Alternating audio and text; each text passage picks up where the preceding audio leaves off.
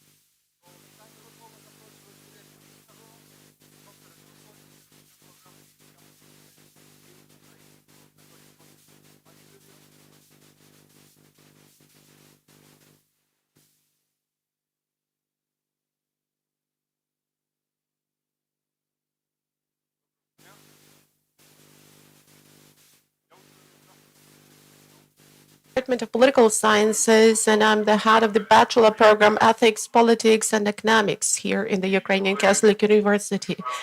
And when we were looking for a good lecturer on macroeconomics, we were told that we had to probably pay attention to Yaroslav Romanchuk. We paid attention to Yaroslav Romanchuk. We had a good experience of cooperation, and this experience will go on in the next semester. But we also discussed with Yaroslav Romanchuk a couple of general economic issues, the ones that are highly relevant for Ukraine. And when we were discussing those issues, there arose a very easy thought, a very interesting thought regarding what our students should do and what our economists should do and what our businessmen should do and should get as a result of this sort of readings. What are they supposed to get through listening to the ideas developed by people who are looking at the Mises papers as something that could be a breakthrough experience? And we reached the conclusion that the students of the Ukrainian Catholic University should first of all be offered the way of thinking about the economy Mises had, because economics is not about economy only. It's about the development of the state and society. Therefore, when I stage some experiments with my students, I do everything in a very simple way for them just to visually understand some things. So let's imagine that I'm a government and you're a businessman, and everything I'm going to do with you now will just show one example. I will show it to our highly distinguished audience. I'm sure that you are well aware of it, but for students, that often comes as a shock.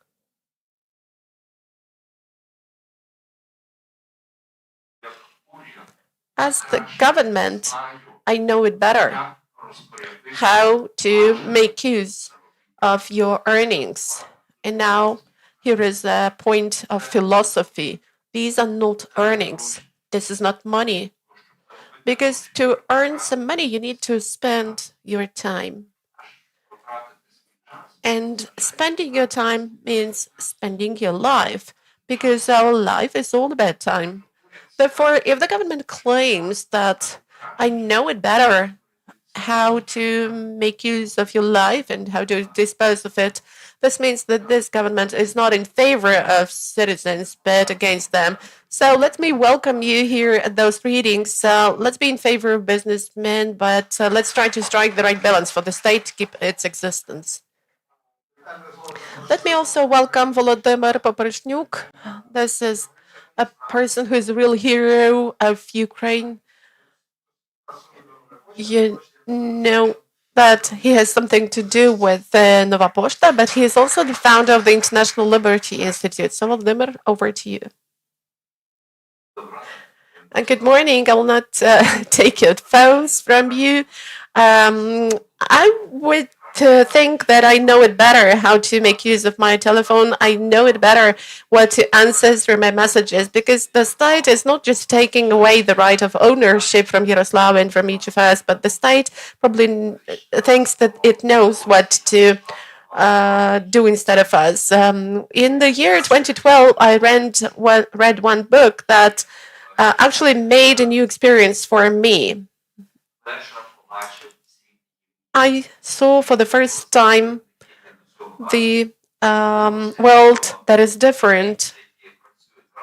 So this was the book Atlas Shrugged. In fact, we saw that there are some businessmen who are the only actors who are improving the economic welfare and who are developing the economy, while the officials are seemingly taking care of citizens, but they regulate those businessmen. They set the rules for taxation, but in fact they are damaging the overall situation. And when I read this book, my world changed. I kept going. I got acquainted with the Austrian Economic School. I got acquainted with the papers of Mises, Hayek, Rothbard, Hoppe. And I got acquainted with Yaroslav Romanchuk and other actors here in Ukraine. These were they turned out to be my like-minded people. We are trying to get together. I became the co-founder not just of the International Liberty Institute. I also am the co-founder of World Books that translates literature into Ukrainian. So what I would like to say is as follows. I'm really happy that here in the premises of one of the best universities of Ukraine, we're staying here because we need to engage more people, more young people, for the young people to be learning real economy, the way it works, for them to be conveying the messages further on. They should not be deceived by the promises of politicians who are socialists. And, the truth cannot be concealed. Sooner or later, the truth will come to the front and will win. So let it better happen earlier than later. Thank you. And Ivan Machovic. This is the person from Lviv. He's the co-founder of the Ukrainian Business Brotherhood, which is a powerful institution. And he also is a co-founder of the International Liberty Institute. Thank you, Yaroslav. I would also like to start my speech by saying that I got acquainted with the Austrian Economic School by thanks to Yaroslav because we founded our organization at the beginning of the war. It was founded by businessmen, and our goal was to make Ukraine an international, continental, and European leader. That's the goal we set for ourselves, but we didn't know how to attain it. So we were looking for the methods. We communicated a lot. We launched one project, the other project. Somewhere we supported with blood collection for our servicemen. Somewhere we provided support to the front line. But we understood that we need to work with the authorities, which is difficult to do. The business really feels it, that when we want to make a breakthrough, a leap forward, there were some barriers. We didn't understand why, because we didn't see this global picture. But when Yaroslav presented his book to us, thanks to Volodymyr who actually published this book, he actually started working with our brotherhood, and that became the main idea. Promotion of the Austrian Economic School in Ukraine. So immediately we started working with Yaroslav on how we could do more, what we could do to convey those messages further on, to disseminate this information, and not just to have only 100 people, but to have these readings in Lviv. So we want to have it, let's say, in 2 years with many people, many participants. And we also communicate a lot and cooperate a lot with the Ukrainian Catholic University And one moment in time when Yaroslav arrived, we also recalled that we have such a good partner, and we asked Yaroslav to start this cooperation with the Ukrainian Catholic University because that will help us to implement our ideas.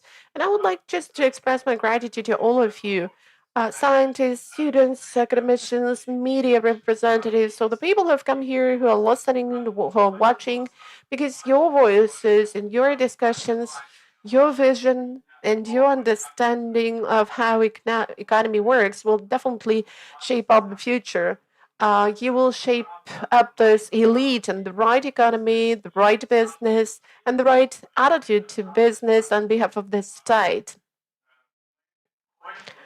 We are really willing to cooperate. We want Ukraine to be independent and strong, and we are working towards this. So, Yaroslav, thanks a lot. And Ludwig von Mises is the father, the founder, whose ideas should really be disseminated. This is a person who was born in Ukraine, in Lviv, which speaks a lot about him. This is incredible. And we need to show his ideas to show that we here in Ukraine have such a great value. A person who actually launched this direction, and I really hope that his ideas will influence the situation in Ukraine. And having this vision, like Mrs. had, Ukraine will become independent and will keep prospering. So he's our father. He's watching us and becoming kind of alive. So now let's watch a video created by Natalia together with the team. I don't know, Natalia, are you ready to show? And Misha is the. Are you ready to show the video?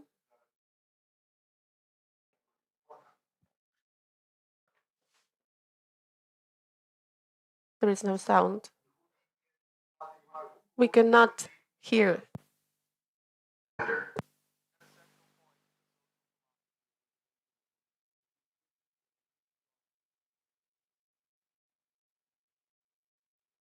Interventionism collapses when this fountain is drained off. The Santa Claus principle liquidates itself.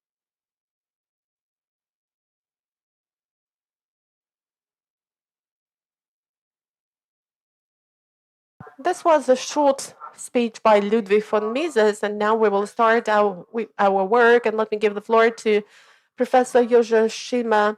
He's the person who actually launched this Austrian Economics School in the Czech Republic. He started as a student. He was interested in making Czechia a really powerful welfare state, and he just started going to different programs. And over 30 years, he covered the path from the student to a full professor.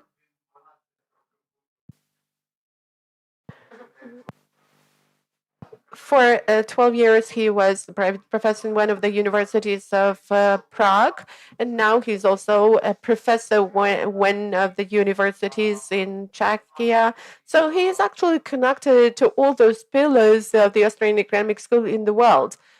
For example, he gave the award to Javier Ambilier, and I hope that partnership with Josef Šima is going to be a contribution to the development of Austrian Economic School here in Ukraine, and it will help us to recover a new country after victory.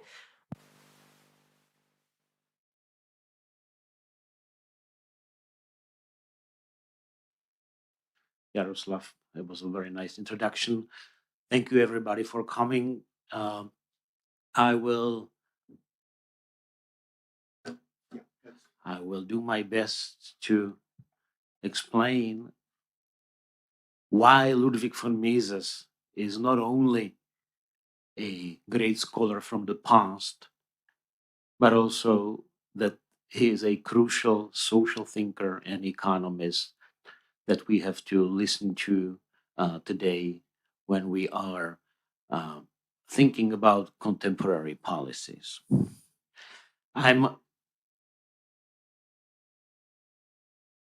I'm very much privileged to be here. Not only that this is my first time in Ukraine and my first in Lviv. Not only that my mom was born not far from here, but that Ludwig von Mises, who was born here in Lviv, is a man who completely changed my life. That's why I decided to sort of devote my intellectual capacity to his work and the work of fellow Austrians. And that's why I also translated Mises's books, including Human Action, into the Czech language. Today, in my talk, I would want to show and sort of review what were the greatest Mises's ideas and to what extent they are relevant for today. It'll be based, my talk, on not only on human action, but also on his wonderful books, Socialism, in which he explained why socialism cannot work and what sort of socialisms we actually have and we have to be careful about. Then liberalism, that is, if not socialism, then what? What does it mean to have a liberal social order, a free market economy based on classical liberal principles? And then the third book, not that well known, is Interventionism. By the way, the quote Mises was reading here for us was from that book, Interventionism. And there is a description, Mises' description of the current system we have in Europe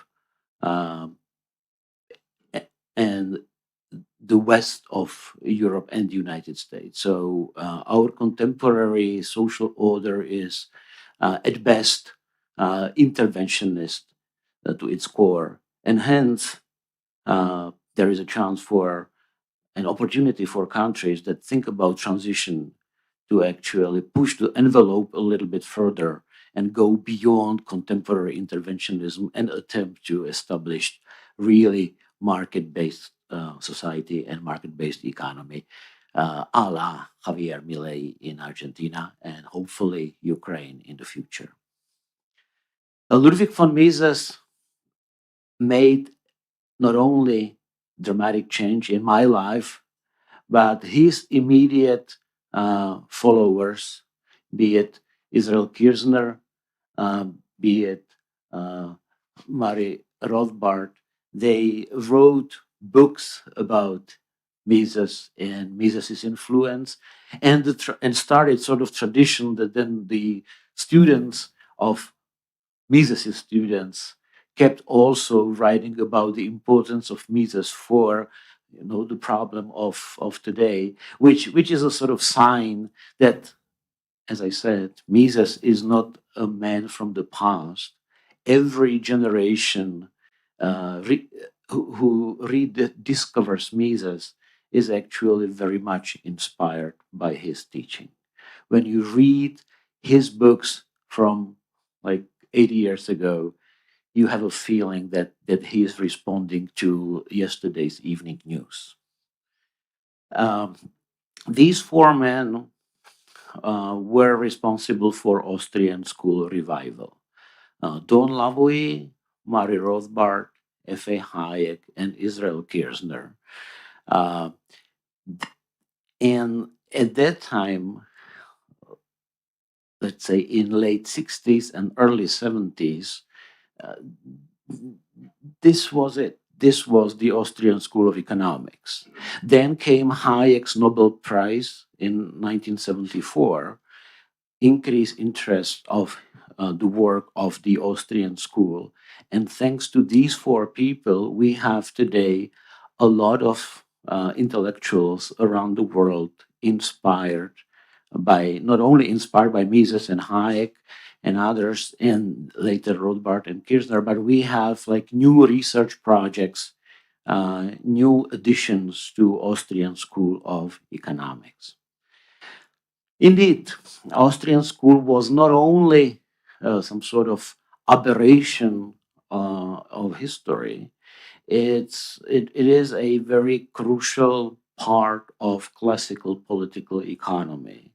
Austrians built on Adam Smith, especially on his understanding of social self-organization.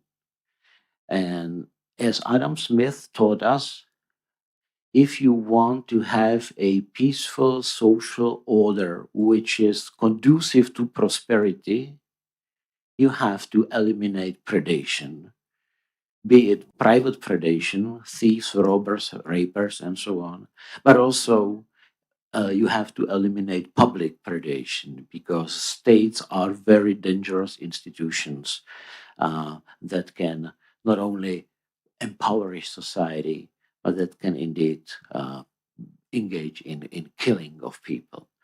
So, but once you do this, once you eliminate predation from society, then, as Adam Smith said,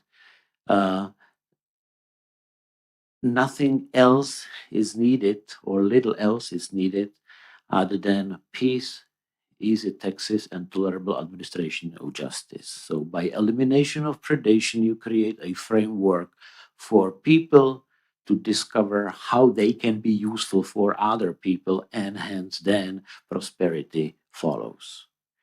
Austrians understood this very much, but then added something which turned these additional insights into a separate school of thought, that is the Austrian school. One very important aspect of Austrianism is its very unique methodological foundation. So, subjectivism, methodological individualism, and in case of Mises, belief that there is something like a priori nature of economics. That is, that you can form some elementary truth about the existence of people in society which do not need empirical verification. So the beauty of it is that then you are always reminded that you do not need to measure for the 10th time what are the effects of some governmental intervention, because you know from the very beginning. It's in the nature of things. That's the essence of the activity. Today, we will not talk about methodology. I want to focus on applied aspects of Austrian school, key three topics which they have always kept emphasizing, such as impossibility of socialism of whatever kind, and then transition from socialism, then dynamism of interventionism. That is, once you start with one thing, once you violate the market principle once, then typically you have to do it for the second time, third time, and so on and so forth. And at the end of the day, even if you started with some sort of market order, you end up by not having it at all. And the third interesting question is the aspect of political centralization. So, what would be Mises' take on, let's say, European Union? Well, this is a simple demonstration of socialism and transition done by Students for Liberty. I hope there is somebody from Students of Liberty here in the group as well. Well, it's actually as simple as this. If you have less Marx and more Mises, then you will be able to enjoy capitalism, peaceful social order where people, by working together, produce jointly prosperity. So, what needs to be done to go away from socialism? Well, first, you have to set up rules, the rule of law. That is, you have to create this sort of Smithian framework for peaceful cooperation, and eliminate all parasitic, violent behavior. And I very much like to remind people, and I don't have to do it here in Ukraine, that actually governments historically were the biggest killers of all. That more people got killed by their own governments during peacetime than the number of people killed at wars. There is this wonderful, well, quote unquote, wonderful book by Hawaiian professor Rummel, Death by Government, in which he coined the term democide, which is, the logic behind is that you are forced to pay taxes to the state. The state promises promises that you will be protected, the state buys weapons and then turns weapons against you and kills you. That's what states do.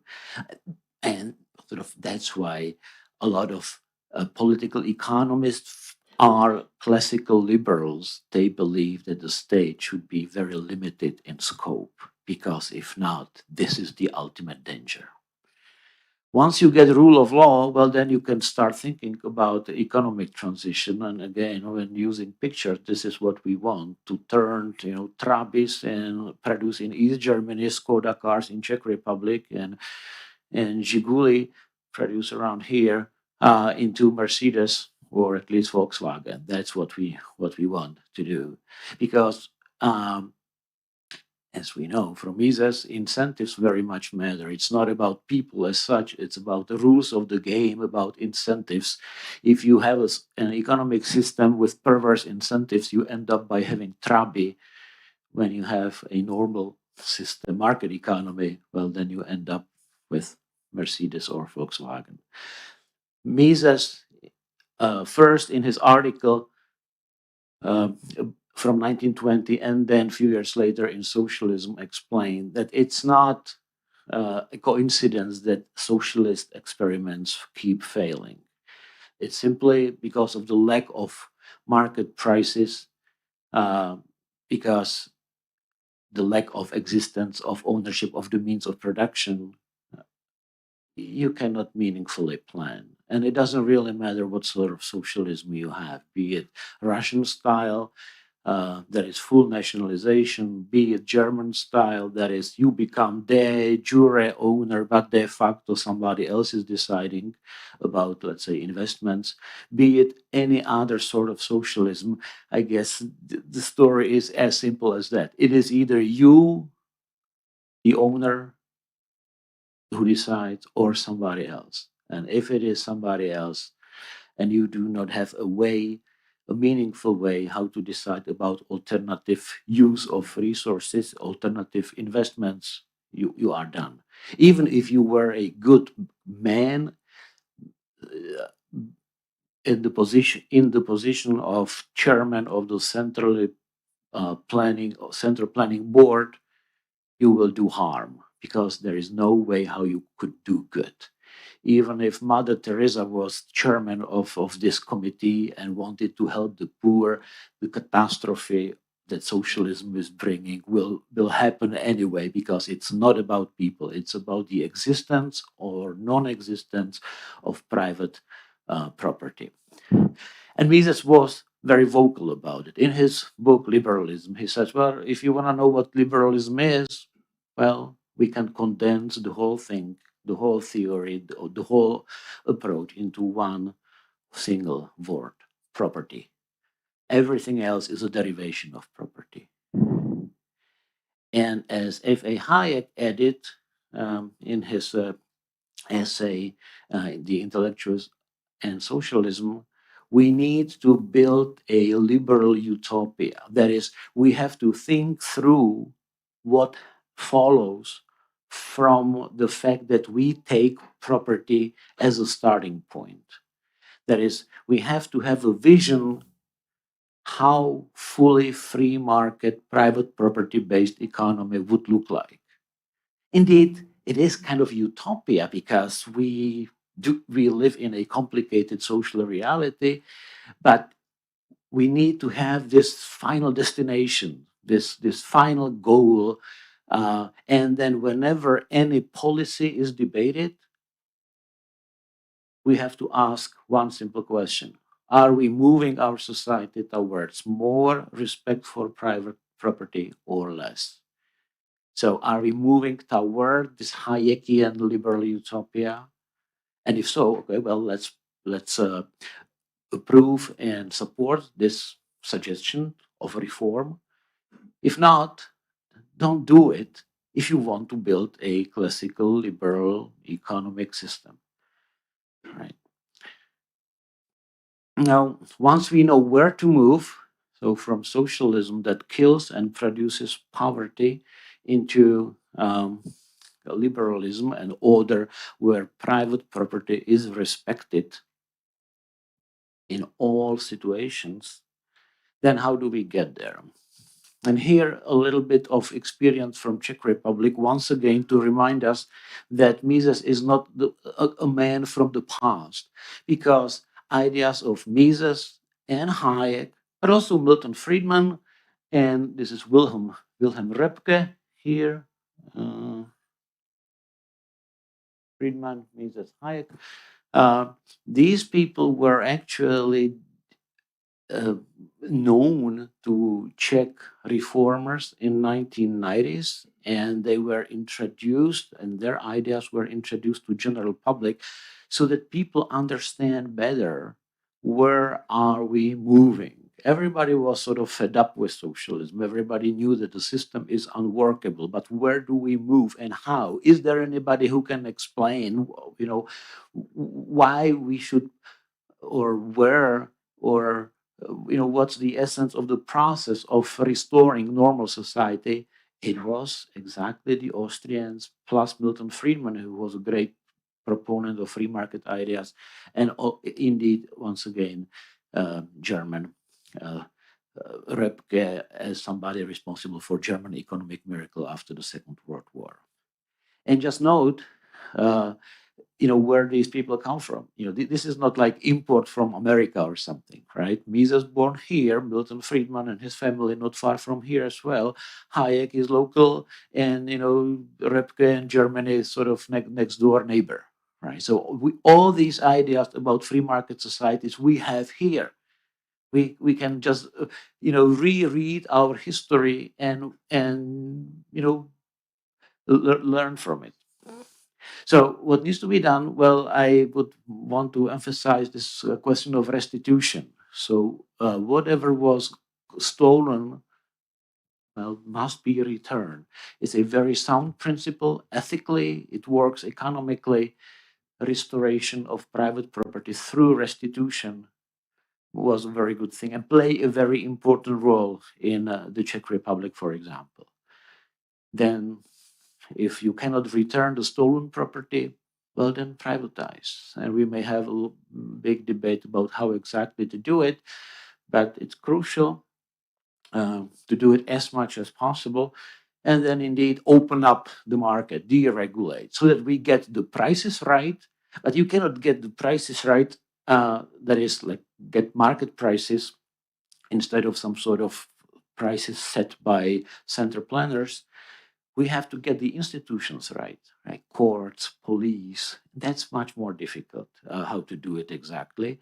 And even if you somehow happen to achieve this, as Peter Bethke, another, and today most famous Austrian academic in the United States, and he says, well, we have to get the culture right. So, get of corruption, increase trust within society, and so on and so forth. And that's not a task for 1 month, it's a task for a generation, right? So transition, once you mess up with society, once you start experimenting with socialism, you just sort of destroy everything. And it's very difficult to get back to normality. It's not enough just to say, all right, well, let's privatize and I'll have fun with market economy. No, because you do not have this social underpinning. And that's why it's so tricky and difficult to do the transition right. Now, Czechs and others did it somehow. I picked for you here the Index of Economic Freedom. You have like Poland here, then Czech Republic, and then I guess it's, what is it, Germany, France, and the United States as the freest country, sort of.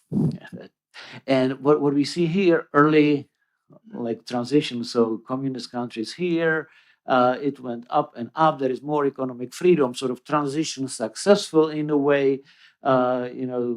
Czechs are now better in terms of economic freedom than French, for example, but that's about it, right? So it is a dramatic improvement of economic freedom, but only to the level of West European welfare state, which, again, better than nothing, but every sort of Misesian and Austrian, expects to be to move toward even freer society. But in any case, economic freedom increased. This is economic growth which followed, and that's what is expected. Again, selection of countries: Czech Republic, Poland. So you see very successful transition, GDP more than doubled, and so on and so forth. But and for comparison, and by the way, now in terms of GDP per capita, Czechs are better than Japanese, right? Nobody would expect that a couple of years ago. Here I put China just for comparison, and the United States here. So yes, there was economic growth as a result of increased economic freedom, but you still see this huge gap. Here, my selection of countries still US as United States as a benchmark, and here Austria and Czechoslovakia. So here, Czechs and Austrians, Habsburg monarchy, sort of same level of economic freedom uh, between the wars, let's say, and then socialism in Czechia, Czechoslovakia. Austria is also not a sort of symbol of free market reforms. So halfway between, Russian influence and the West. But you see how much they developed over the years. Czechs are growing, but you see the difference, right? So here there was like no difference at all. And here also even after 30 years, still very huge difference in terms of ability to produce stuff. That is economic development, right? So again, the story is it's very difficult to sort of get back and forget about 40 years of communism. You can't do that. And it'll be for generations and generations when we'll get back to the level like being same sort of development level as Austria, even with successful transition as I guess Czech Republic had. So overall, it went well for Czechs and Poles and few others, but it went just sort of halfway through. There was a lot of enthusiasm for reforms, but now it's gone. So remember that for Ukrainian transition, once you have enthusiasm to do something, to go to do changes to your economic and political system, do as much as possible early on, because later on, people lose that. Government is still big, and therefore there is no catching up in terms of quality of life.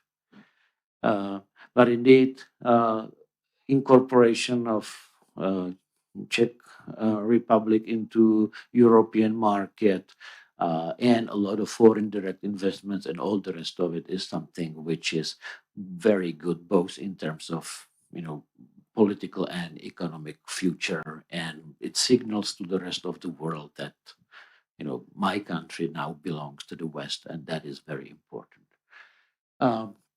But the government is still big. And I know it's sort of a nonsensical comparison, but we have long data for the US and see how small government was. So this government spending as a percentage of GDP. So it was like just nothing for centuries. Then you always had like wars or something.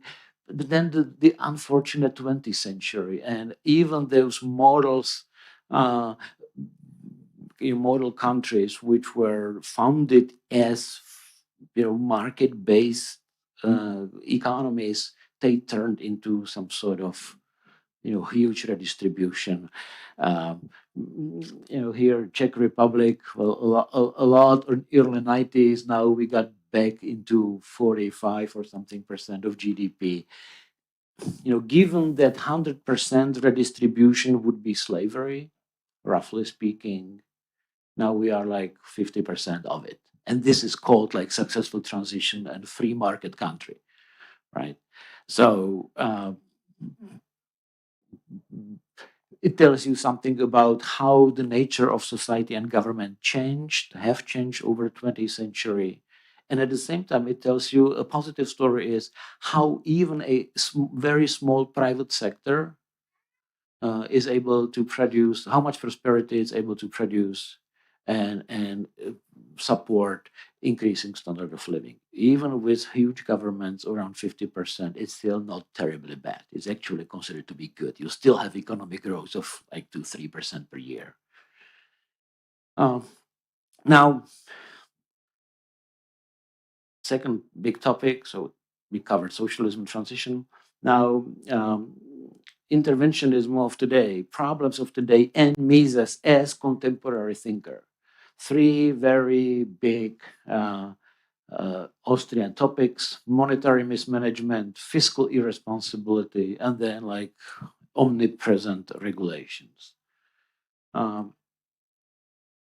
Once again here, Austrian School of Economics is, I would claim, the only school which says we have to think out of the box when it comes to money. When students learn about trade, they learn about free trade movement. So when Donald Trump now imposes tariffs, like all economists are like up in arms saying, no, that goes against 200 years of economic teaching, because despite the real world is full of tariffs, we have in our ideas this vision of an ideal world without tariffs. Free trade movement actually gave us modernity in terms of economic development. Austrians, like Hayek in his denationalization of money, say, well, we need free money movement. We have to also have an ideal of money without state, privately produced money as an ideal, despite the fact that we know that the reality is complicated and we might not get there, but it's a very useful ideal. Because when you have monetary mismanagement, well, then prices are failing to coordinate your activities, so you are getting poorer. Inflation is actually a very dangerous tax. Some people get rich at the expense of other people, and people are confused about what is happening. That's why governments love inflation and taxing people through this method. And indeed, there is this boom bust cycle. If you have inflation, you end up by having these bubbles and a lot of unemployment, a lot of crisis, and a lot of bankruptcies, and so on and so forth.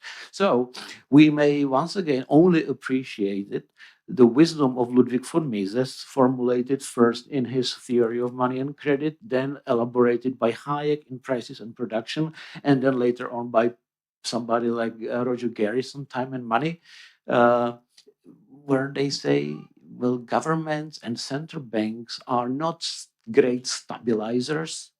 They are actually the cause of economic crises, economic troubles, waves of unemployment, and all the rest of it.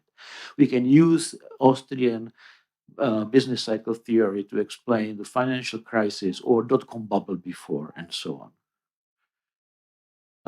When it comes to, so this was monetary mismanagement. Now, this is about fiscal irresponsibility. Again, just a few numbers.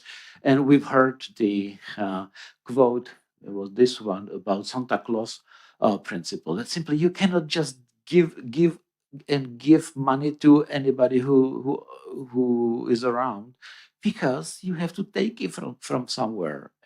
So there is underlying scarcity, and we want governments to be like responsible, not. And again, reality check, like France, United Kingdom, Spain, huge. But I know this is not big news. Everybody knows it. But this is like unbelievable. These huge debts, public debt to GDP, in countries which are considered to be like Western market societies. That's the way to hell, to national bankruptcies. Well, Germans are a little bit more responsible, but now with this new initiative, who knows what the future will bring. You see Czechia here, so Czech Republic, not that bad compared to this. However, still, what is it? If we want governments, we want to behave responsibly, not to create this huge risk and uncertainty for the future. Um, this is about omnipresent regulations. When you ask a student of economics, what is the economic school that talks about like governmental failure and so on, people would say, well, that's public choice school. Well, you might be surprised that it was actually Ludwig von Mises who not only talked about these things before, but who was the one who inspired James Buchanan, who later got his Nobel Prize in economics for starting this public choice school. That is, how do we apply economic toolkit, so our economic understanding, to politics? The first book by Buchanan was called Cost and Choice, and it was all about Mises. So Mises inspired scholars to set up a alternative paradigm and challenge existing schools such as Keynesian school and that advocated governmental spending. Well, public choicers and Mises and Austrians were, the powerful thinkers arguing against this. So it's one argument about spending, another argument about contemporary political system, which is just a weird mixture of pressure groups that you ask. You have these lobby groups misusing their power to manipulate politics to their own benefits. Well, if you want to understand this contemporary problem, Mises is a great author to study. Well, third topic is political centralization. All classical liberals and Austrians indeed as well always argued that most of the activities should be based on individual level. That's this market society. If you need government for something, all right, well, think twice before you do it. But if you do it as close to the people as possible. So do not centralize, because the more centralized system it is, the more political, the less power you have as a person, as an individual, the more power politicians have. And you will not be able to get back the power once you delegate it to somebody else. Also, that's important for, I guess, this your situation. Mises wrote from the very beginning, like in this book, Nation State and Economy, about how dangerous centralization is when it comes to multi-ethnic, multi-language countries. Because indeed, once you make one decision for all, you will have very dissatisfied minorities. And they will then try to use the political power next time against you. And you have all these animosities, which are brought not by people as such, but by this political system which is centralized. And hence, it's not compatible with like freedom for everybody. It's oppression of minorities. That's why Mises says, don't do it. And he was back then speaking about like Austrian monarchy.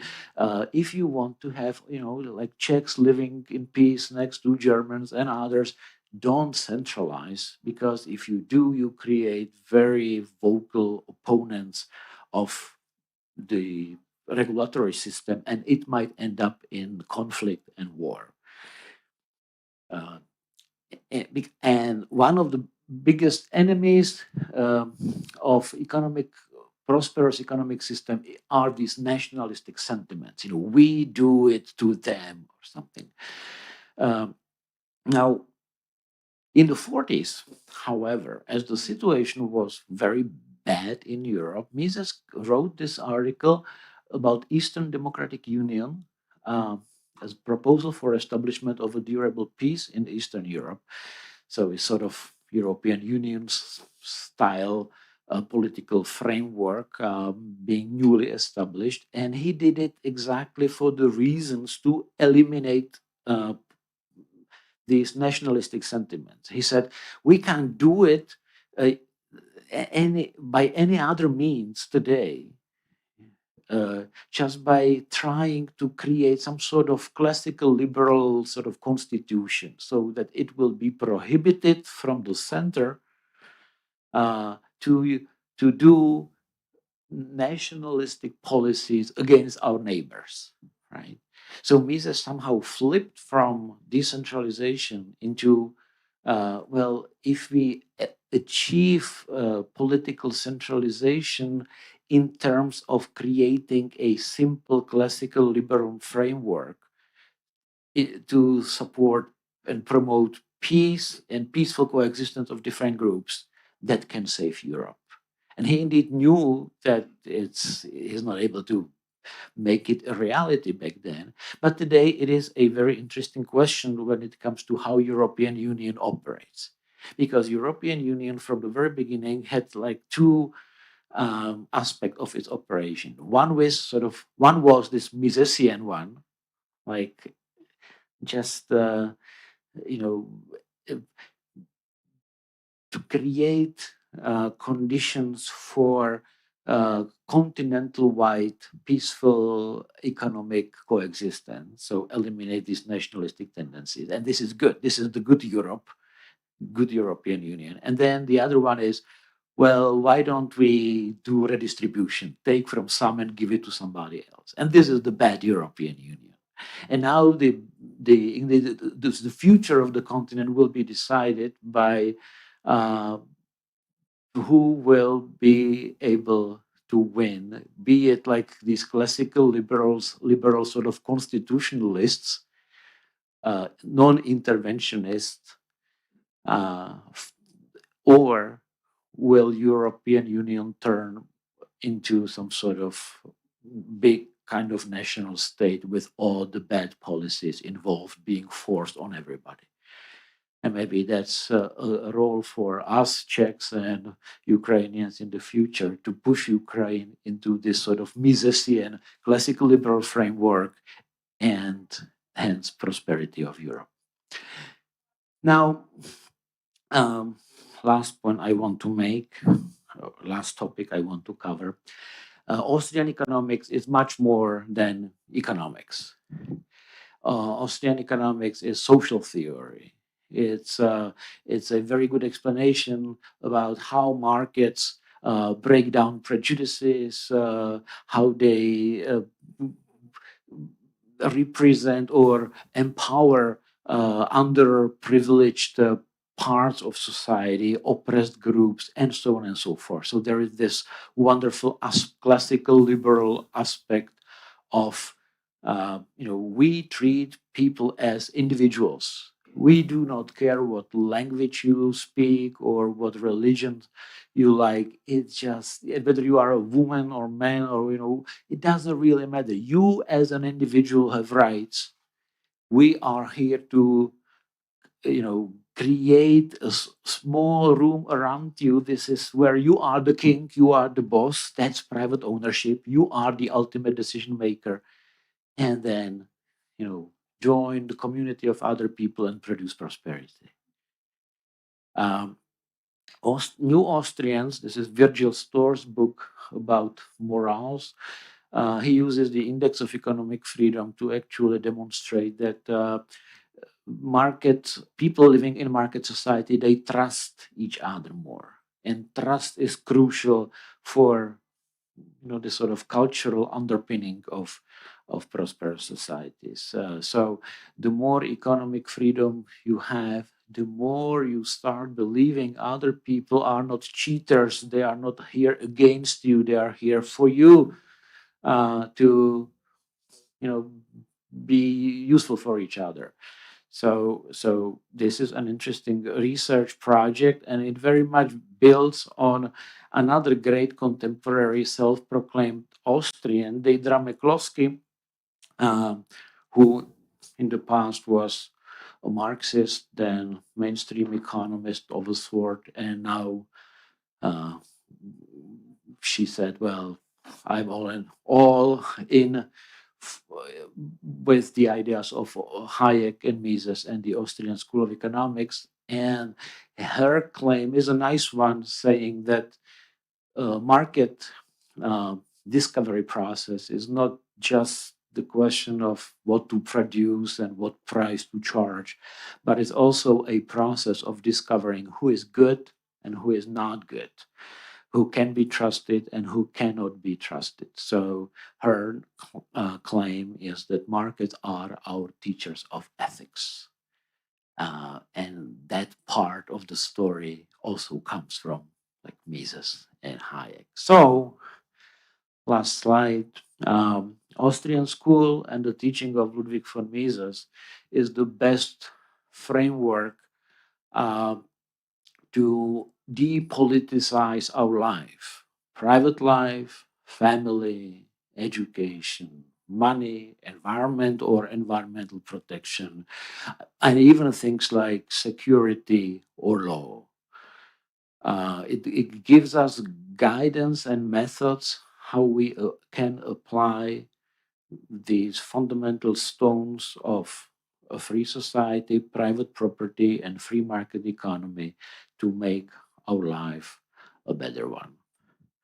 I thank you very much and read Mises.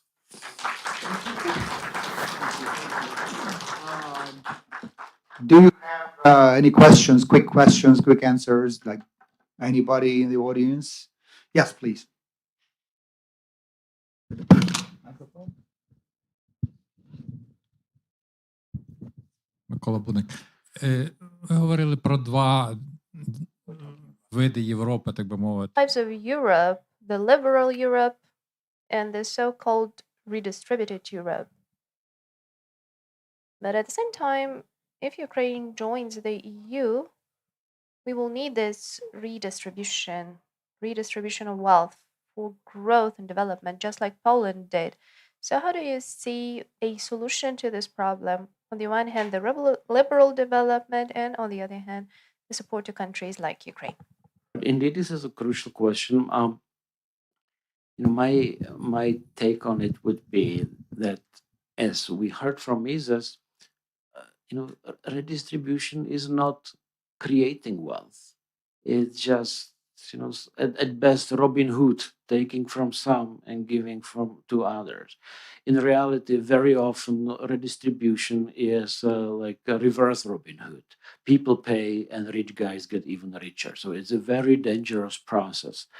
So I believe it's fundamentally crucial for Ukraine to be part of the West as much as possible, which then will bring some redistribution indeed, but what matters most is like investments and businesses coming here and tying local skilled people with, let's say, Western technologies, I guess, because this is sustainable source of wealth in the future.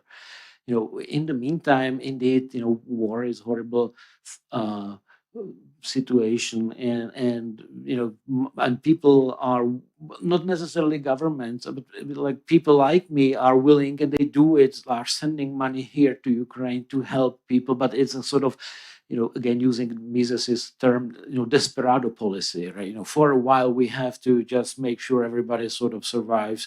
We have to reshuffle economic institutions, and then the future comes, and that must be based on entrepreneurship, doing business, and not redistribution. Because, and again, in case of Czech Republic, partially is we are receiving a lot of money from European budgets.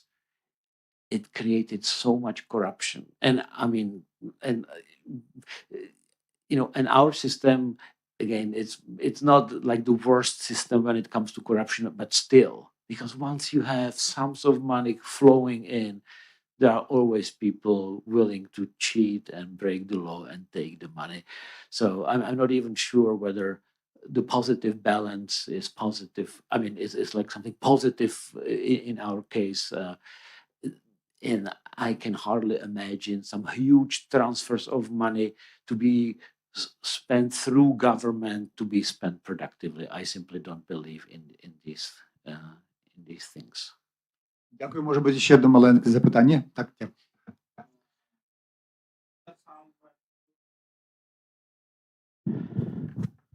To add some words to your statements about two types of societies, like liberal societies and that another part of redistribution societies.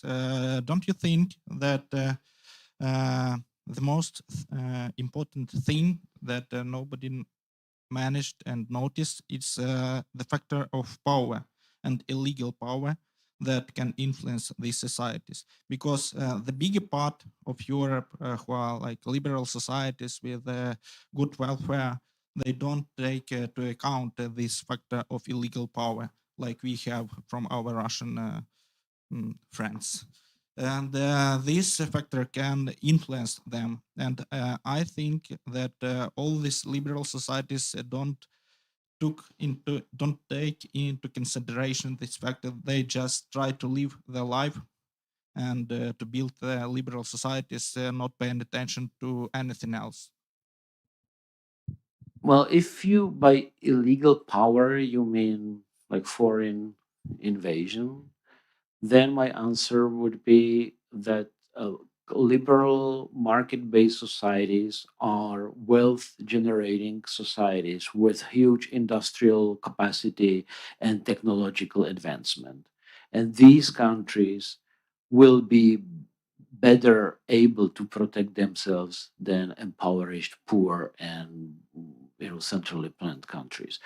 So generally, economic development is good for protection as well. Indeed, different question is whether the West underestimated Russia and so on. That's a different question. But a general claim of mine would be, well, be rich, and then nobody will be able to attack you because you will be in a position to protect yourself very well. Thank you, Josef. Thank you for your contribution. Thank you.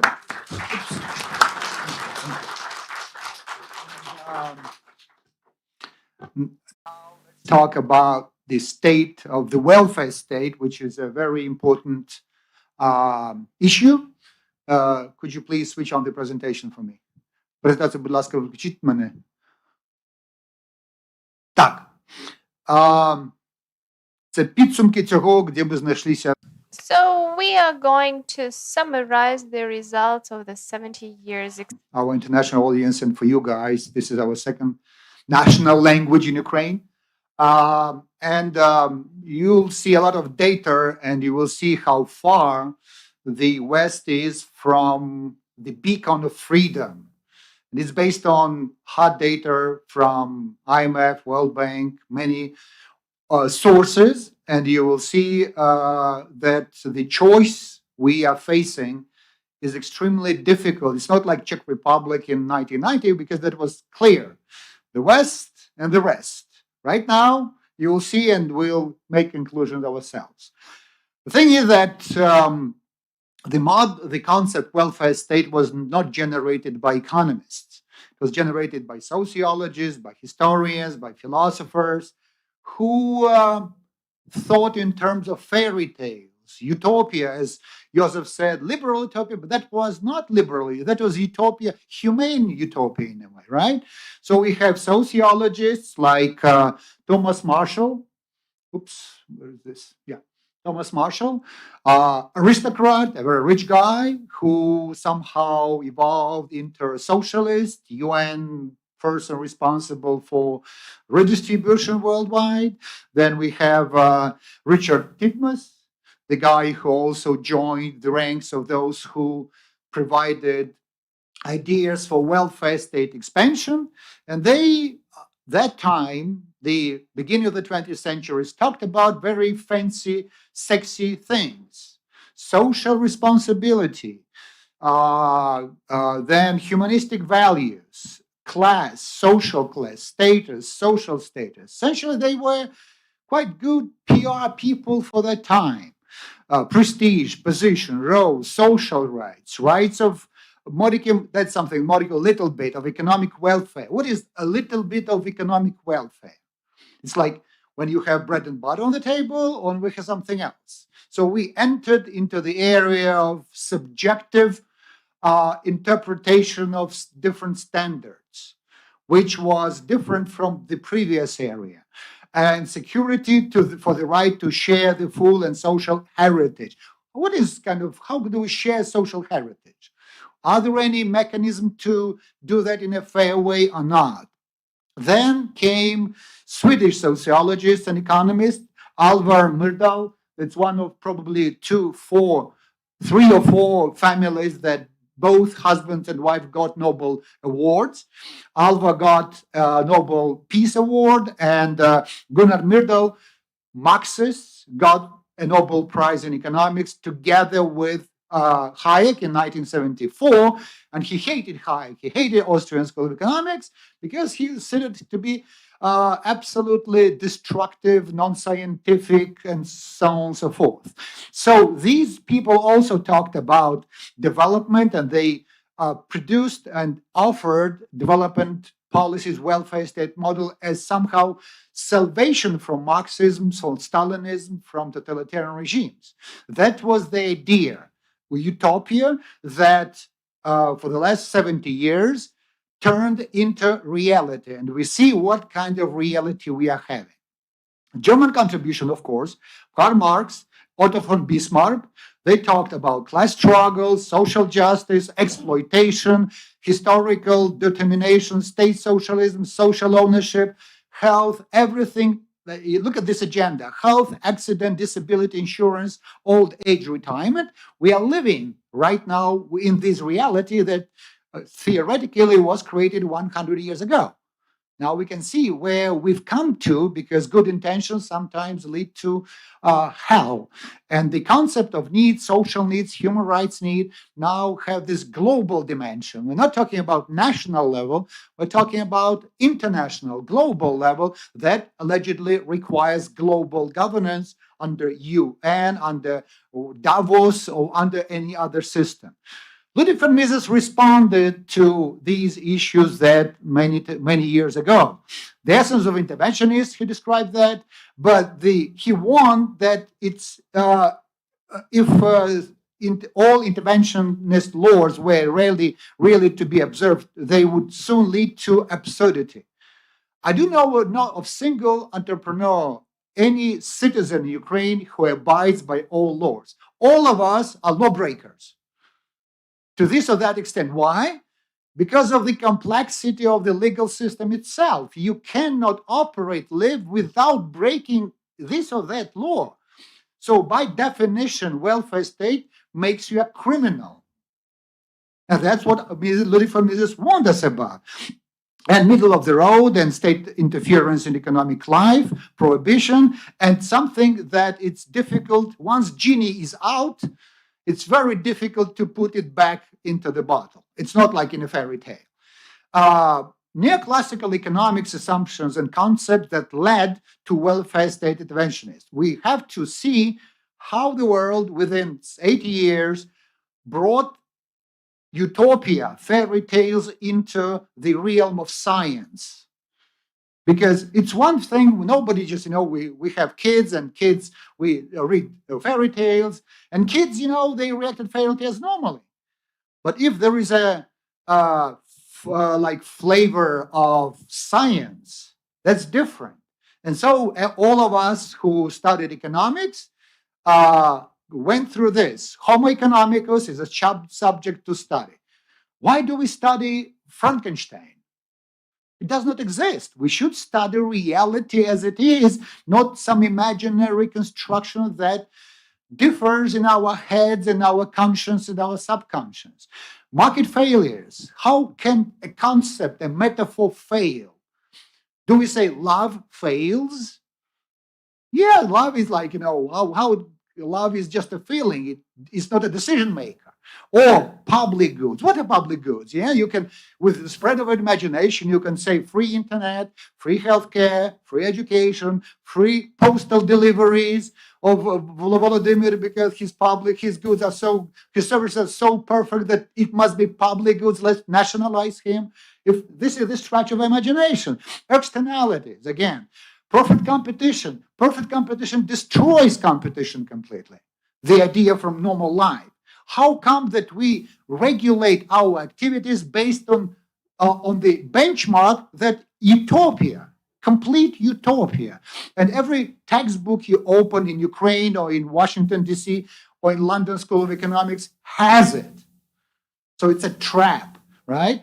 General equilibrium, another utopia. What is general equilibrium? Are we in the state of general equilibrium or not? How to get there? And I can have a bunch of mathematicians, physicians who would give me models that, in order to get to that point of general equilibrium, we should increase government spending by 2 percentage points of GDP. And we do not, if we are in this methodology, we are done. There's no way to get out of the trap.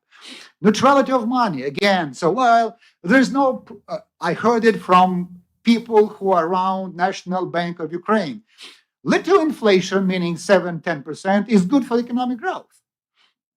That's absurd. That's dangerous. That is against the logic of economic development. But if you apply this, who gets money first in Ukraine?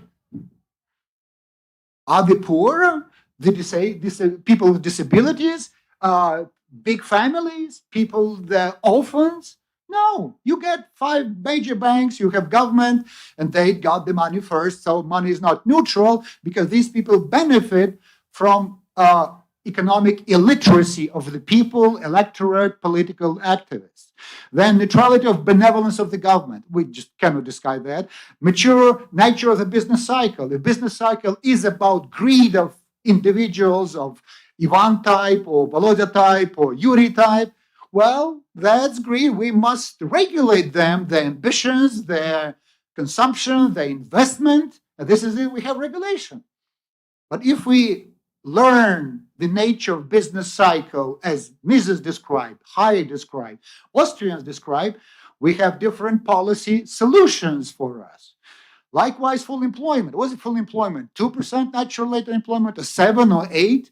It's like artificially created benchmark that we don't have in real life. That's the problem. If I'm not employed, I don't walk to work because of different reasons. So in totalitarian Belarus, there is a law that forces you to work. Otherwise, you pay like 3 times more utility bills.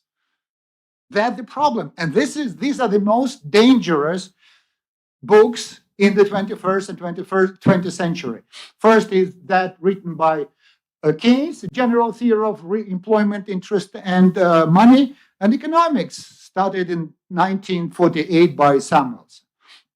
Welfare state is a Pandora box for 95% of the population and a treasure trove for 5% of the population. Because if you start to understanding what these utopian things are, you inevitably come across these questions. What services are social? What is poverty? What is a person in need? What is a rich person in order to tax him? Let's say if somebody is a millionaire, should he be taxed by 10% or 90%, right? That's a valid question for policymakers. What is a fair national income redistribution? Like, what is the share of the wealth that should be owned by 10% of the richest versus 90% of the richest? What is a normal profitability? Like, you remember 1 year ago when Minister of Defense of Ukraine prohibited production of weaponry with profit, paralyzed production of weaponry in Ukraine, which is waging war. How come that Minister of Defense and Minister of Economy are so illiterate in economics? That was plain stupidity, which was dangerous to national security, right? What is the fair share of the rich in financing public expenditure? Who are stakeholders of climate sustainability? How could we today agree on future sustainability with somebody who will consume Earth in 2100. Who are these people? How can we agree? Who represents them in court, in anything? These are the questions that are valid if you really want to take welfare model seriously, not like a fairy tale stuff, right? And then something that explains why welfare state still delivers, like in Czech Republic, like in the United States, like in Germany, because there are safeguards to minimize risks of welfare state expansion to the full-fledged socialism and authoritarian state. And the question we should ask ourselves whether Ukraine has at least one of those safeguards to prevent the damage, the toxic consequences of welfare state. Strong culture of freedom. Do we have it? Memes. No. I mean, culture of freedom is not just about, well, freedom is our religion. Це за свободу, за все будемо там революцію робити, так? It's about implementation of principles in policy making, in legislation, in business, in attitude toward people who create wealth. So the private property right culture, again, if you look at the concrete measurement of these indicators in Ukraine 143rd in index of economic freedom. Ukraine 105 in protection of property rights. Ukraine is, so these are concrete measurements. And if country is strong, well, then who was the latest, the most prominent politician in Ukrainian politics for freedom? So that you can say he got into power in 5 years, all parameters of our economic freedom, property right protection went up. That's very clear management, clear KPI. Nobody. So we don't have the first one. Small government. Well, no use to discuss that, right? Decentralized decision making. That's what Josef said. Decentralized meaning local authorities. Do we have local self-governance? Can local authorities elect judge, prosecutor, police boss? Do we have these powers? No. So we don't have real local decentralized power making. Straight jacket on the government, something that we should consider. Something that no matter who is in power, definitely would, if he breaks this law, he will be automatically out of power. Inflation, if inflation target is 2%, then if somebody breaks the law, here it is, governor of the central bank is gone. If somebody breaks the law on budget deficit, government expenditures, public debt, general government employment, state assets, there must be something to, if we have this window of opportunity to elect free market liberal government after our victory, it will last, like as economists, as Josef, many people others say, 12, 18 months window of opportunity. And then there will be a backlash of populism. Oh, we need Yanukovych. Oh, we need Poroshenko. Oh, we need Zelensky. Oh, we need Lukashenko, whoever, right? In order to prevent this backlash from happening, these swings, right? We need some straitjacket, something that we considered with Saakashvili, with Bandukidze in Georgia in 2004, 2005. Very simple. We don't have it yet. Existence of market-based capital employment structure, something that few people in the Ukrainian government understand, that what we have in Ukraine is not free market structure of capital and employment. How can you regulate, fine-tune something that is not natural? It is artificially created by post-Soviet people, like all this metallurgy, big enterprises on the one hand, and oligarchs. They were created because oligarchs has superpower, discriminated against anybody else, and we know we live in it. So in order to have free market, people's, as I call it, structure of capital, we need a different approach. We need liberalization. We need radical reforms to finally back us into the natural state of affairs. So we don't have it. A high level of economic and financial literacy. We don't have it. Well, look at, I remember I tested hundreds of members of the parliament on basic economic literacy, whether they understand and whether they all ranked like socialists. The party that claimed to be libertarian at one point, right? No conflict of interest. Again, and these are things that are missing in Ukraine. And let's say some of them were strong in Czech Republic, some of them are strong in Sweden, some of them strong in the United States. And that is what makes things for socialists difficult to destroy. Like it takes like 2, 3, 4 dozens of years to get to the point of complete socialization, like France right now, Italy right now. Look at the handouts, you see the tables with the dynamics of major macroeconomic indicators, and you see how they change within the last 40 years. So free market and welfare state, it means government nudged patterns of capital allocation, erosion of individual freedom and choices. And as a result of full-fledged implementation of welfare state, we see slow economic growth, higher risk of stagnation and crisis. All crises in the last 50 years were absolutely the creation of the authorship by the government. Because you have bubble.com created by intervention into the money. You have financial crisis, you have COVID crisis, now there's a debt crisis coming. It's inevitably boils down not to erroneous decisions of business entrepreneurs. That leads, you can trace it to the decisions of the government, both in monetary policy, fiscal policy, investment policy. And we'll see what is the source of that.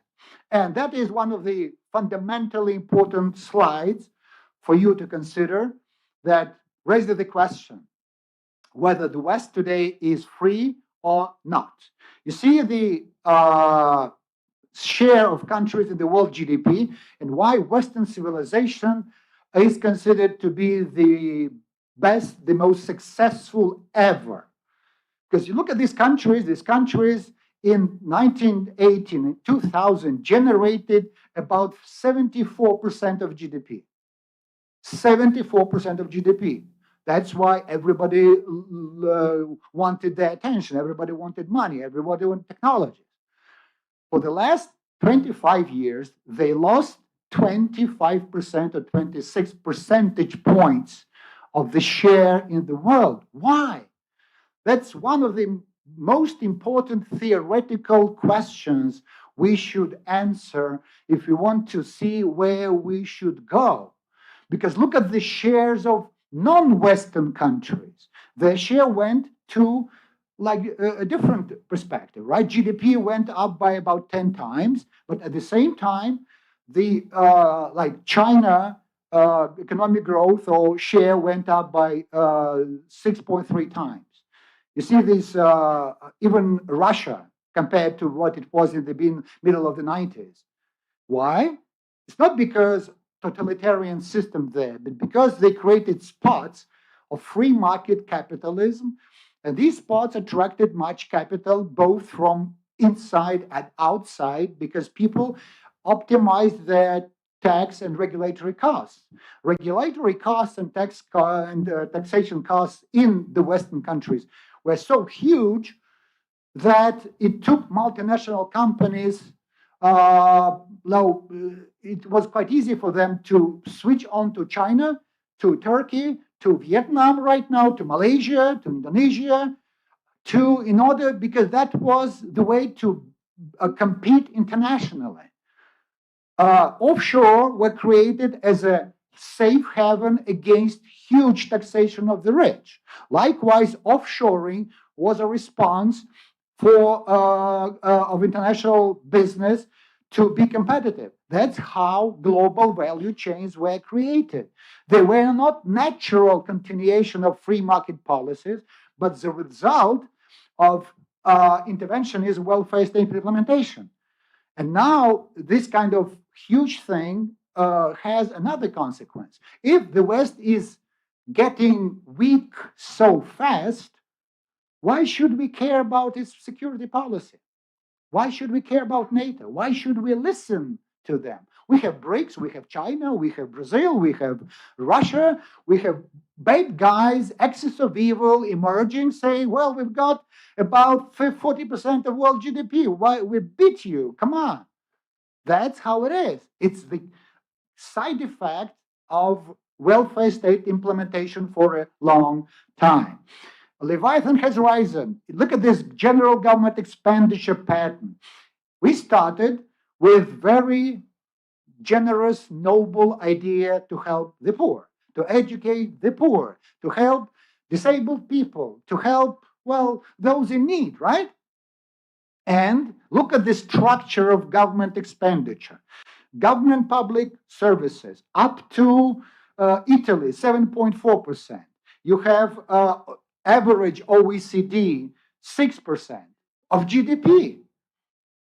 Just administrative costs, 6% of GDP. That's huge. You have a lot of bureaucrats working in that direction. Defense, on the other hand, look at the numbers of defense, which was the natural function of the government to provide defense services. 1.2, 1.1, 1.0, Switzerland, 0.9, but at the same time, you have Poland 2.3, that was, Japan, South Korea, Greece, Germany 1.6. And when Russia accumulated a lot of offense capacity, even now, NATO countries, EU countries cannot build the capacity to produce armament, drones, missiles, because they have to change the structure of government expenditures. Look at the environmental protection. In some countries, it was more than defense. Look at the housing, health, recreation, education, social protection. Something that is like number one problem for the whole world, including United States, Canada, EU, healthcare. Healthcare is effectively government monopoly or oligopoly. Look at how much cash it consumes. Is it market-based provision of services? No, that's welfare, that's Leviathan. We don't have a choice if we do not do that in a different level. So essentially, this is something that probably will be a catalyst for change, like in America. They cannot agree on cutting $2-3 trillion expenditures on Medicare, Medicaid, Social Security. Without these, cannot move further. And like Germans, what they do is they say, okay, we have general expenditure, then we have, in addition, defense, which don't count as government expenditures, which is like creative accounting, nothing else. It doesn't solve problems. Government expenditures, look at when we see capitalism is about 20-25% of GDP. Look at the numbers, where they started 2007 and where they are right now, after about 45-50%. As Josef said, that's semi-slavery for the country. That's about the West. Government expenditure, fiscal balance. That's the West was fiscal prudence, fiscal responsibility, frugality. What do we have now? Not a single country there managed it to the surplus. We have just budget deficit about 15%, 10% of GDP. In America, 6.57, unheard of. People spending other people's money, destroying future of kids, future generation. They don't give a shit about it. Unfortunately, that's welfare state today. General government expenditures per capita. Look at how much government spent per capita. That's the reason why so many legal immigrants go to European Union countries, Canada, Britain, America. If government spends even $20,000 per capita, government, of course not for the person, but in general, well, you can have a fair share of that and be much better than during all your life in your own native country. And that, when we think about one of the biggest issues for Ukraine, how to ensure the return of 10+ million Ukrainians back. If we believe that we can compete by giving perks to Ukrainians in the $2,000 to create a job or something, we definitely will lose because there's no way for us to compete with that. Then general government procurement. It's something, procurement, government, це державна закупівля. Look about the size of government procurement. And this is the GDP. So you can see how much cash is that. So if you believe that, why people want to become politicians and government administrators? Because this is the situation when they spend billions of dollars without no responsibility. So if our respectful businessmen make a mistake in investment, in management, in accounting, well, he suffers losses, or if he produces something that customers don't want, that's bankruptcy, period. What happens if government officials make mistakes? They expand, they get more. And that is something that we should take in. And not talking about hundreds, thousands of millions of dollars. We're talking about billions, trillions of dollars. That's the point. Government investment. Again, we started as welfare. It's not about investment. Now government became a big player as a manufacturer. And look at the numbers again. We're talking from 7% of GDP. An average in OECD is about over 3% of GDP. So we're talking about billions, hundreds of billions of dollars of money to distort market incentives. Look at government investments, total government investors, up to 14% of all government investors. We have employment, another thing. So who creates jobs? Again, free market capitalism says, entrepreneurs create jobs. They make it possible. That's fine. But in reality, this is not the case. Look at the number of jobs created by the governments. And what is the share of job creation by the public sector in Ukraine, guys? Give me the answer. Just for you to understand where we are here. There is no time for it. There is no place, because we have 48%. 48%. Socialism prevails in Ukraine, unfortunately. Huh? It includes everything. But yeah, of course. But 48 was before the war. Before the war. So even if you exclude the military 1.1 million, still, it's a lot. Yeah, all of them. Yeah, public. Yeah, of course.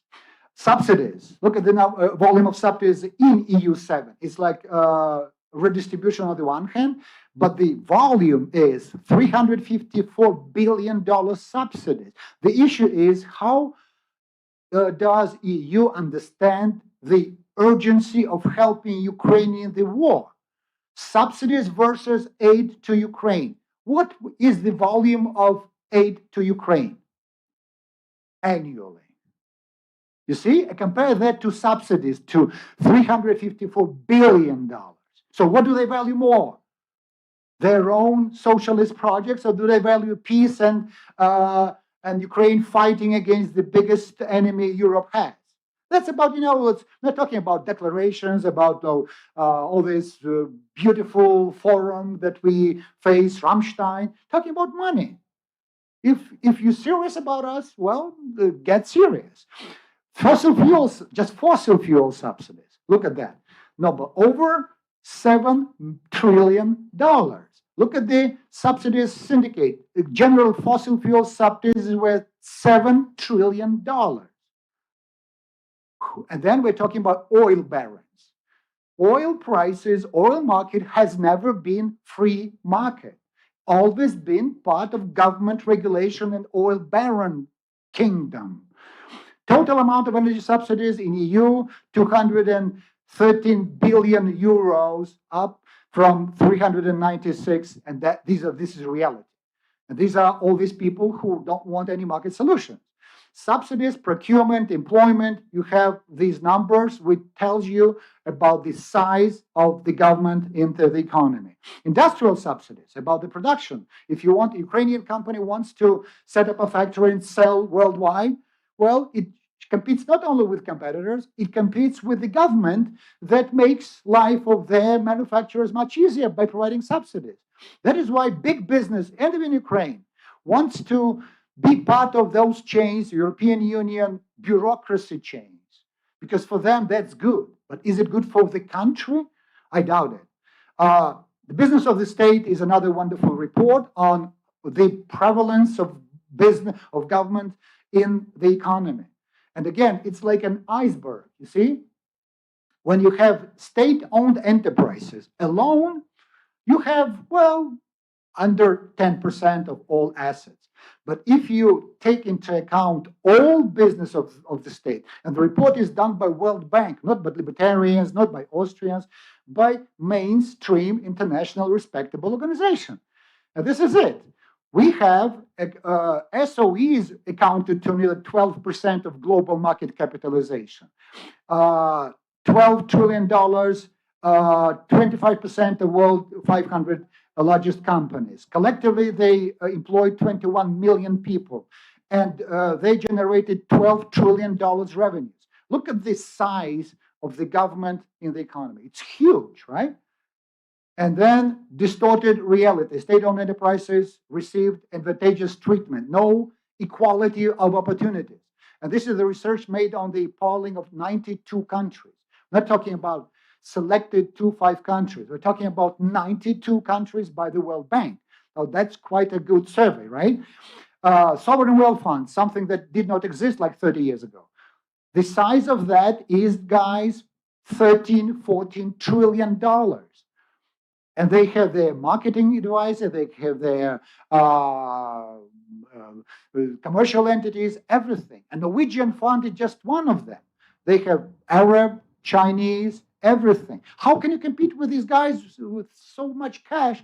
They can buy not only British Football League, they can buy Sky News, CNN, Greta Thunberg, anybody, because they are so wealthy. Free trade, something that is very important. I'm just finishing. Free trade is dead. Look at the number of trade interventions by country. As again, this is the latest as of end of September. USA, over 12,000 trade restrictions, trade interventions. 1,000. Look at this, the list of companies and the number of trade restrictions. And this is all wasn't done by Trump alone. It was done by generations of politicians for the last 25, 30 years. We're talking about something, free trade is to blame, free trade. You know, it's a wolf ate the sheep long time ago. It does not exist. And look at the number of most popular types of trade intervention. Fiscal grants, state loans, import tariffs, trade finance, local content incentives, anti-dumping. You have dozens of different tools to distort trade.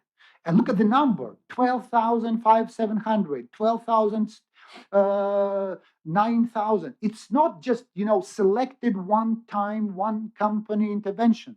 That's universal. Free trade is dead. We should take that as a fact. So more government, slower productivity grows. You see, again, something that we should take into account. We have like a surge of technologies.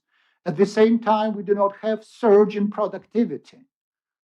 So everybody is talking about artificial intelligence, generative artificial intelligence. Come on, where's the growth of productivity? A recent opinion poll of MIT proved that 95% of polled companies did not see any rise in financial results as a result of AI implementation.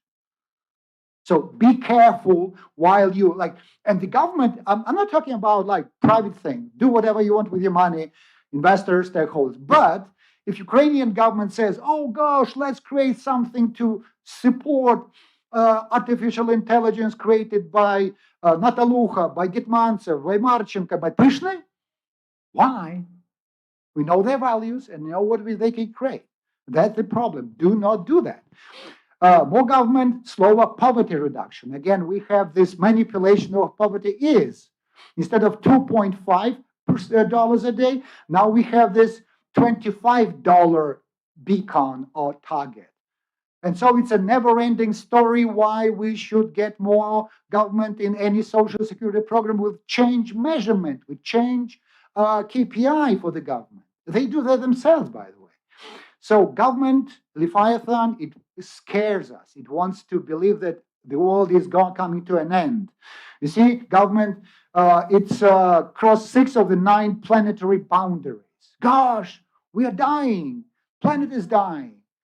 And this is the report from UN, from World Economic Forum, from these international guys who use the scare crowds in order to frighten us. Oh gosh, how could we save ourselves from climate change, from depletion of natural resources? And we have no scientific grounds, but still we believe in this bullshit. Finally, again, about something that benefits of technologies on the one hand, but it might be the end of our privacy and freedom as we know it, right? More threats to control human freedom and man's choices. E-Leviathan, e-government. Who got the key from all this? Digital identity. Okay, artificial intelligence. You have digital currency. Central bank digital currency is the way to eliminate your financial privacy to the end. I'm not talking about Bitcoin, about anything. I'm talking about centralization of something that individuals came up with, blockchain and stuff like that. And that is huge, huge problem for us. So guys, Ronald Reagan was right. Government is not the solution to our problem. Government is the problem. And this is the latest opinion poll by the OECD. What kind of problems do people in developed countries face? Inflation, come on. Central bank, nationalized money. Do we have money stability, financial market stability? No. We have poverty, number 2 problem. We have crime. Again, what about safety that government should provide it with trillions of dollars it possesses? No. Why should Ukraine follow the model of welfare state? That's the problem. Household concern, finance. This is again, about 80% of women in OECD countries have concerns about financial situation. Does it look like welfare? Does it look like stable and good choice for Ukrainian that doesn't have the safeguards? Of course not. That is why post-Soviet transition, welfare state, these are the lessons for Ukraine. We don't have time to discuss them, but the whole conference is about discussion of welfare state model, what we should do. So thank you for your attention. Mises says, government cannot make man richer, but it can make him poorer. And that's the end. Thank you.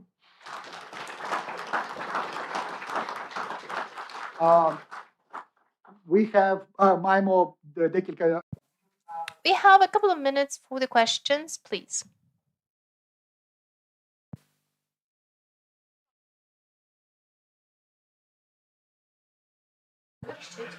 So you've got this table with the comparison of the GDP growth, and we know that somewhere in the year 2000, we can see the GDP growth almost doubled in the totalitarian China and almost totalitarian India. So and we have the fall in the Western countries. So what steps could it be related to? Well, my assumption is that this was probably related to the Green Economy Manifesto and the Albert Gore's speech. Well, thank you. That is actually questionable why China and Asian countries in general and now Vietnam have started growing.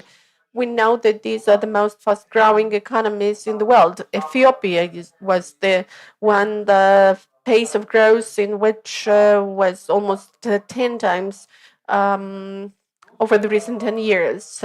But I was talking about the overall regulation and taxation in the West countries. So the conditions were created for the capital that is looking for the optimization of its value chains to be looking for the areas. And China created first 14 free economic areas. Now they have almost 3,000 or 4,000 of free economic areas, because it's not just about mainland China as such, and it's not only about the standard conditions of work, but it's more about capitalism. It's like a spot, a zone, an area having absolutely different working conditions for foreign capital. Why did China do it? Because it decided that it does not have any material assets, it does not have capital, it doesn't have technology patents, And we need to lure people. So that's what they did. They lured Europeans and Americans, and then they said, okay, thank you, 600 billion dollars of cost was actually lured there. And they know how to copy well enough. So that's what they did. That's how Chinese or Indian girls came, because they did it not only for China, that created special areas where it was possible to work. It's not about the standard regulation, like if we talk about in Ukraine, tech parks are being established, or we have the law on veterans, and there is a list of 15 benefits which will be given to veterans either by national authorities, by local authorities, for the capital to enter those areas. And then we will be talking about the state creating this, because it's the state of interventionism, it's a welfare state. Or probably those areas have been created because we have an absolutely different regulation in those areas. So the totalitarian society has learned how to grow, while in Europe, liberalism actually makes them a smart evil. It's when we have a silly guy who is doing evil things, and he actually does harm to himself. But when we have smart evil, it's much more dangerous. And the Russia's business works well in the environment where you can buy any scheme and where you can use e-payments, for example. And we need to understand that the world is not black and white. In one and the same country, there could be some safeguards for capitalism, thanks to which the country will be growing, but this will at the same time be used by the propagandists and ideologists who will state that capitalism does not work, but we, the totalitarian model, China, we do miracles. There is another question, yes?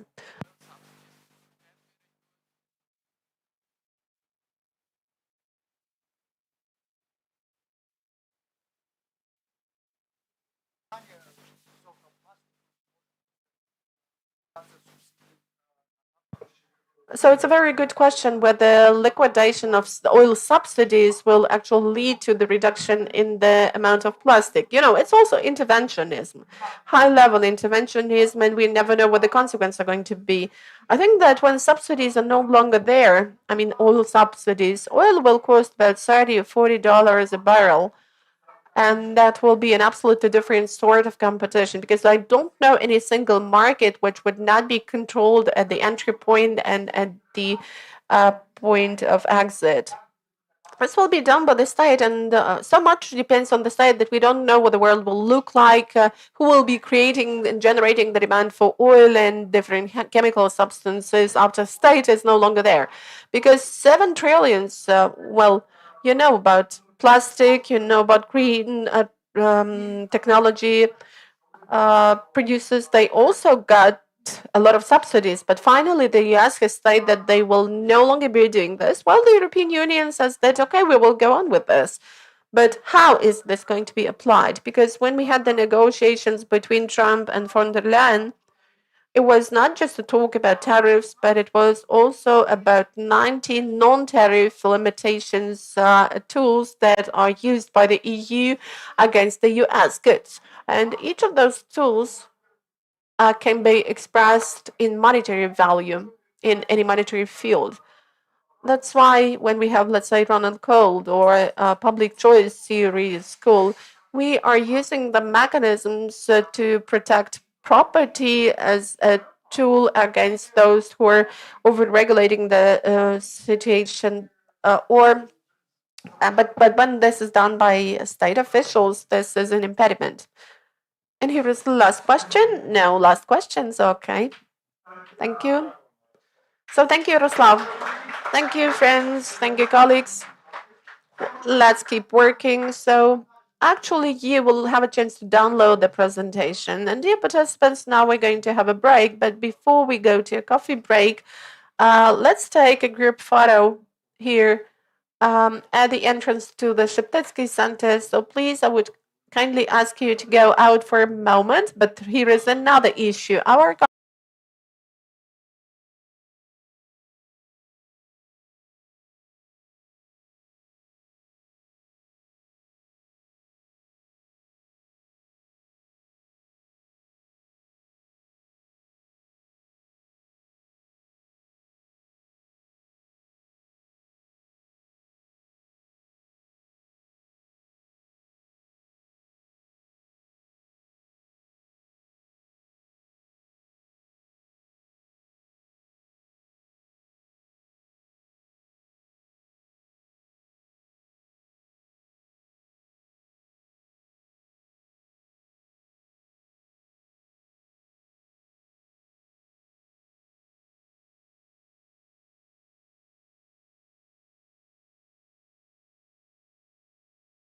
Протягом року Міжнародний інститут свободи випустив 3 індекси, купу статей та публікацій, запустив українську платформу бізнесу, а експертів інституту запрошували провідні медіа та організації. Однак, більшість із вас, хто дивиться це відео, напевно натрапили на нього із питаннями «Хто це?», «Що це?», «За чиї це гроші?», «Кого ви обслуговуєте?» і «З чим вас взагалі їсти?». Що ж, вітаємо на каналі «Економіки здорового глузду». І це відео саме для вас, адже сьогодні ми дамо відповіді на всі питання вище та розкажемо, чим ми займаємося вже цілий рік. І будемо займатися надалі. Аналітичний центр, Think Tank, International Liberty Institute і ЛІ.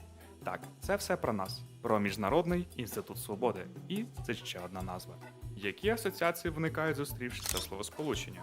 Інституції, які створюють пусті папери та підробляють дослідження під потреби панівних еліт? Чи неурядові структури, що здатні формувати здоровий світогляд і змінювати глобальні політичні та економічні процеси? Для розуміння суті нашої інституції варто розібратись, як виникали подібні організації і в чому їхня практична користь. Аналітичні центри зародилися в Великій Британії. Більшість дослідників погоджується, що першим аналітичним центром можна назвати товариство Фабіана. Його створили англійські інтелектуали, що хотіли досягнути соціалізму. Однак ключове тут інше. Аналітичні центри починали свій шлях як дослідницькі групи. Вони об'єднували вчених і урядовців для обговорення питань політики в умовах конфіденційності. Як ми вже згадали, перші аналітичні центри засновувалися на впливі на конкретних людей чи групу, а не на широку громадськість. Однак, ситуація змінилася в 1960-х. Саме в США розвиток аналітичних центрів був найбільш бурхливим, і в результаті вони стали невіддільною частиною політики країни. Але такі організації функціонували і в інших країнах. Розвиток аналітичних центрів – це особливість саме західної цивілізації. Доказом цього є розквіт мозкових центрів у Польщі. Тільки на початку 90-х, після звільнення країни соціалістичного табору і початку ринкових реформ, там одночасно з'явилось понад 10 потужних інститутів. А чи є підтвердження, що аналітичні центри дійсно впливають на політику країн?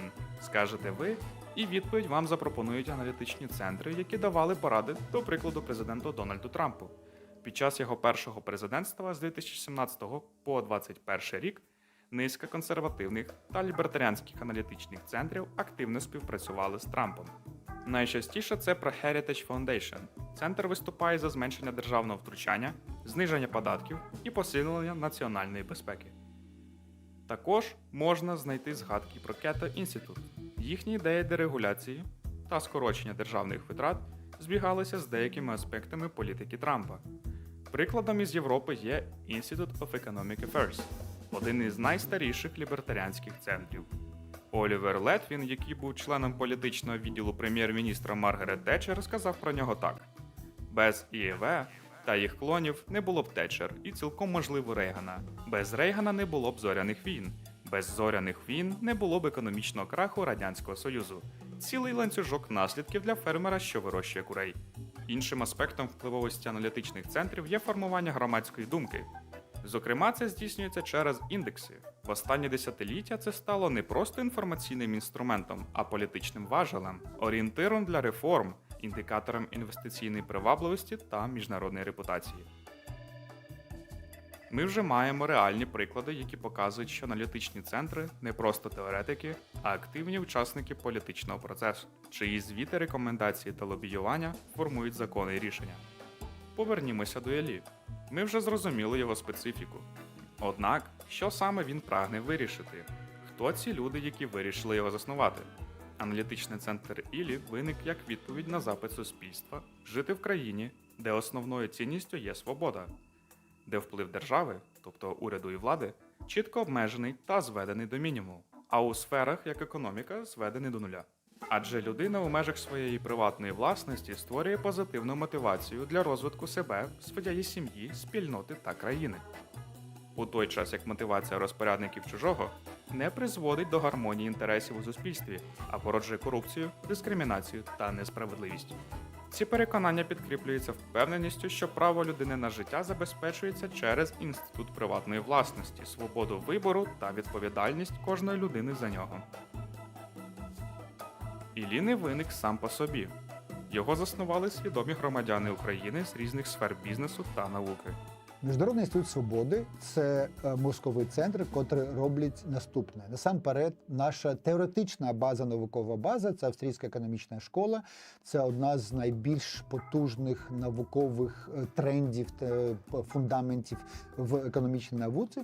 І ми це формулюємо і дамо як на рівні теорії, так і на рівні конкретних практичних рішень економічної політики. По-друге, ми робимо оригінальні індекси, котрі не робить ніхто, не тільки в Україні, а також на світі. І це він під різних там сторін. Ми адвокатуємо свободу, котра має, безумовно, одні з найшвидших впливів на добробут. Я вдячний засновникам Інституту свободи, до яких я мав честь приєднатися, в тому, що було прийнято рішення розповсюджувати ідеї свободи в Україні. На жаль, в нашій країні багато людей, які не розуміють, наскільки важливо мати вільний бізнес і вільну економіку. І тому інститут, який пропагандує ці ідеї, пояснює суспільству про те, що таке свобода. Це інститут, який має отримувати максимальну підтримку від таких людей, як я. Людей, які вважають свободи одною з вищих цінностей нашого суспільства. Чим більше людей ми залучимо до вивчення економіки, чим більше людей ми просунемо ці ідеї, тим більше людей, які будуть чинити опір тим силам, які гальмують нашу економіку. І навпаки, щоб люди не заважали підприємцям робити економіку, створювати її, розвивати її. І тому давайте приєднуйтеся і ви до інституту, вивчайте з нами разом, читайте з нами книги, приходьте на конференції, підтримуйте просування знань. Бо саме знання – це єдиний фактор, єдина причина, чому Україна буде найбагатшою країною світу. Грамотность общества, распространение идей свободы, идей свободной экономики, я считаю наиважнейшим. Поэтому, как я только услышал об этой инициативе, я, конечно, с удовольствием к ней примкнул, ну и по мере своих возможностей всячески помогаю этой инициативе. Я приєднався до заснування Українського інституту свободи, тому що я вважаю, що курс України є неправильним. Ми зараз будуємо соціальну країну, але соціальну країну, на мою думку, неможливо побудувати, коли твоя країна є надзвичайно бідна. І це було до війни, під час війни ця ситуація стала навіть гірше. Найголовніша мотивація – це бажання, щоб вже мої діти жили в іншій країні. Добробут кожної з країн, він починається з економічного успіху. Мені би хотілося, щоб ми взяли цей найкращий приклад з тих країн, яким вдалося. Тут є однодумці, і Міжнародний інститут свободи – це і є ті люди, які хочуть і будуть пропагувати ті цінності. Я бачу, що саме такий шлях, і він має розпочатися з економічної свободи. Ми живемо у час, коли поширення здорового глузду важливе як ніколи. У час екзистенційної війни. Україна потребує змін уже сьогодні. Саме тому кожен може долучитися до творення інституту. Ви можете стати як меценатом, як патроном, так і експертом чи навіть інфлюенсером. Шукайте наші контакти на сайті. За цей рік нам вдалося провести багато досліджень, цікавих досліджень, з якими ви можете знайомитися на нашому сайті. Ми заснували постійно діючі 3 індекси, завдяки яким ми будемо вимірювати стан України в тих чи інших сферах. І кожного року ми будемо виробляти новий індекс. Крім того, ми розробили цікавий сайт. У нас є своя сторінка, де ви можете ознайомитися з нашими матеріалами. У нас з'явився наш YouTube канал, де також ви можете почути експертну думку наших експертів, засновників, меценатів. Нашу діяльність можна умовно поділити на декілька напрямків. Перший – це дослідження. Ми регулярно створюємо наукові продукти. Це єдиний аналітичний центр в Україні, який може похвалитися такою плідною роботою. Важливо зазначити, індекси ІЛІ – це не пусті описи проблеми. Ми даємо рішення, які політики можуть брати та імплементовувати вже сьогодні. Другий – це популяризація ідей свободи. Наших експертів запрошують відомі українські медіа, ми проводимо презентації наших досліджень, а також міжнародні конференції, що стають майданчиком обговорення реформ у нашій країні. Зокрема, мова йде про читання Мізеса. 4 жовтня ми зберемося вже вдруге у рідному місті знаного у всьому світі економіста Людвіга фон Мізеса. Шукайте посилання в описі та реєструйтесь. Чекатимемо на вас. Третій – це проєкти ІЛІ. Ми стаємо майданчиком, де бізнес та науково-аналітична спільнота об'єднують зусилля задля спільної розробки та просування документів. Наші цьогорічні досягнення є невеликою, але все-таки перемогою, яка стане надійним фундаментом наших майбутніх звершень. Дякуємо вам за перегляд! Слідкуйте за нами у наших соцмережах, читайте матеріали на сайті і реєструйтесь на міжнародну конференцію читання Мізеса. Всі деталі в описі. Далі буде.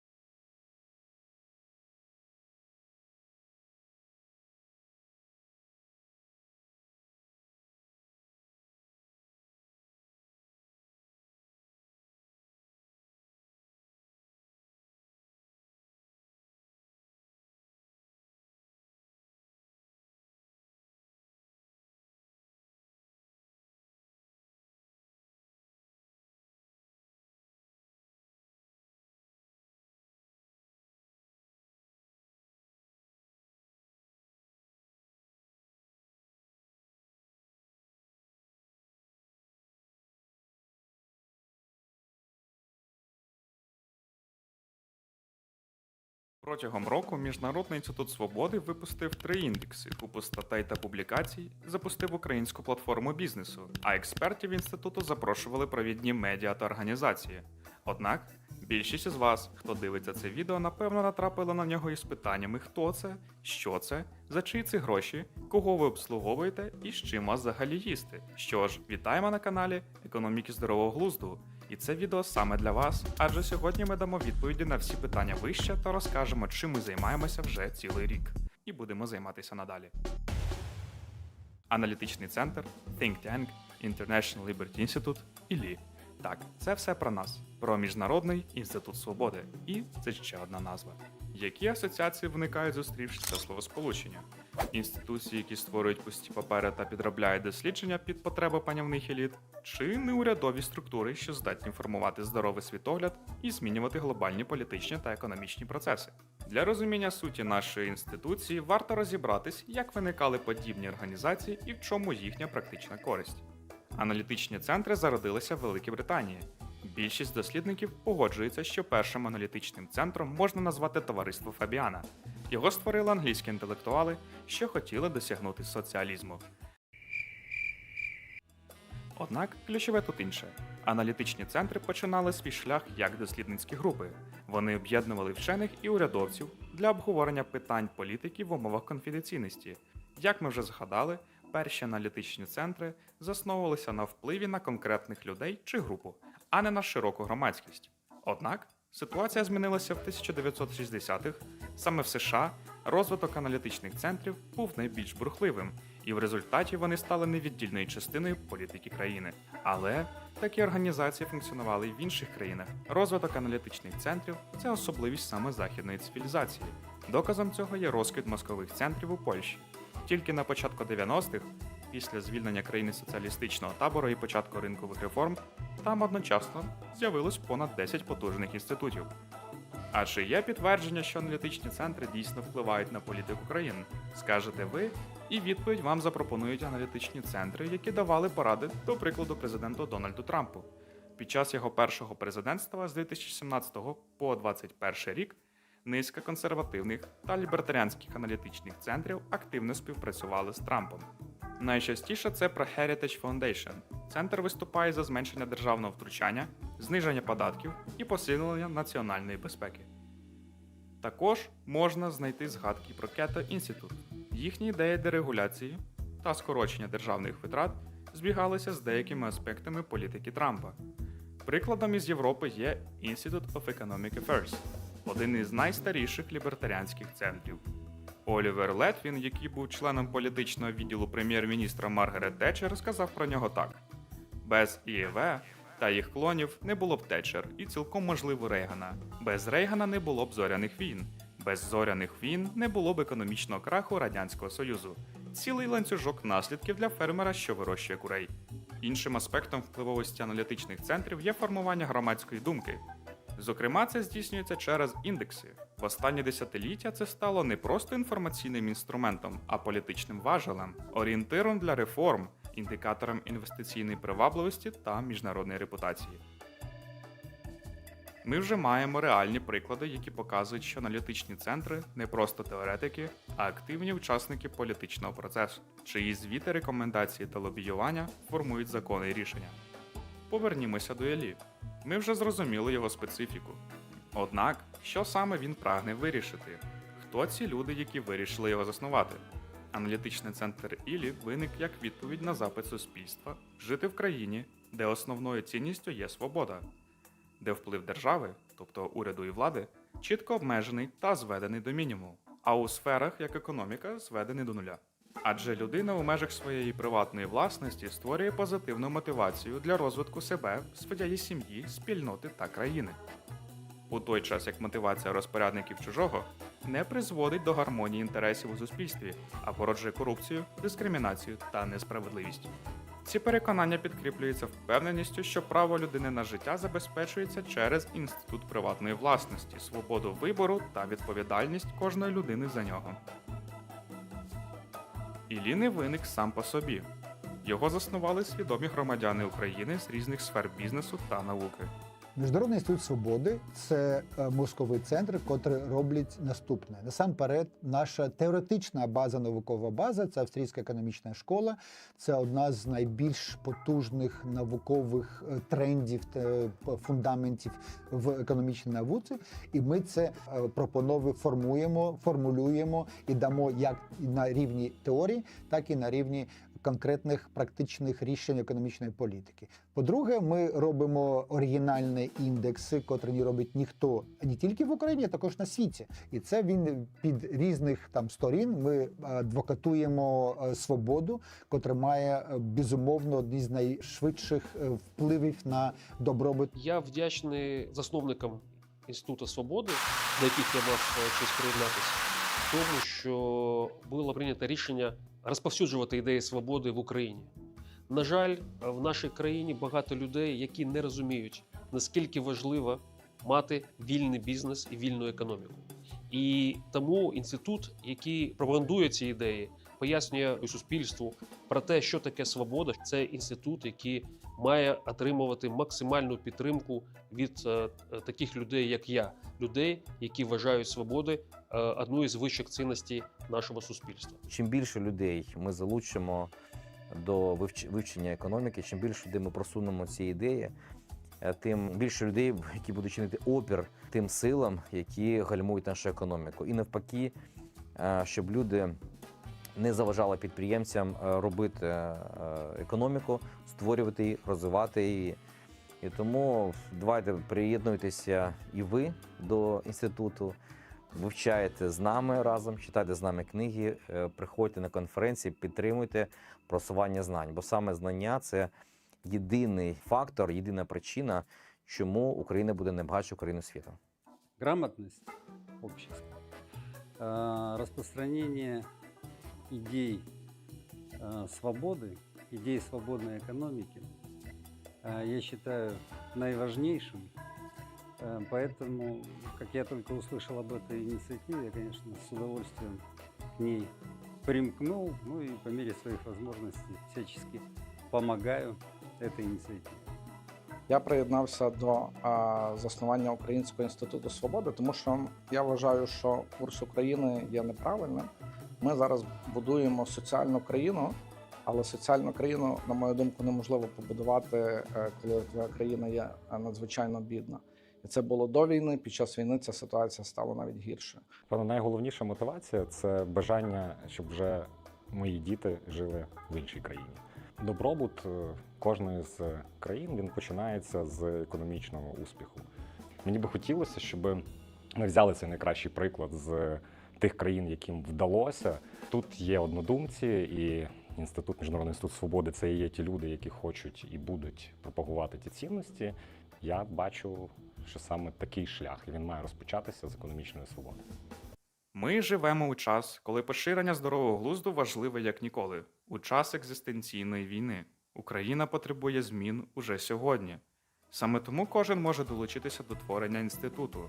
Ви можете стати як меценатом, як патроном, так і експертом чи навіть інфлюенсером.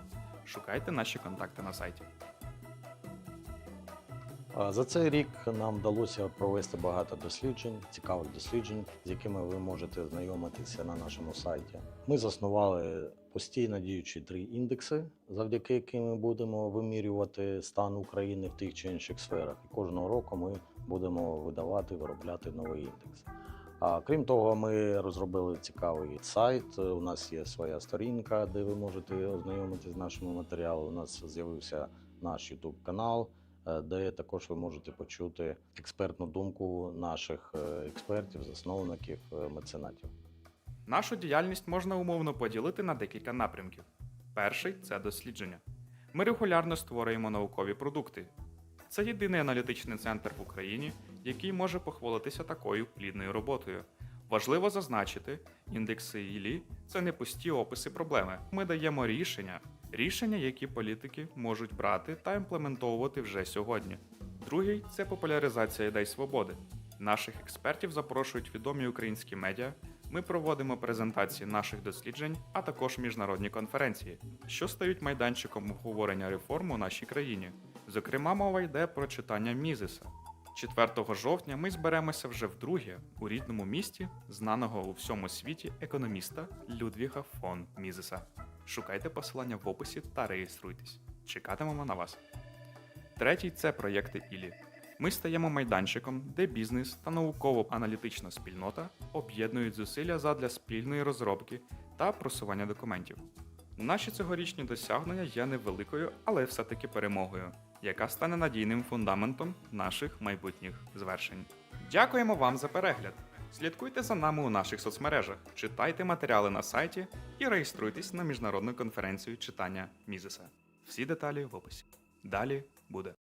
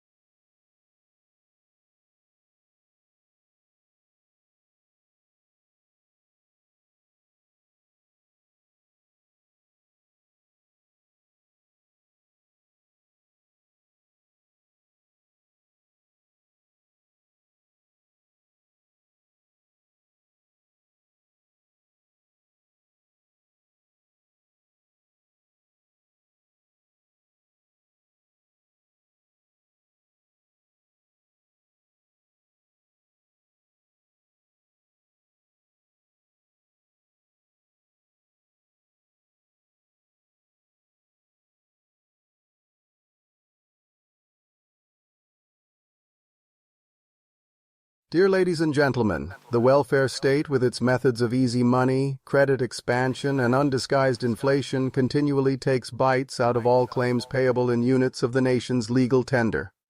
An essential point in the social philosophy of interventionism is the existence of an inexhaustible fund which can be squeezed forever. The whole system of interventionism collapses when this fountain is drained off. The Santa Claus principle liquidates itself.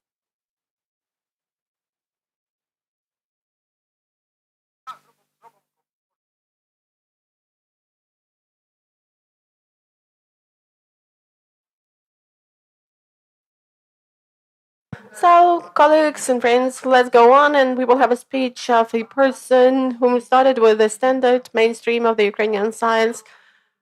And it's really important to understand that when we are open-minded and when a person is looking for the answers to questions, this person would not just refer to economics, to some standard notions. He will be looking for answers. So we have Dmytro Dusheyko, our friend, our partner, our bright mind, our matter of pride from Mykolaiv, PhD in economics.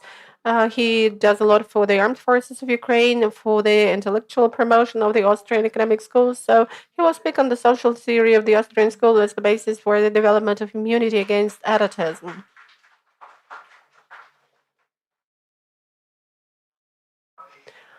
Happy to welcome all of you in this room.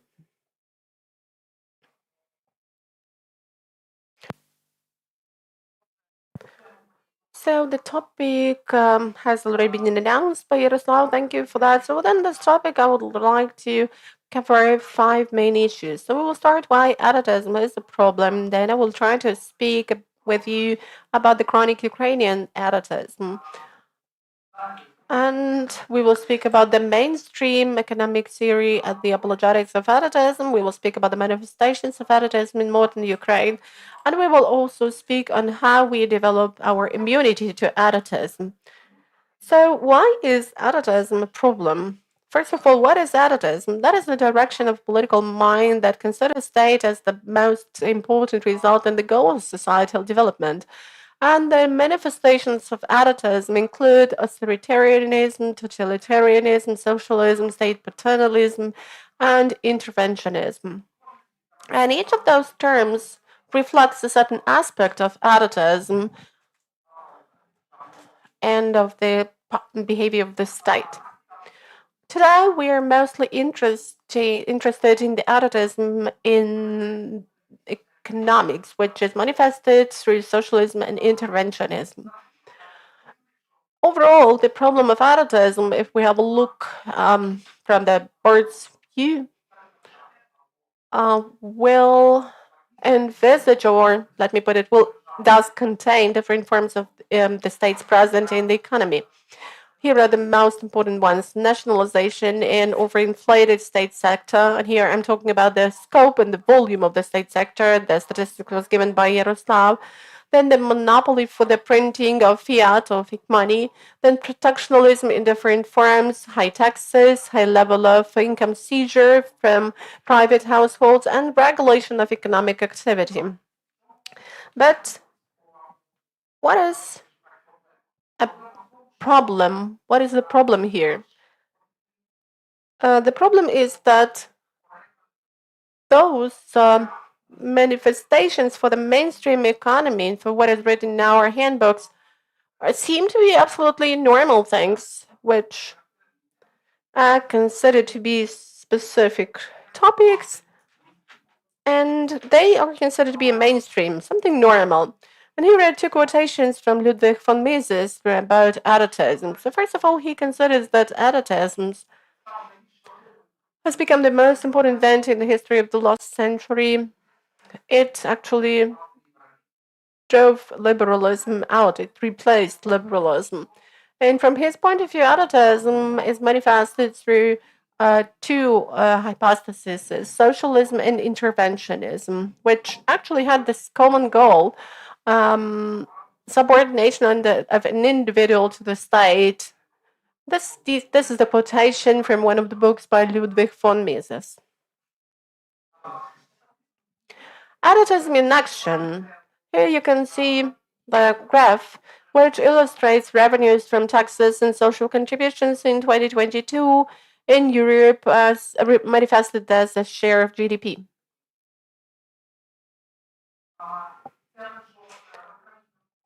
These countries have been ranked by the volume of seizure, and you can see that Austria and Belgium take the first places, while the last place goes to Ireland. Please pay attention to this.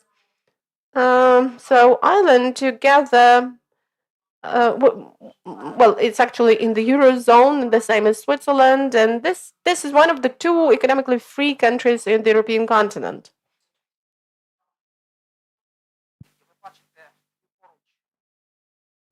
And some statistical data, you can see that the level of taxation in France is about 47%, and in Ireland it's about 22%.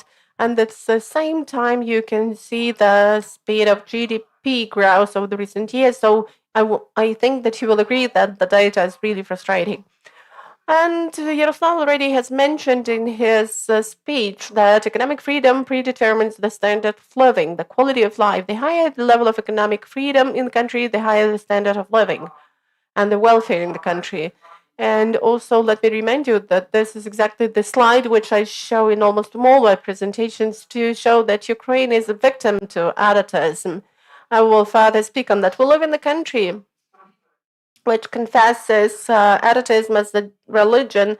Many generations have been born in the environment of atavism, and we cannot see any other life. And if there is no reform, we will remain one of the poorest countries of the former USSR, let alone other neighboring countries. So we see a catastrophe resulting from the application of the atavistic concepts. You can see the dynamics of the population of Ukraine. Ukraine is dying out and Ukraine is migrating. But the authorities still keep resorting to this atavistic policy. Here are the conclusions. Atavism reduces economic freedom, mainly through high taxes and regulation, and there is a direct dependence between the level of economic freedom and the pace of GDP growth. That is why atavistic measures in the economy prevent growth. And let's speak about chronic Ukrainian atavism. So first of all, let's speak about the Ukrainian People's Republic of the years 1917-1921 and its collapse. So thanks to Roman Lyashenko, who is not here in the room, unfortunately, it was his idea that Ukraine lost to the Bolsheviks because the Bolsheviks actually bought the agrarian country with a very simple slogan, all the land will go to peasants. Definitely it was a fake. It was some deceit. And the Bolsheviks actually introduced the Holodomor in collective farms, but they were based on atavism because they were legal. They were deeply rooted in the legal systems, and it was a very destructive manifestation of atavism. Definitely in the universities, pseudo-economic theory was taught. That was political economy of socialism, which is Marxism. But at the same time, even millions of victims of the Soviet system did not develop in Ukrainian sustainable immunity to atavism. We keep believing in the state. Now comes independent Ukraine, 1991, regaining independence in the background of realization of our political freedom. So we felt that we can say whatever we think, but we also faced an economic failure because at the starting point we had one of the highest standards of living among the former USSR and socialist camp countries, but it so happened that we wasted it and lost this capacity because we announced market reforms and they were never completed.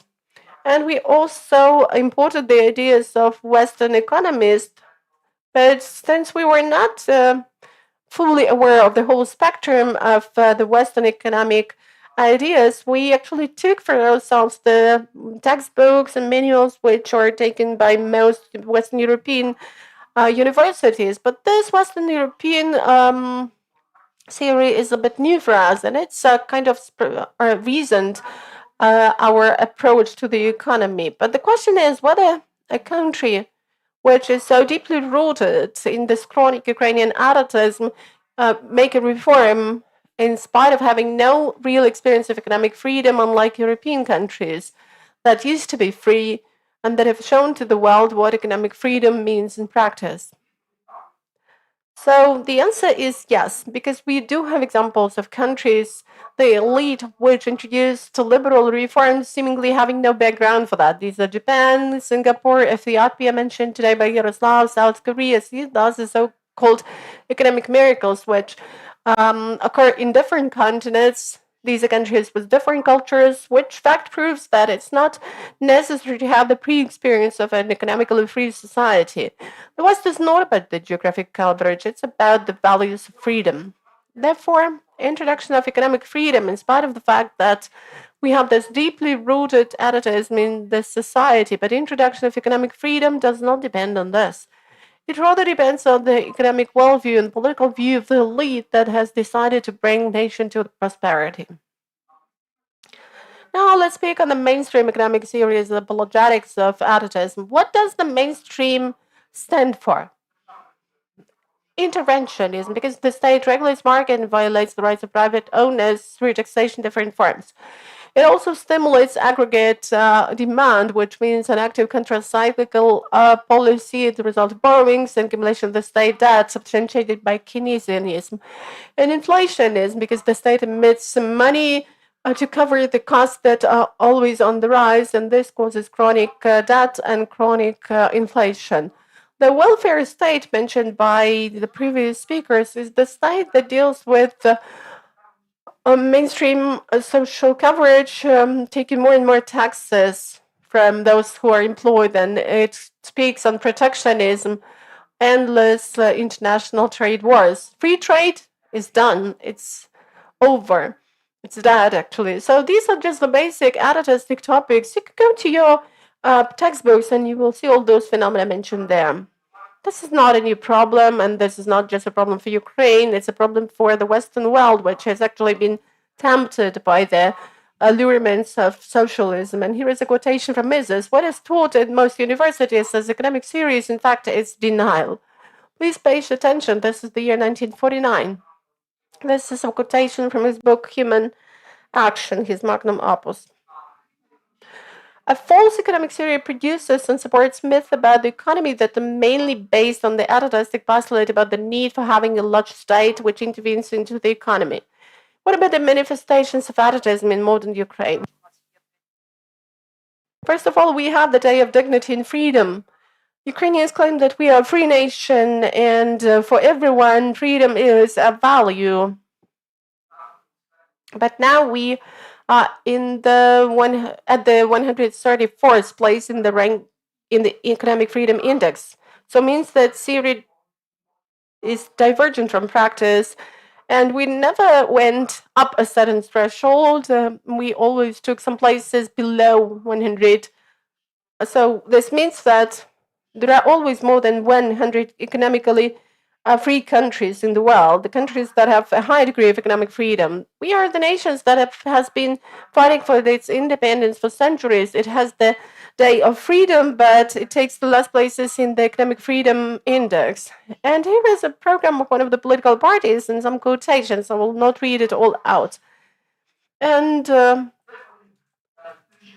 keywords, just let me pay attention to them. The clan and oligarchy model of the economy. Sounds good. Then cartel conspiracies, getting the capitals back from offshores, then evading those who don't pay taxes, fighting those who evade taxes, then to ban privatization of strategic enterprises, to make owners of privatized companies to pay the difference, so and so on and so forth, to check the legitimacy of privatization of large companies, to get back to state property, illegally privatized facilities, and prevent from further privatization of profitable companies, to ban privatization of state-owned enterprises in times of war. What is the party? What do you think? This is the party called Freedom, Svoboda in Ukrainian. Svoboda has an absolutely atavistical economic agenda, leftism and populism. Freedom is only in the name, while in the agenda, it's pure atavism and socialism.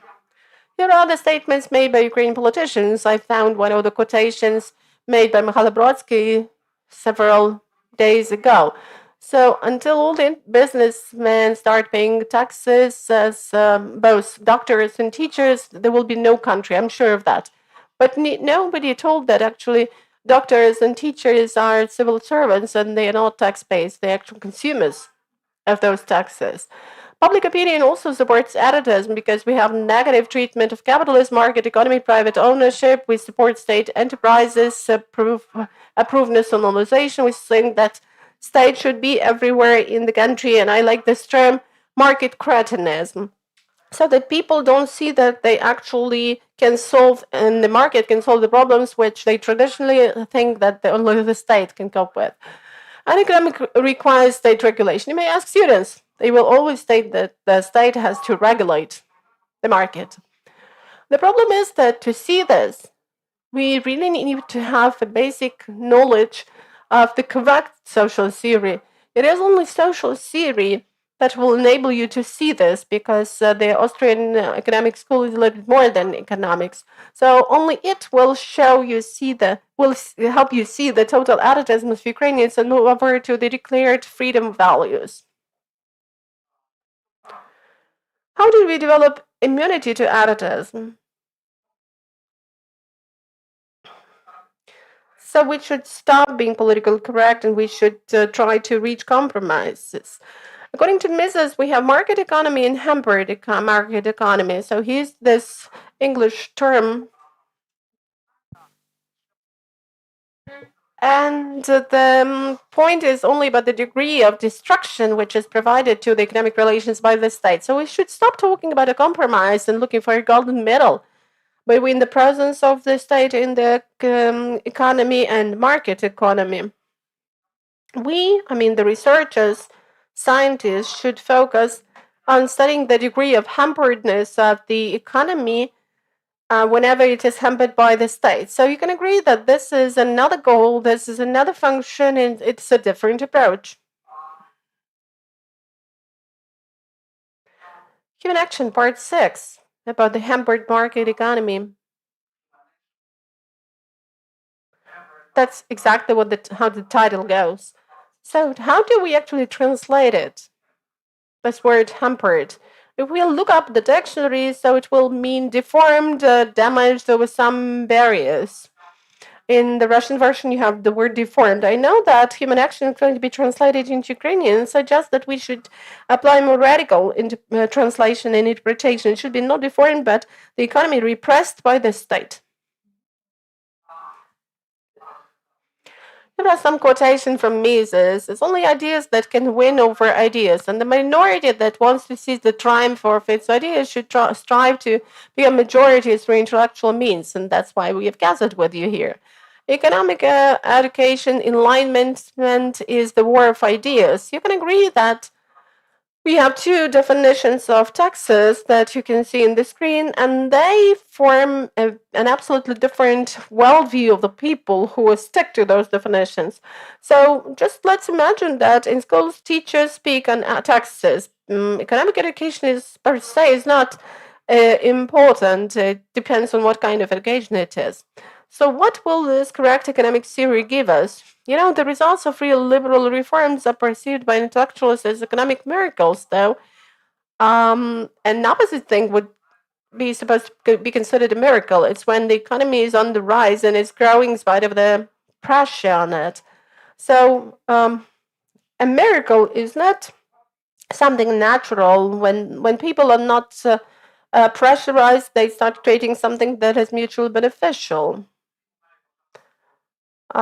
But the reverse situation is considered to be, just the opposite situation is considered to be an economic miracle.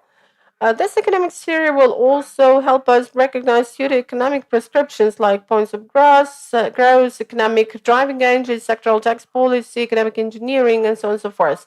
It will help us to check the correctness of the European choice and to check the theories that are available. Here is a picture I found on Facebook. That's what Europe is now doing. They have the taxation at the rate of 50%, and they have established a perfect bureaucracy system, and all the business has gone to China. Here are two factors of societal prosperity from Mises. I will not read out the quotation because you can see it in the screen. But this means that we need ideas and we need the providers of those ideas. We have the ideas, the ideologists is Mises, Hayek, and other representatives of the Austrian School. And now we need the people who will be looking for the ways to introduce economic freedom in Ukraine. And some of them, I think, are here in this room.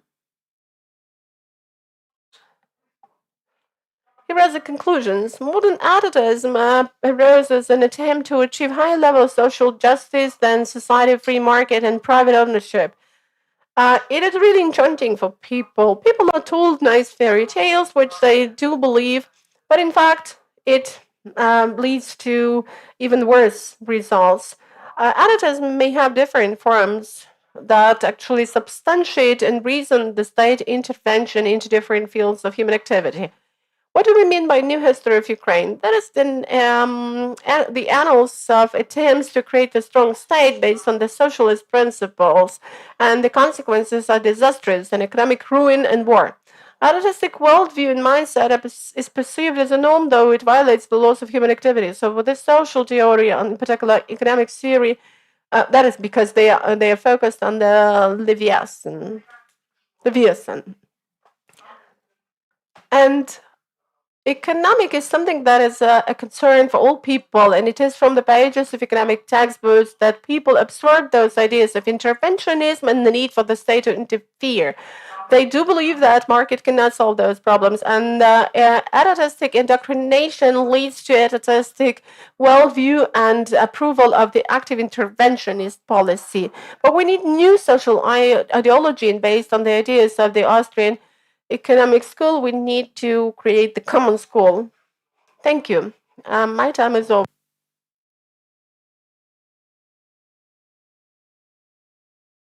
Any questions?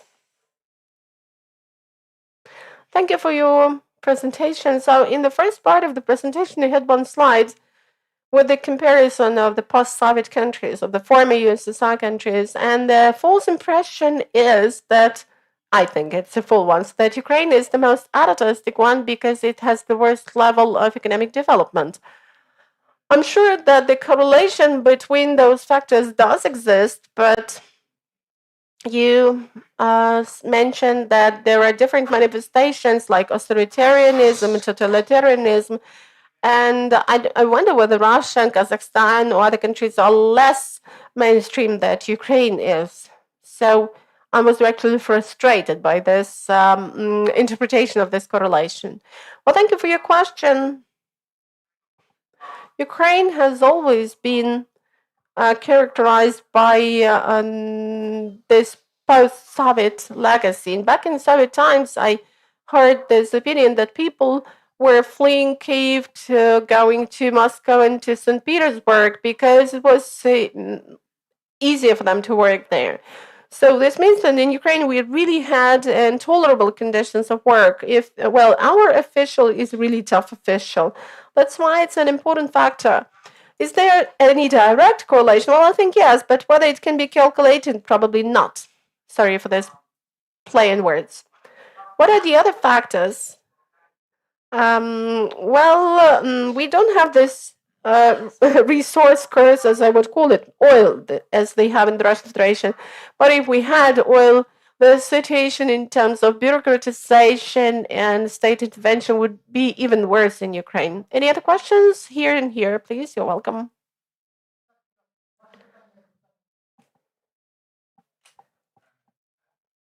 So my question is, how do we carry out a reform of freeing the economy in times of war? Because war sets certain restrictions that put to doubt some aspects of the expediency of free competition, economic competition, and non-intervention by the state due to some security factors or factors related to damages and destructions. Thank you for the question. Besides other things, the war has also given us a chance for reform. It has become an enabler. But the authorities didn't use it. This occasion, we saw the examples of self-organization of society. many people left, many authorities left, and people self-organized. Those who, at least that was a miracle for those who don't know about the idea of spontaneous orders the Austrian school is based on. People showed that they can get self-organized. The main thing they need is weapons. So war is not an obstacle, it's a chance. I have a follow-up question. Well, it's clear that you can give machine guns to people and people will resist, but the defense system, the air defense system, missiles, so that is a costly thing. So how do we deal with this problem? And, you know, of course, today we are talking more about the theoretical and basic fundamental aspects, but the military component is in that. And for Ukraine, it's a matter of principal importance. Well, we saw things that happened after World War II. Winston Churchill lost the election because of the social and political component. Then Germany became the state of general demand, playing on with socialism. And now we are also faced with the same challenges. So, from your point of view, what do we do with this?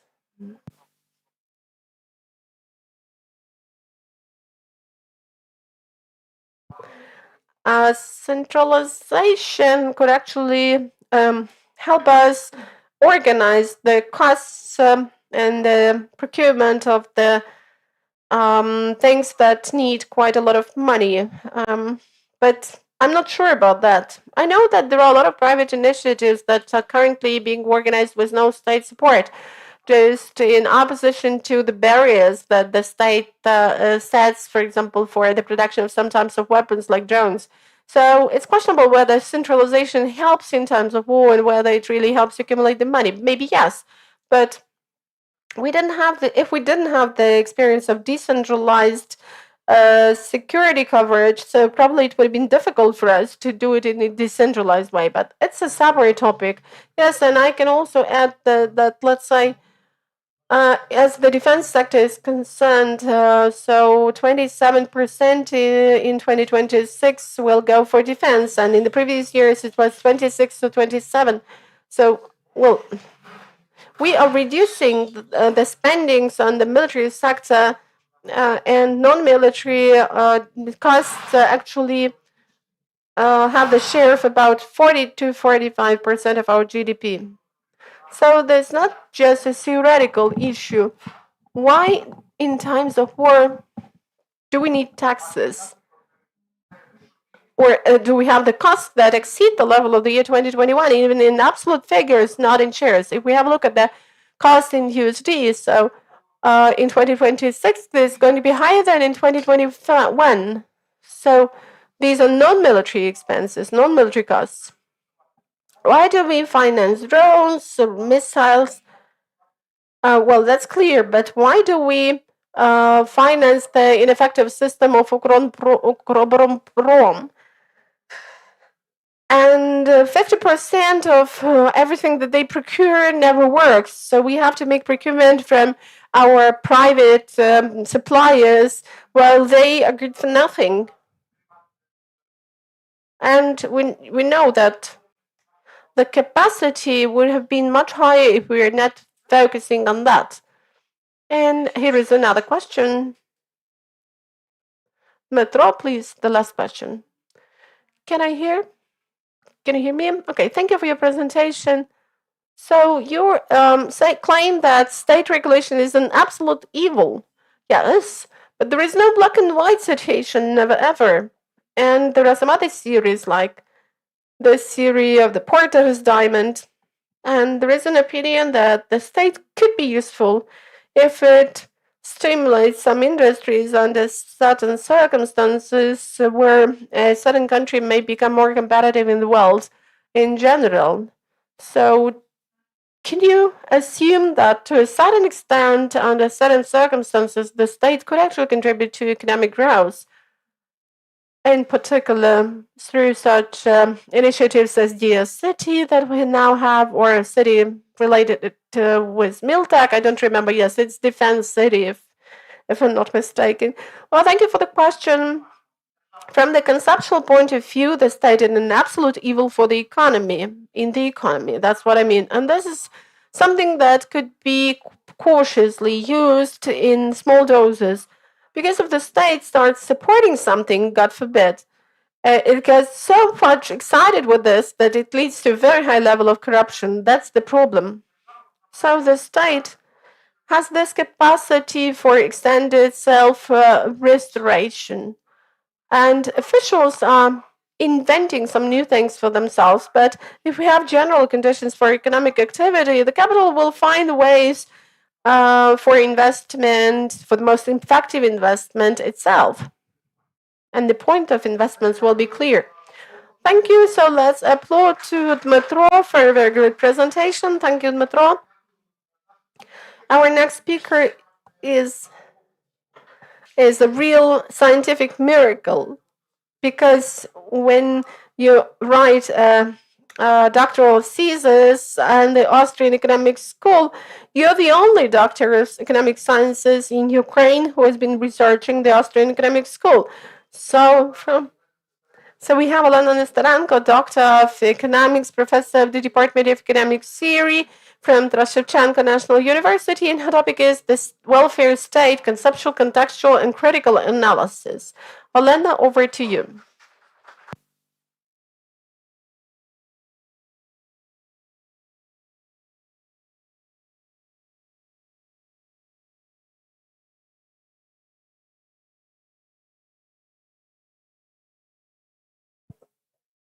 Good afternoon, dear colleagues. Good afternoon, dear like-minded people.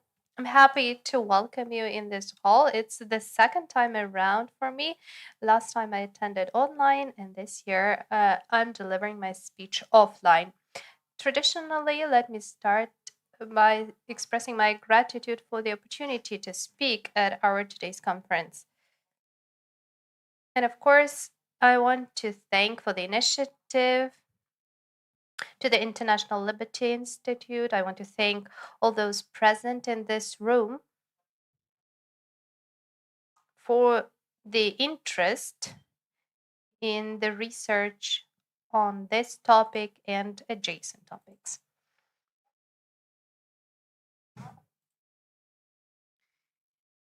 Today, I will not be speaking in a traditional role for me, because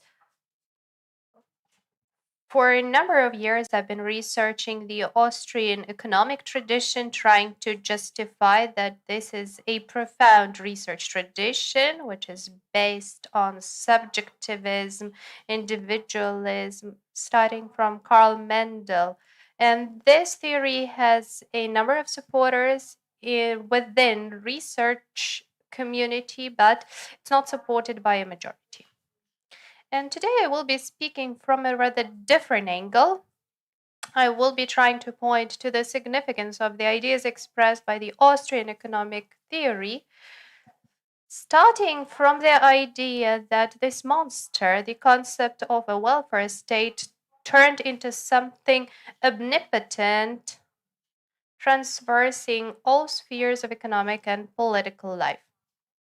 So, the title of my speech is Welfare State, Conceptual, Contextual, and Critical Analysis. My colleagues have already dedicated significant attention to the third component, so probably I will not be focusing too much on that. So this is the suggested plan for my presentation so that you understand how I'm going to be presenting the ideas. We will start with the conceptual basics. So when did the concept of welfare state appear, and what was supposed to happen in the market economy capitalism for this concept to even emerge? The second component is the conceptual analysis, including the historical, economic, and political context for the development, and contemporary crisis of the welfare state concept. And the third component is going to be the criticism of welfare state, stemming from the principles expressed by the Austrian economic tradition. So let's start with the conceptual foundations. So what is this tradition about? It's about something very appealing and understandable for the people. We are talking about ideological, political, and economic slogans. And we have to acknowledge that in order to be able to fight something, you need to have a clear understanding of what it is that we are fighting. And we need to understand why there are so many supporters amongst the scientists and regular people. So these appealing slogans are already expressed in the name, welfare for all. So I will be quoting from the cradle to the grave. So this is how the government's care of its people looked like. So this is what the proponents of the welfare state concept suggested. So let's pay attention to the year. This is the year 1942. This is a report presented by William Beveridge, and he also contributed to the development of the welfare state concept. And it's a London publication. It was published in the UK, not in continental Europe. And what they are suggesting is that we cover the entire life cycle of a human being, from the cradle to the grave, with the government's care. From the point of view of the post-war period, Ludwig Erhard, a famous German reformer, actually came out with the paper Welfare for All. And at that time, nobody had doubts. From the point of view of profound historical and economic analysis, it should be noted that the welfare state concept has multiple founding blocks.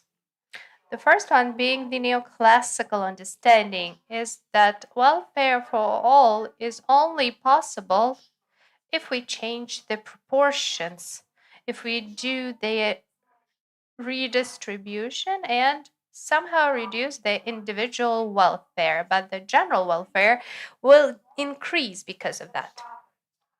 In addition, lying at the core of welfare state, we have the Kantian's theory. So these are all the proponents of the theory, also institutional theories, in particular the post-war ones. And here we should mention Mintz, Burley, the doctrines of faux capitalism, collective capitalism. So these are real concepts that were developed within the market economy and the capitalistic world, and they found their supporters. And both of these researchers that I've just named are Americans. So even in the US, we had some doctrines like that. And of course, there is the ordoliberal theory, which also comes from this concept. And here we are talking about the traditional German ortholiberal tradition. So Müller, Erhard, and others were able to implement this theory on the territory of continental Europe in Germany. And the main idea of the concept lies in the name, guaranteeing of welfare. It offers really attractive initiatives to recognize a human being as the highest value, but again, we need to ask what kind of human being that is. Are they independent from the state? And we also need to ensure a dignified level of life for all, both political and economic life.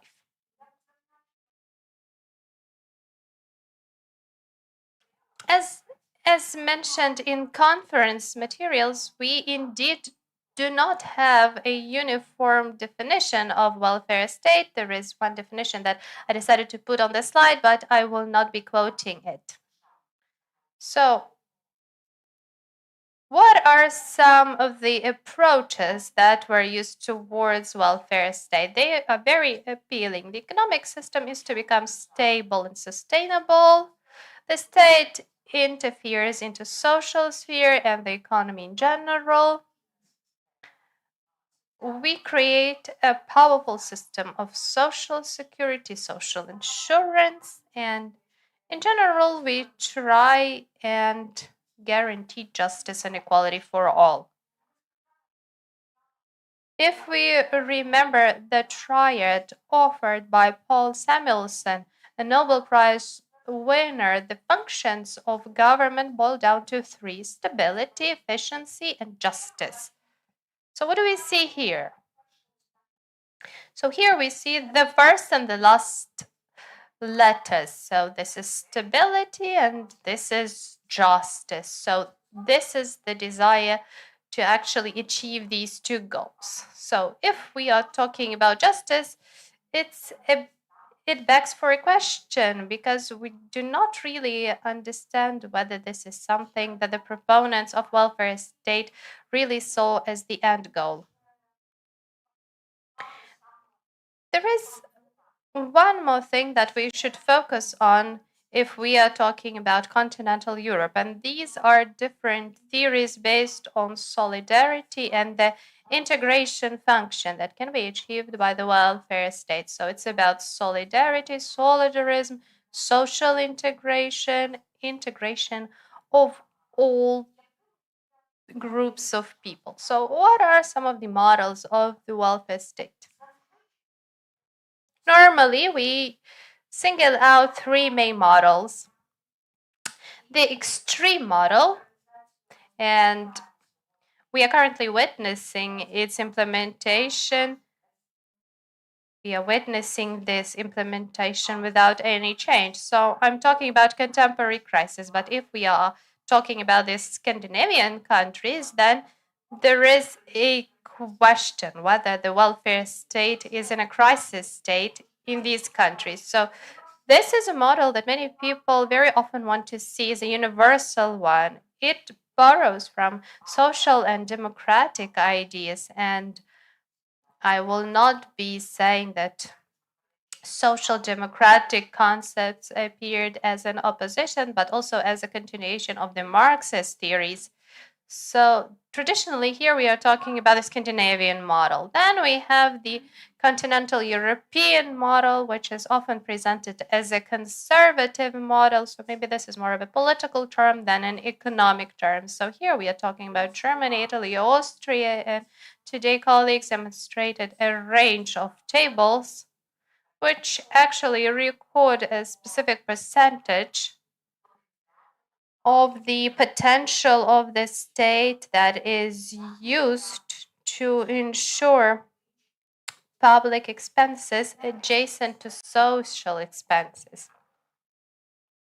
And finally, there is the third option, the third model of a welfare state. And there is a scientific debate as to whether this is even a welfare state, and this is the liberal or the Anglo-Saxon model. Here we are talking about the UK and the US. And if we are talking about the mechanisms of GDP distribution via the state budget and the level of this distribution, then it varies from, let's say, 30%, 1/3 to 2/3. And this is going to be a bottom-up movement. A third is the liberal or Anglo-Saxon model. And once again, we have a question whether it's even a model of a welfare state. If it is, it's a mild model. And then we are moving up to this universal model, where we are reaching the level of 2/3 that is being redistributed, 2/3 of GDP. And we are trying to prove to our citizens that this is the way to go, and we are trying to ensure such a high level of social services for our citizens that will make up for any losses incurred. And I'd like to draw your attention to the fact that we do not see any public statement made in Scandinavian countries where this model is developing very actively, and everybody seems to support it and to be satisfied. So, contextual analysis. How did we come up with welfare state? So, some sources claim that A model for such state appeared in the post-war period, and it became a response to the war, to the need to rebuild. It's not really correct, or at least it's partly incorrect. Both after World War I and World War II, the government had a very serious influence on the economy and interfered into economic activities. The concept, the active development of the concept falls onto the period following World War I. So we are talking about the interwar period. And during this time, it became clear for the Western market economy that there were some threats pertaining to the socialist state. A threat to the existence of the market system were also tied to the Great Depression of 1929-1933 in the US, and in Europe this period lasted up until the beginning of World War II. Understanding of the modification of the market system did not come immediately, but if we look at the example of the US, let's say the protests of the poor ones, of the unemployed ones, and them marching to Washington. Unemployment rates increasing 30%.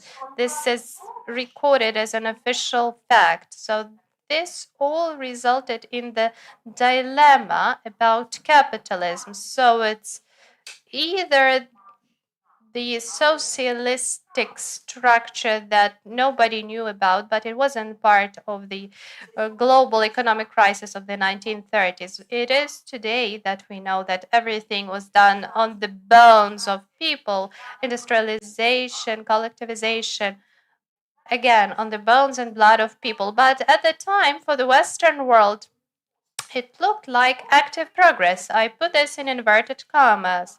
Active progress of a single socialist state under circumstances of political and economic isolation, but we could still see that progress. So there was a dilemma for the market economies to either promote the communist and socialist ideas or to somehow modify the market economy, to modify the capitalist economy. And at that time, the economic forum became open to John Maynard Keynes. So we know about some discrepancies, we know about disputes between Keynes and Hayek, between him and Mises, but it so happened that Keynes came out to be the winner in those disputes, and the discourse of the economic and political science at the time was to actually modify the existing capitalist system, but to prevent communist ideology. So people did not sacrifice the economic freedom and still enjoyed some political freedom. So the development of welfare state. The post-war period. We are talking about the period after World War II. We are not talking about a single socialist state. We are already talking about the socialist camp or the so-called socialist concentration camp of states. But the dilemma prevailed. We just looked at it from a different angle. On the one hand, there was a system of dominant socialist economy and the economy of the satellites, which allowed for high industrial indicators. It helped to guarantee social welfare, at least the baseline of the social welfare. It was possible to also develop social infrastructure. Yet on the other hand, it is something that I've partly mentioned. Some ideas of folk and collective capitalism were voiced, and it is something that is part of the history of ideas of post-war Europe and the US.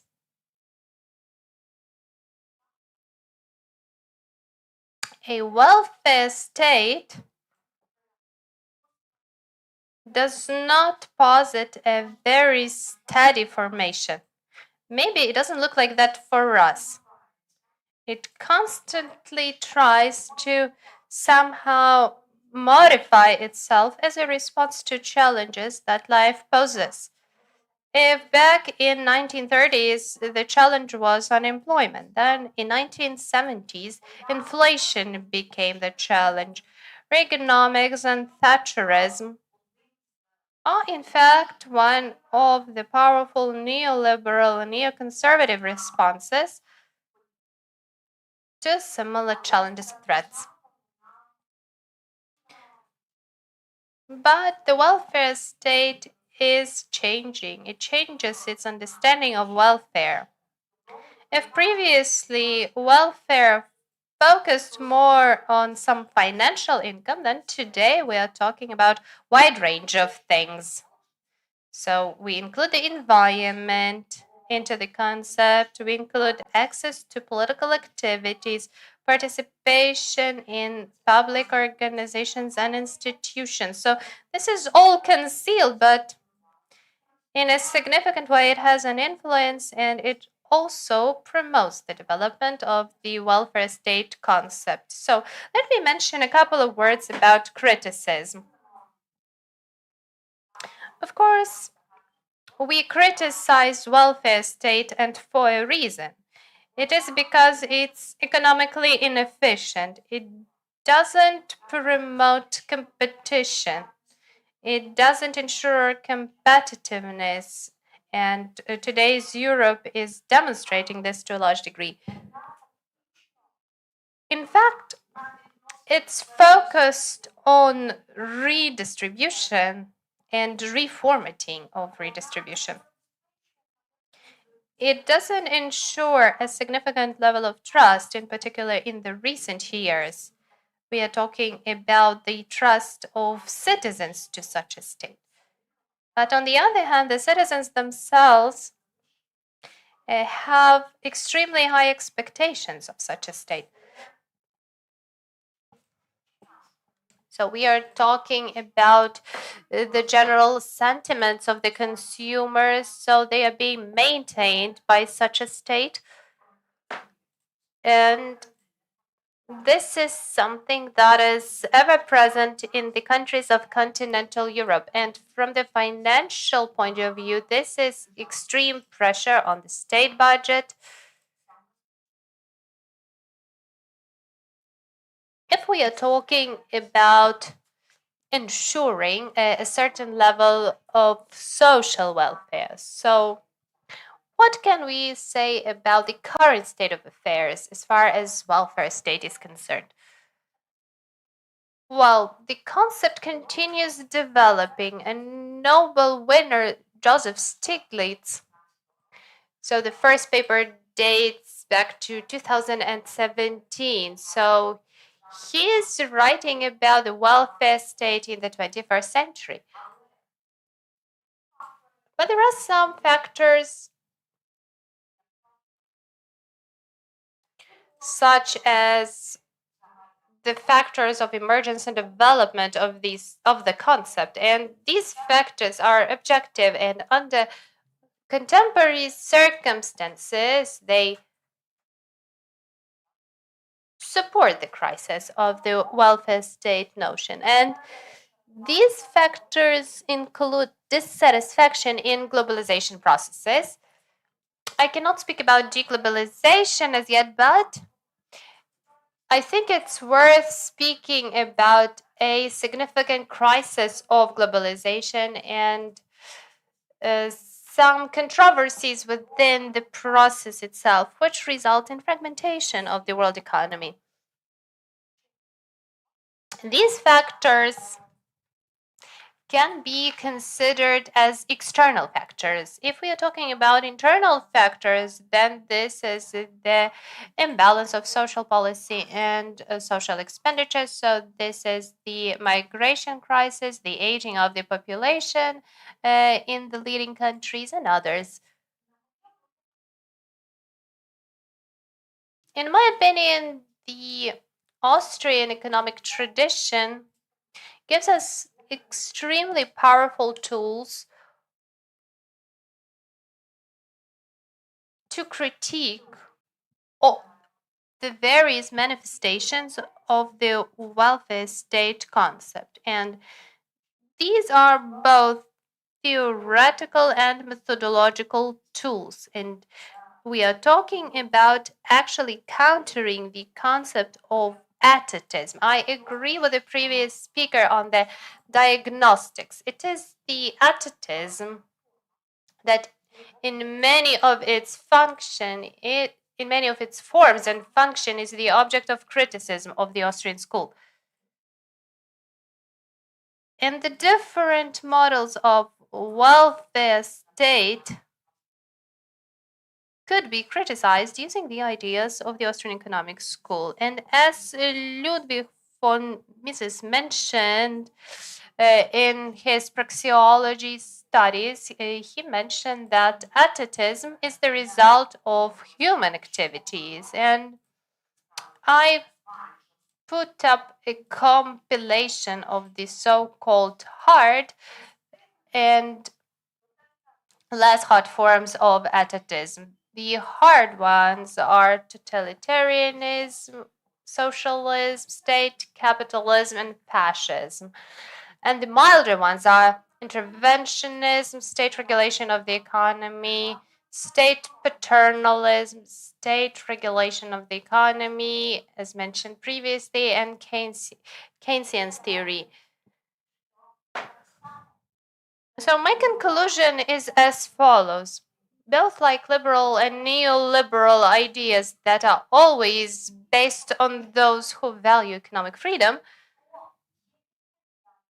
who are responsible, who are developing this space, who are changing the economic landscape around them. And here I'm talking, of course, about entrepreneurs. In that same fashion, the idea of a welfare state will continue to be very popular among those citizens who we normally call average citizens. These are people striving for stability, protection, for some kind of engagement in political and economic processes. Thank you for your attention, and I wanted to conclude with a quote from Ludwig von Mises. The essence of freedom of individuals lies in an opportunity to move away from traditional ways of thinking and running business. And in this context, we need to work on ideological, mental, political, as well as economic principles that will help us counter the existing concept of welfare state, as well as prevent similar things from happening in the future. Thank you for the attention.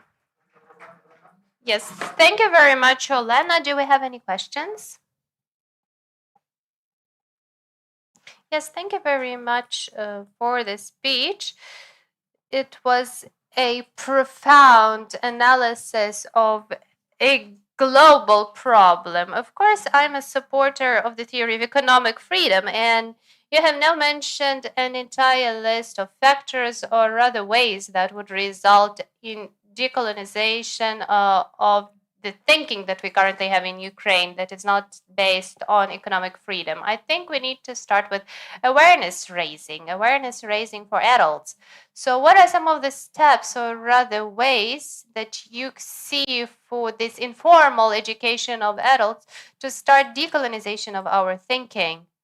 So that during the war, we already understand that the idea of social welfare is not something that will accelerate our way towards freedom. Well, thank you for the question, but let me just say that even though I represent a state-owned educational institution, I believe that without the adults themselves realizing that there is a need to maybe expand their worldview, we will hardly see any positive results of such education. The other thing is that we have a whole range of primarily mental and psychological limitations that are somehow transposed onto our economic activities. And this is another contributing factor. And here I probably will not completely agree with the previous speakers, but I think that if we're talking about political freedom, everything is okay. In Ukraine, we have these traditions of anarchy, the traditions of the Cossack times, but if we are talking about the economic freedom, then in this domain, we have this influx of different ideas of atatism, and we can decide whether these are harsh atatism or maybe mild atatism or perhaps a legacy of the Soviet time. And we have a postgraduate studies institute affiliated with the Taras Shevchenko University, and when we were offering some liberal economic studies before the war, there was actually no interest in such courses. And let me just add one more thing. European countries of the continental Europe, they were building welfare state at a time when their military expenses were low, when they had this defense umbrella. And we are today all witnesses of that. Yes, when you have that umbrella, you can definitely build a welfare state. So it seems to me that these elements of the contemporary crisis of welfare state, they are objective, and maybe against this very backdrop, we can make an assumption that some European countries will probably review their concepts of the welfare states. They will have to do that. Yes, they will be pushed to do that. Yes, we have time for one more question. Thank you. So my question refers to the school. So how does the Austrian school ensure the priority to the people who still prefer having a welfare state? What can an Austrian school actually offer to an ordinary citizen? The Austrian school can actually offer to an ordinary citizen taking his or her own individualistic choice based on the Austrian praxeology. A person can show that he or she is a person of action with a considerable line of entrepreneurial skills as a person who is not in need of the state care. The question is that most people around us are not like that. There is a study that shows, or rather many studies that show, that entrepreneurial skills is something that only 5 to 7% of people have. And to register yourself as a sole proprietor doesn't yet mean that you are a real person with an entrepreneurial skill. But if we get this critical mass of entrepreneurs, if we change the mindsets of people, at least for the majority of population, if we find this critical mass, then we will have a good and solid background for the implementation of all the ideas coming from the Austrian Economic School. Thank you. Thank you, Olena, for your presentation, for your ideas, and for your work. Thank you. So, colleagues, and now we're going to have a panel discussion. So let me invite the panelists of Josef. You're welcome. Then Vladislav Juice. And the moderator. Who's going to be the moderator? Mikhailo. You're welcome.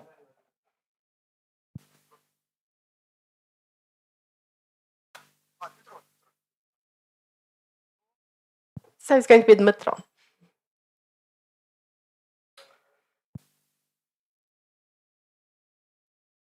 Dmytro is going to be the facilitator for this discussion.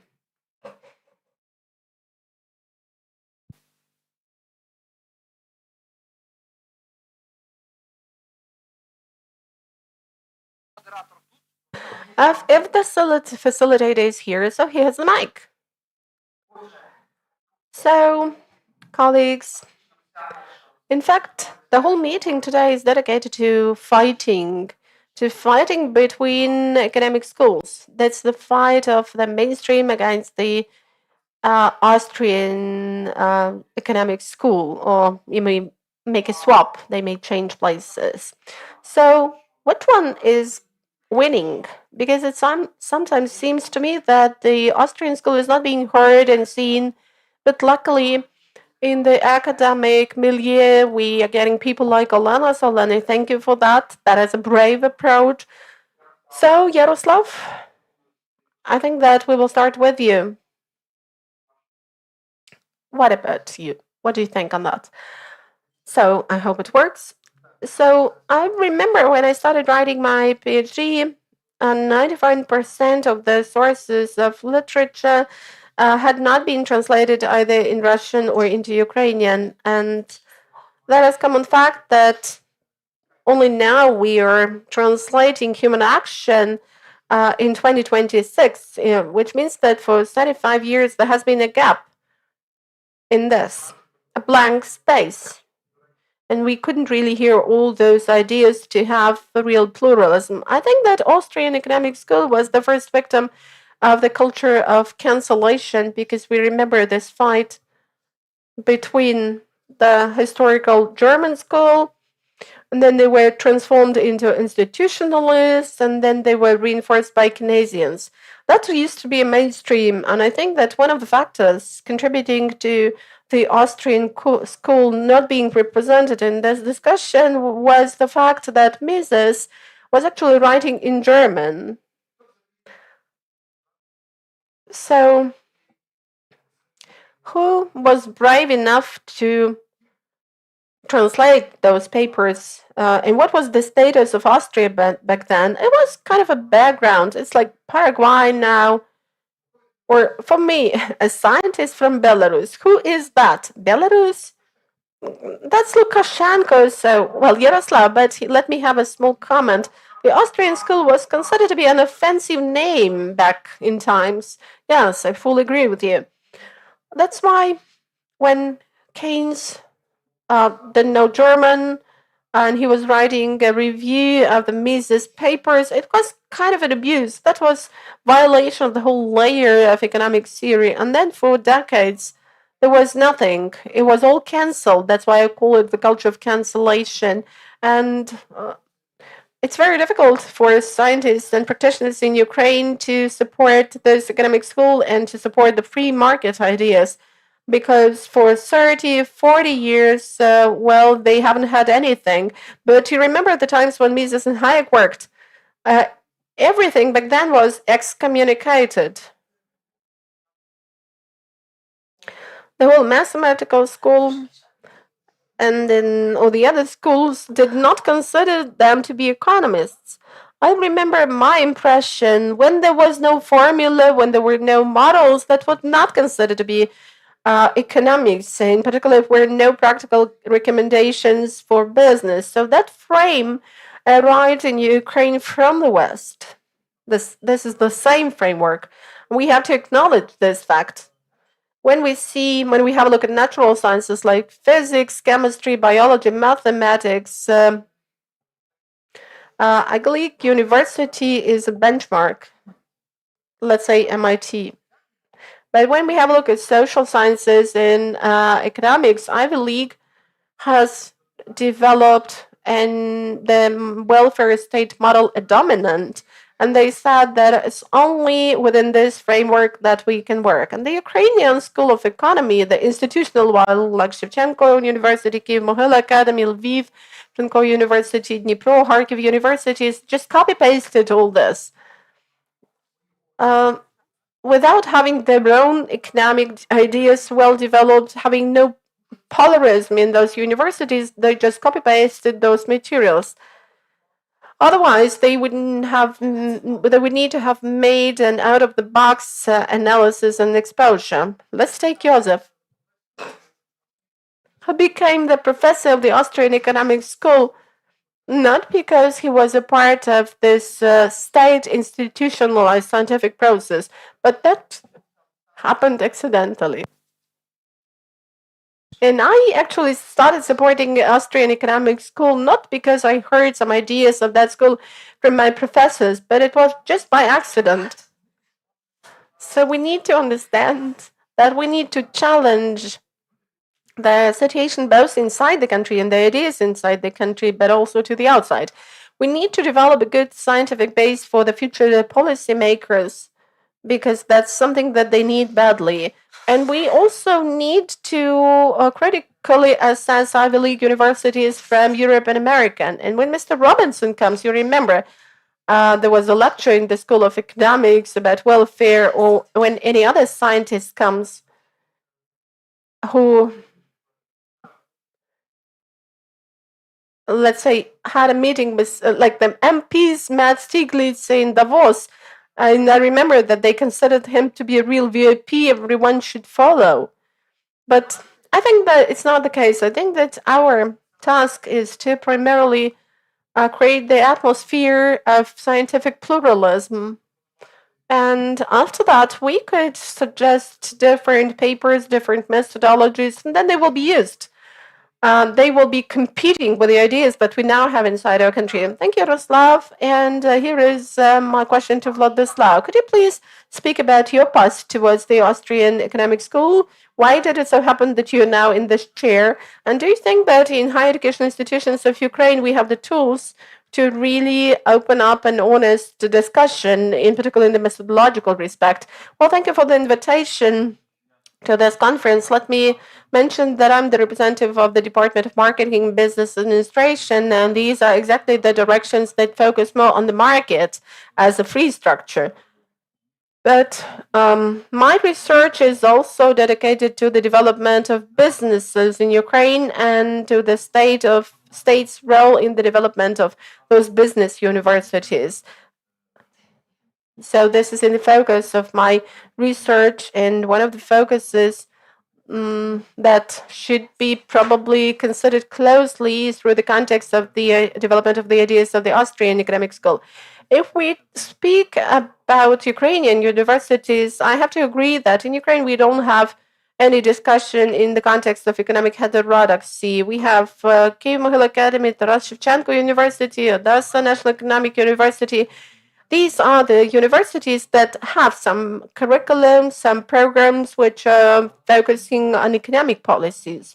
But along with that, the problem here is that, in particular from the point of view of those who are trying to master those ideas, the point is that most young people, our students, focus in their cognitive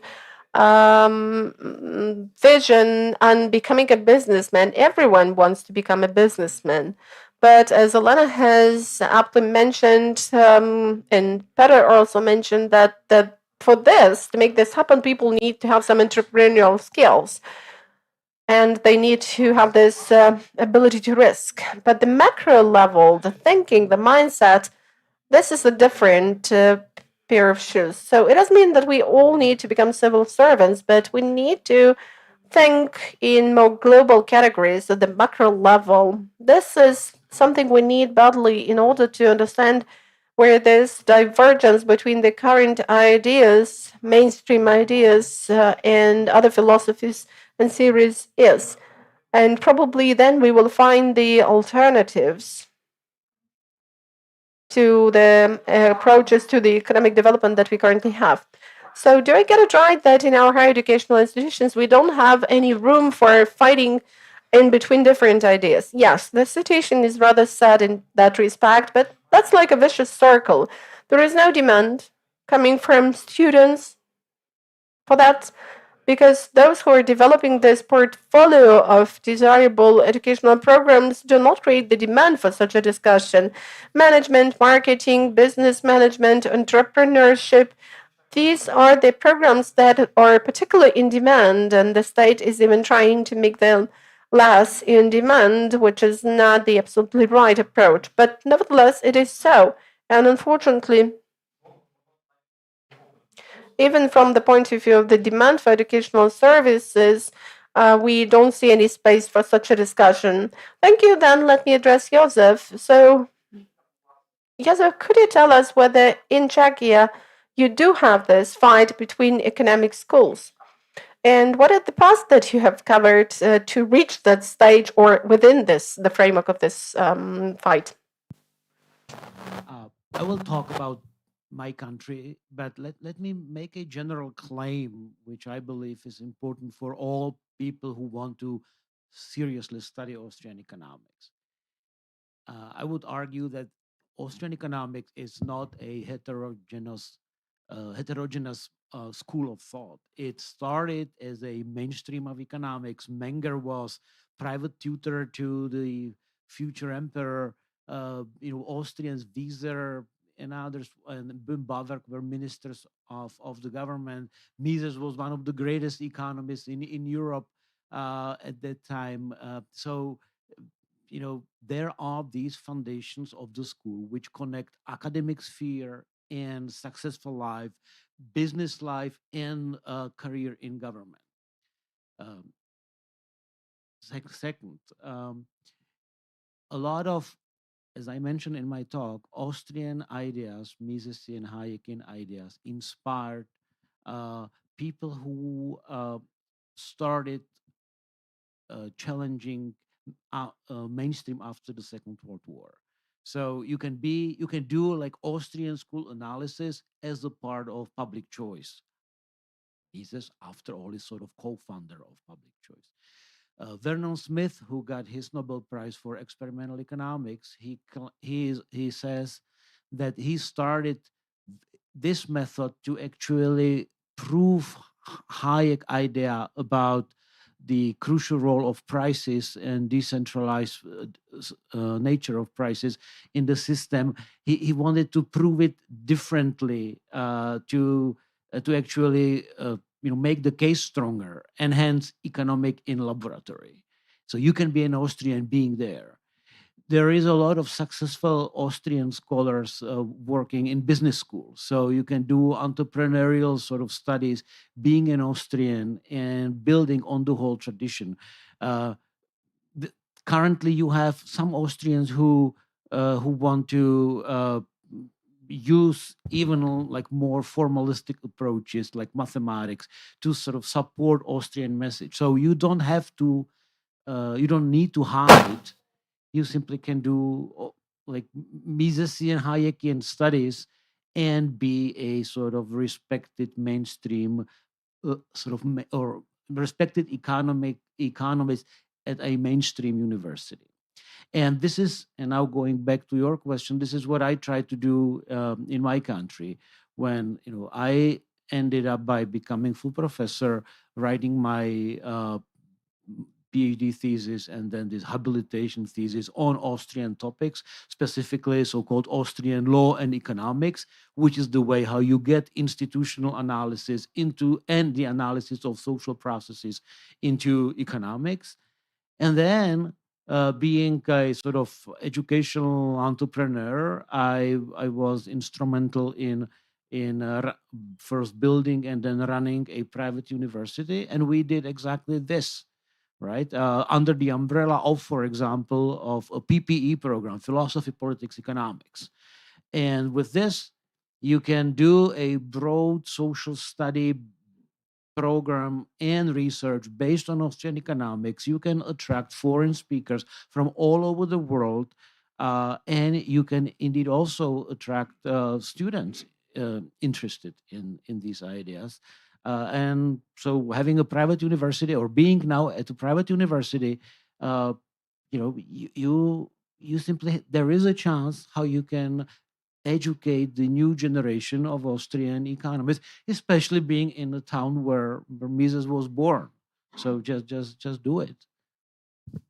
Я хотів би додати стосовно I'd like to add a couple of words regarding this. How do we generate the demand for the Austrian Economic School and its ideas?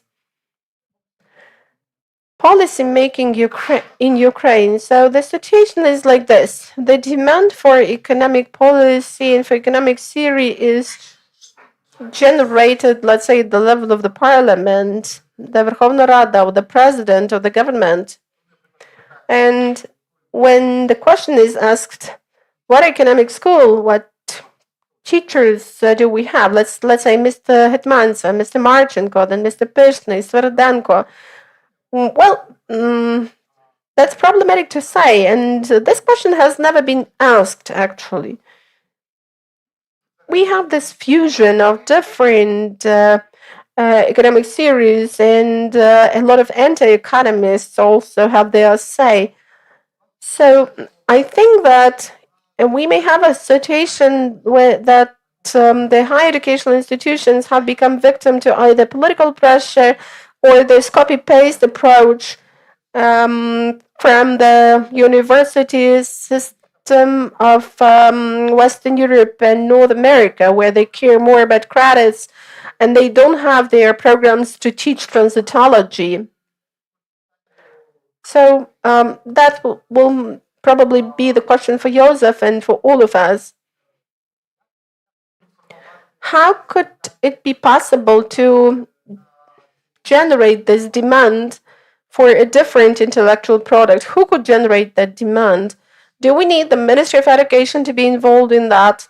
Because from the point of view of the activities of such a scandalous politicians as Trump, we may say that he did a good thing. He actually liquidated the Ministry of Education, the Department of Education. Do we need the Ministry of Education, or do we need to have autonomous universities that would have this fusion funding in order to create a real competition between different intellectual and theoretical approaches? And then we will probably generate this Ukrainian economic school in different editions, so to say. It could be Austrian Ukrainian economic school, or the economic and law school. But well, at our universities, for the time being, we only have one matrix, one frame. It doesn't matter whether we're talking about Dmytro, Zaporizhzhia, Chernivtsi, Mykolaiv, but Chernivtsi and Lviv are actually all about Schumpeter's traditions in the study of business cycle.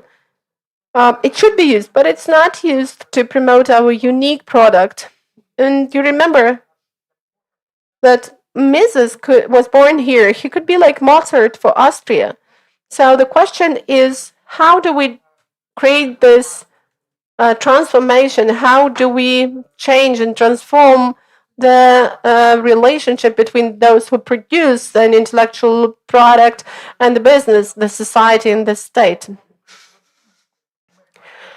If we create the platform of Ukrainian business based on the Ukrainian Business School, this is one thing, but business associations are not interested in that because they are lobbyists. Well, some of them work with agrarian sectors, some work with the financial sector. So the so-called business associations do not actually generate a demand for a new intellectual product, at least most of them. Well, as far as I understand, we should be striving for the situation when, if you claim that you're an economist in Ukraine, the next question should be, an economist belonging to what school? Did I get you right? Yes, that's exactly what I meant. I can see a hand in the audience, in the room, so you're very much welcome with your question.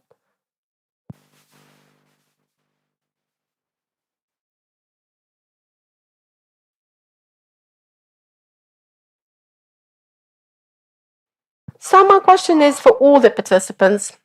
In what country, in the country of what type, the Austrian Economic School will win? What we should focus on? For example, Milan showed that Argentina, where people are tired of the state, has some progress in this respect. So will it be this country, or will we have some other foreposts of freedom, like if we compare Western Eastern Europe, the Czechia, and Ukraine? So where will we have this renaissance of free people and free economy?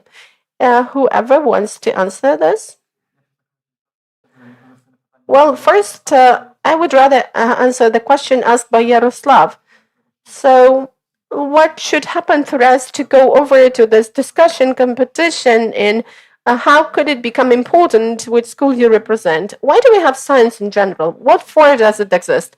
Because every study starts with the identification of some contradiction. If there is no contradiction, if there is no challenge and problem, there will be no attempts to remove it or to give the answer.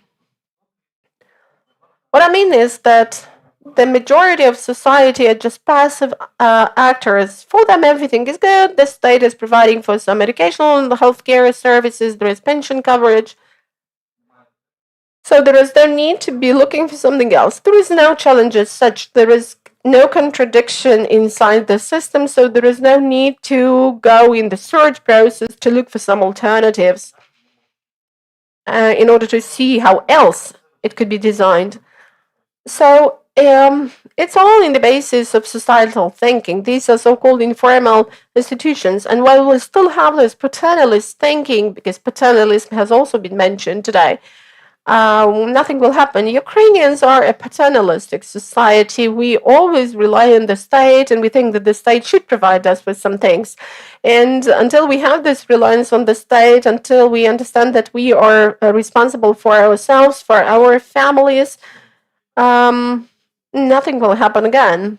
So on the one hand, individualism is individualism, but on the other hand, we need to think in broader categories, which does not mean that we should fall back to philosophy, but we need to understand how some processes flow and what impact they have in the long run. Thank you, and please could you answer then the question from the audience, from the room? This was the question regarding Argentina, whether this could be an example that would contribute to the renaissance of free economy. Well, it's arguable whether any economic school should become an absolute, be it Austrian school or mainstream. I think that we should focus on economic freedom, but it should be combined with some, well, let's say not levers, but functions of the state. In particular, we could give the theory of transactional costs, where the state performs its functions to the extent in which it can minimize those costs of interaction, because these are the costs of interaction and not production costs. This is what I mean by transactional costs. So in Argentina, they don't have a well-shaped field where they could actually remove this. That's a kind of a chaotic movement where some economic actors just deal with this. And I think that Argentina, with this Brownian motion, is going to be the first example where the ideas of the Austrian School are implemented. Alex, any objections? It's important to take a look in history and see how influential Austrian economics was for reform movements or reformist politicians. Remember, like Margaret Thatcher came to the first meeting of the cabinet with Hayek's Constitution of Liberty, if the story is correct, but I believe it is. Ronald Reagan read also Hayek and Mises, and whatever then he did, and we may criticize it, but a crisis hit. People, general public, and politicians started looking for alternatives, for some sort of solution to existing problems, and Austrian economics has always served as a guidance for these reformers. Roger Douglas in New Zealand in the 80s. We talk about Millet here. It was, transition in Central Europe, as I said. After all, it was also like these German ordo liberals after the Second World War. Ludwig Erhard was mentioned here, and his book, Welfare for All. But when you read the book is like, Mises plus we need antitrust authority. But the recipe, German ordo liberal recipe for having welfare for all, the recipe was competition and market-based economy based on Austrian economics, and that's pretty much it. Erhard argued that he wouldn't, in the book, he said, I wouldn't want to live in a country in which everybody has his hand in a pocket of his neighbor. So he, social market economy of German ordo liberals is not like welfare state of today. Germans would be surprised to read how it originated and what the plan was. So my point is, we need a crisis to change the paradigm. Austrians have been around and used for these purposes for a century, and that's why if we have either intellectual like academics or public intellectuals, they can actually change the climate in the country. Who knew about Javier Milei 5 years ago? Right? He was a standard mainstream economist who first was curious enough to change his views because standard theories didn't explain what needed to be explained, became an Austrian, became politically active, and now we will see what he will do, but at least he's trying. Дякую. Ярославе. сказати Yes, let me give some examples because it's important to understand how the demand for economic reforms are generated. You remember Mart Laar, a reformist who was the Prime Minister of Estonia for 2 times in a row. Then he went to the parliament. And he also read Milton Friedman's book, Free to Choose. And that was enough for him not to be willing to steal, to do embezzlement, but he wanted to have a small government, minimum taxes, and deregulation. He wanted to have a strong country. Then Kacha kids, for 5 years, this person communicated with us. This is a candidate of biology, PhD, with the PhD in biology, but and that is a real smart person who really was brave enough to resort to those new ideas. Academicians, scientists may have different discussions and debates regarding the functionality, regressions, business cycles, but for policymakers, that's different. Like, let's say after our victory, we will have a fight in competition between different economic schools, different forms like schools of discretion, oligarchy, and each of them will state that we will need economic freedom. Even now, in the reports of MPs, they claim that 70% actually go from the state budget, but they are in favor of economic freedom. That's what they claim. Yes, we are in favor of economic freedom, but then they do just the opposite. So I think that for us,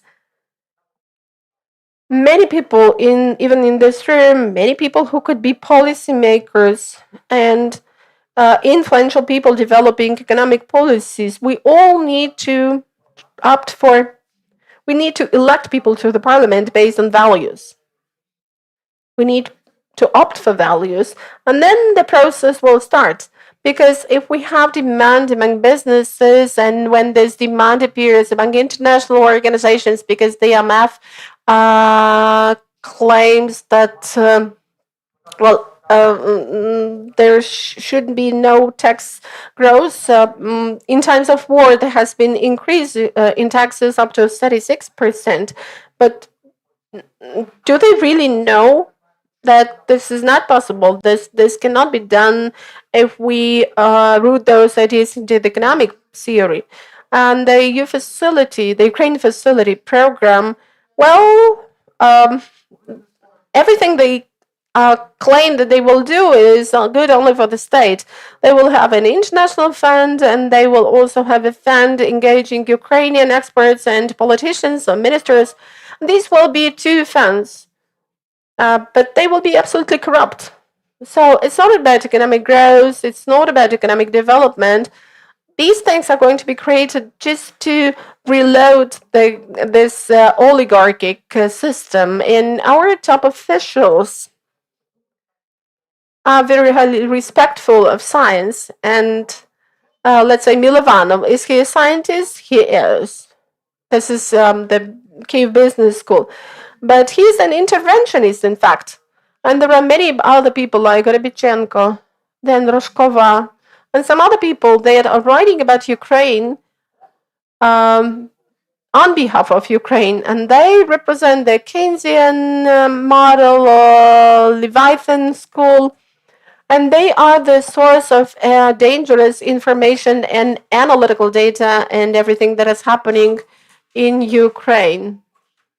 Thank you for your answer. And let me specify some things related to education. You and Josef mentioned a lot of reformists, and they all had those books. They were well acquainted with the ideas of the Austrian Economic School, or at least Chicago's Economic School.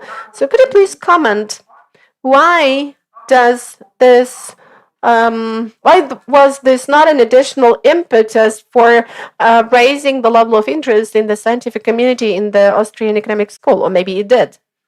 It became such a stimulus. Thank you. I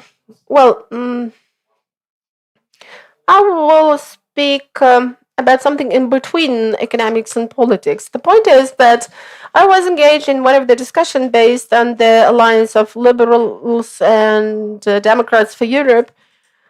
And the discussion was dedicated to liberal ideology, both economic and political. And 10 years ago, they actually recognized the fact that they had lost to populists.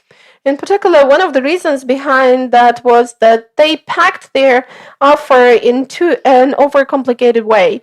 These were large, long books, large programs, and it was difficult to prove even that most of the achievements in the overall context of the welfare of Europe resulted from liberal ideology. They failed to even prove this. And when you speak about the promotion of the liberal school, you're talking about intellectuals, but most of the society, these are not actuals. So how do you win in the fight with conservationists, with populists? This is the question, actually. I remember Kaha Benukidze in one of Kiev universities. He told that when he finishes the reform there, he will go on with the reforms in other countries. But when the Georgian reforms were launched, the salary was actually $20 per month. So that was a crisis times.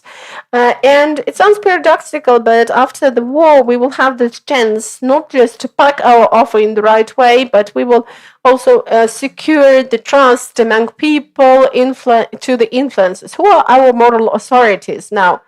Give me some names, not among politicians, but give me some names of moral or cultural authorities, the opinion of which would be important. And, well, they would, let's say, we need to have Josef, Volodymyr, Dmytro in our government, and this voice would be had. Like Olena is a scientist, is a professor, the lecturer, and she may tell that from the point of view of the economic theories, we should work on this and that. I remember I went to the Congress of the Conservative Party of the UK, and it was David Cameron then. And, well, that was just absolutely traditional. And all of a sudden, they decided that they should have this green agenda promoted. They lost because that was not the matter of that was a matter of time. They had to rather work on that for a long period of time. But we have all the universities in the UK that are working towards the idea of the extreme form of liberalism. Let's say Berkeley or some other universities. Well, we are sending our best students and postgraduate students to study there. They come back and they claim that, of course, that is the best thing. So it seems to me that we should go a different way. We should not go through any official institutions, influential institutions, and we should rather have some public initiatives, private universities, projects of influencers, mass media initiatives, YouTube channels. These are the things that are popular among young people. I cannot actually do anything in Instagram or TikTok, but there are young people who know how to do this, and they could in this way promote our ideology, because well, 10 or 15 seconds for me is about nothing, but for some other people, it's absolutely okay. I think, unfortunately, we are pressed for time, so I would ask each speaker within a minute to make one statement getting back to the fight between economic schools. Yes, getting back to this question of fight between economic series, I would say that who else could influence the situation? People from the private sector. You mentioned Milovan or other people. They are connected to the Ministry of the Interior or education institutions or foreign institutions. But if we're talking about Ukrainian business, you probably have heard the name of Lihach. He's the representative of business. Yes, it's controversial personality, but still, yes, please take care of the time. So I think that professional communities, business associations are closer to business and they can speak plain language. And I think that they could be one of the sources of dissemination of some ideas and liberalization of the ideas. Josef, just in brief about the fight of economic schools.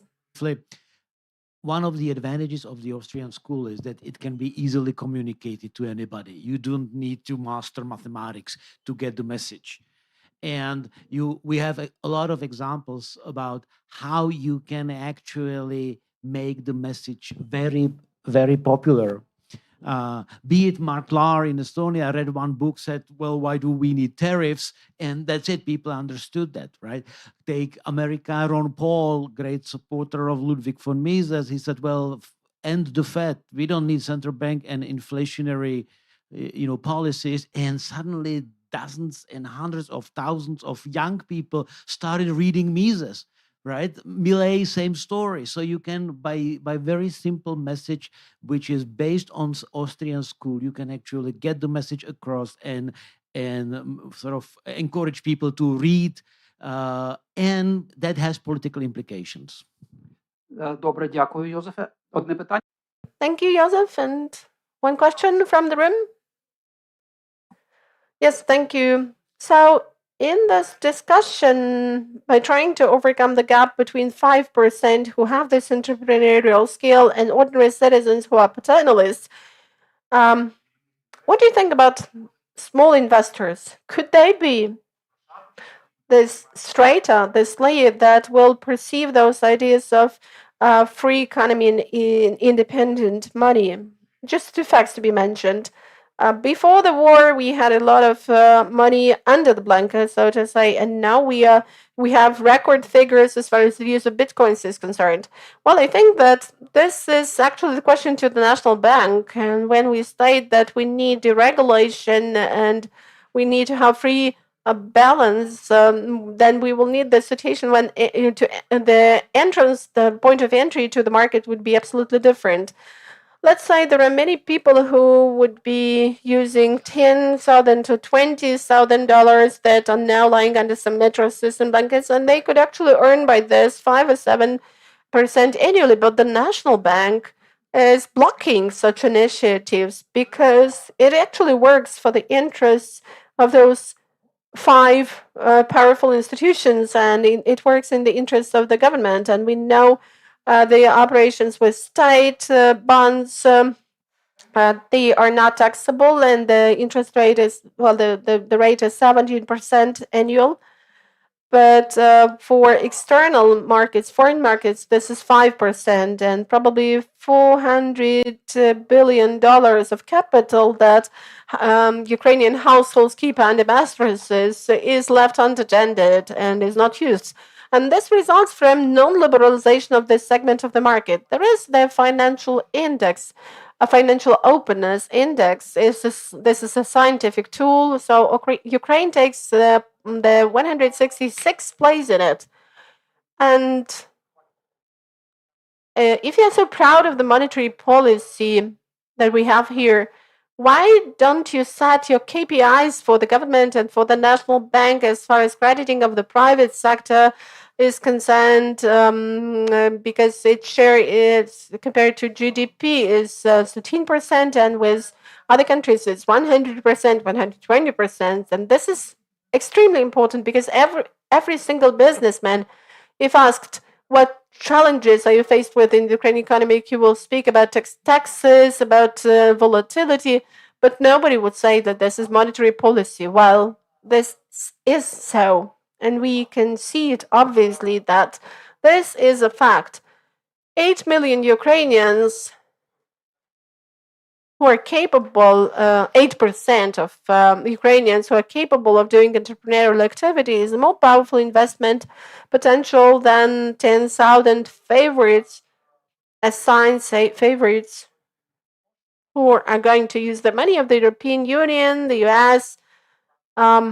Let's say now we can see what the mechanism is. It's convenient for the officials to really use the currently available mechanism when they have $100 million of investment and they use their mechanism to take this money. They will assign the companies that will work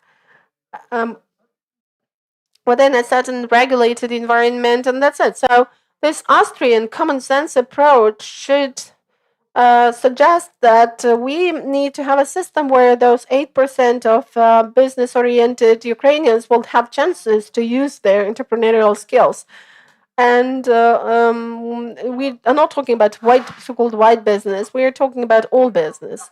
Well, thank you. Let me express my gratitude to all the panelists. I think that an important thing has been mentioned, that every reformist in the world is the supporter and follower of the Austrian Economics School. Thanks a lot to all of you.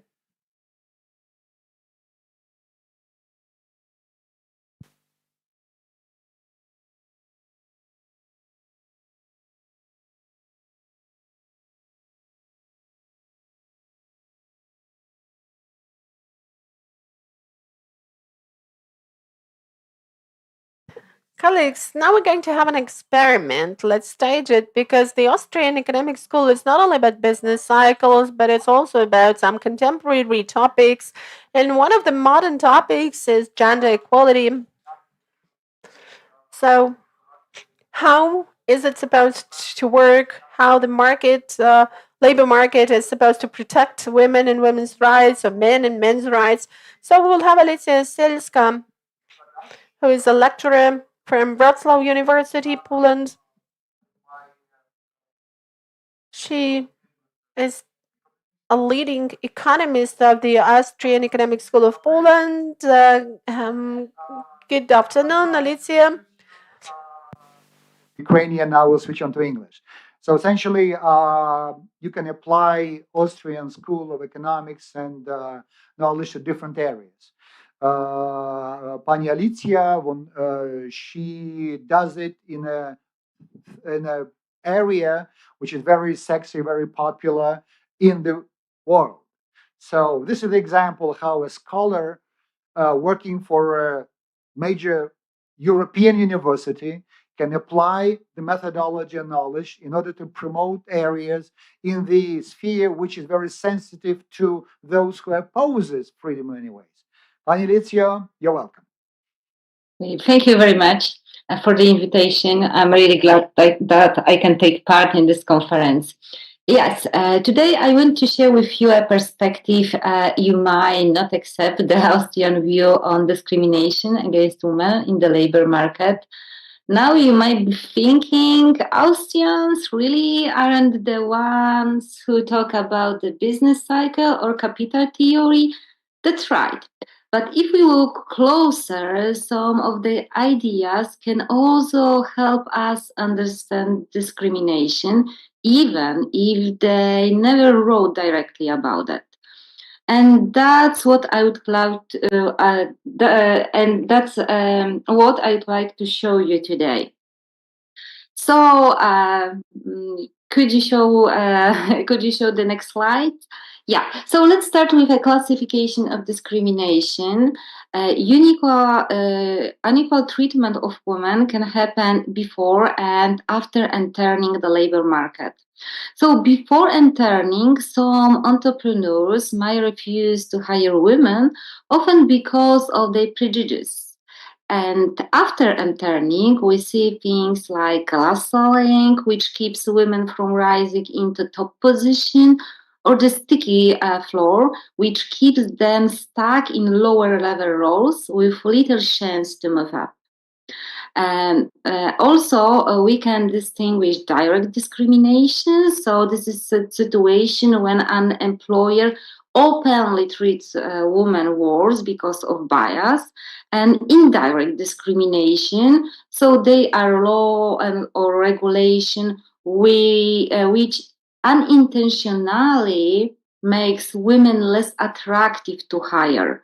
For example, long maternity leave. But next slide, please. But here is the key question I want us to focus on. Who exactly is doing discrimination? So in other words, who is responsible for discrimination? Inspired by Mary Rothbard's classification of intervention, I propose 3 types of discrimination, which you can see on this slide: autistic, binary, and triangular. The first one, autistic discrimination, this might sound strange, but it is self-discrimination. So a woman underestimates her own abilities, assumes men are better, and holds herself back. Please think about it. How many young women avoid fields like engineering or math, not because they lack talent, but because they have already decided that they will fail.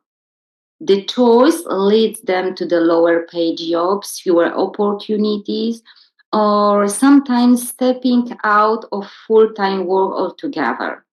In other words, the barrier is internal. Second, binary discrimination. This is the most obvious one because this is a direct relationship between employer and employee. Here is the employer prejudice. I don't want to hire women. I don't trust women in leadership, and so on. And finally, triangular discrimination. Here, a third party enters the scene, usually the state. Law designed to protect women, for example, like maternity leave or shorter hours for mothers, often come with costs for employers and make employers hesitate to hire or promote women. Next slide, please. So how do Austrians actually view these types of discrimination? Let's start with autistic discrimination. From the Austrian perspective, the explanation is quite straightforward. People always make choices among scarce resources to satisfy their needs in the best possible way. So if a woman decides not to apply for managerial position because she doubts her own abilities, what does it mean in praxeological terms? It means that she prefers something else more, like peace of mind over the uncertainty of professional advancement. Now, the Austrian would say the reason for her choice, whether it's cultural pressure, upbringing, or lack of confidence, doesn't belong to the field of economics. What economics can tell us is that she made a choice. In this sense, the word discrimination here is not about injustice, but about choosing one option over another. It seems as a natural phenomena of human action. The other 2 forms, binary and triangular discrimination, can be better understood through the idea of the price mechanism, both in the consumer market and in the producer market in free market condition. And after that, when we meet with a state intervention. Next slide, please. On a consumer market, it is clear that consumers are decision makers. The choice shapes everything. For example, if you decide to buy Coca-Cola instead of Pepsi, you are in sense discriminating in favor of Coca-Cola. Her discrimination simply means making a choice, and that is a natural part of market process. On the other hand, sellers are focused on maximizing profit. That means that they usually don't discriminate against consumer for reasons like religion, skin color, or sex, because doing so would only reduce their profit. Take the example in the picture.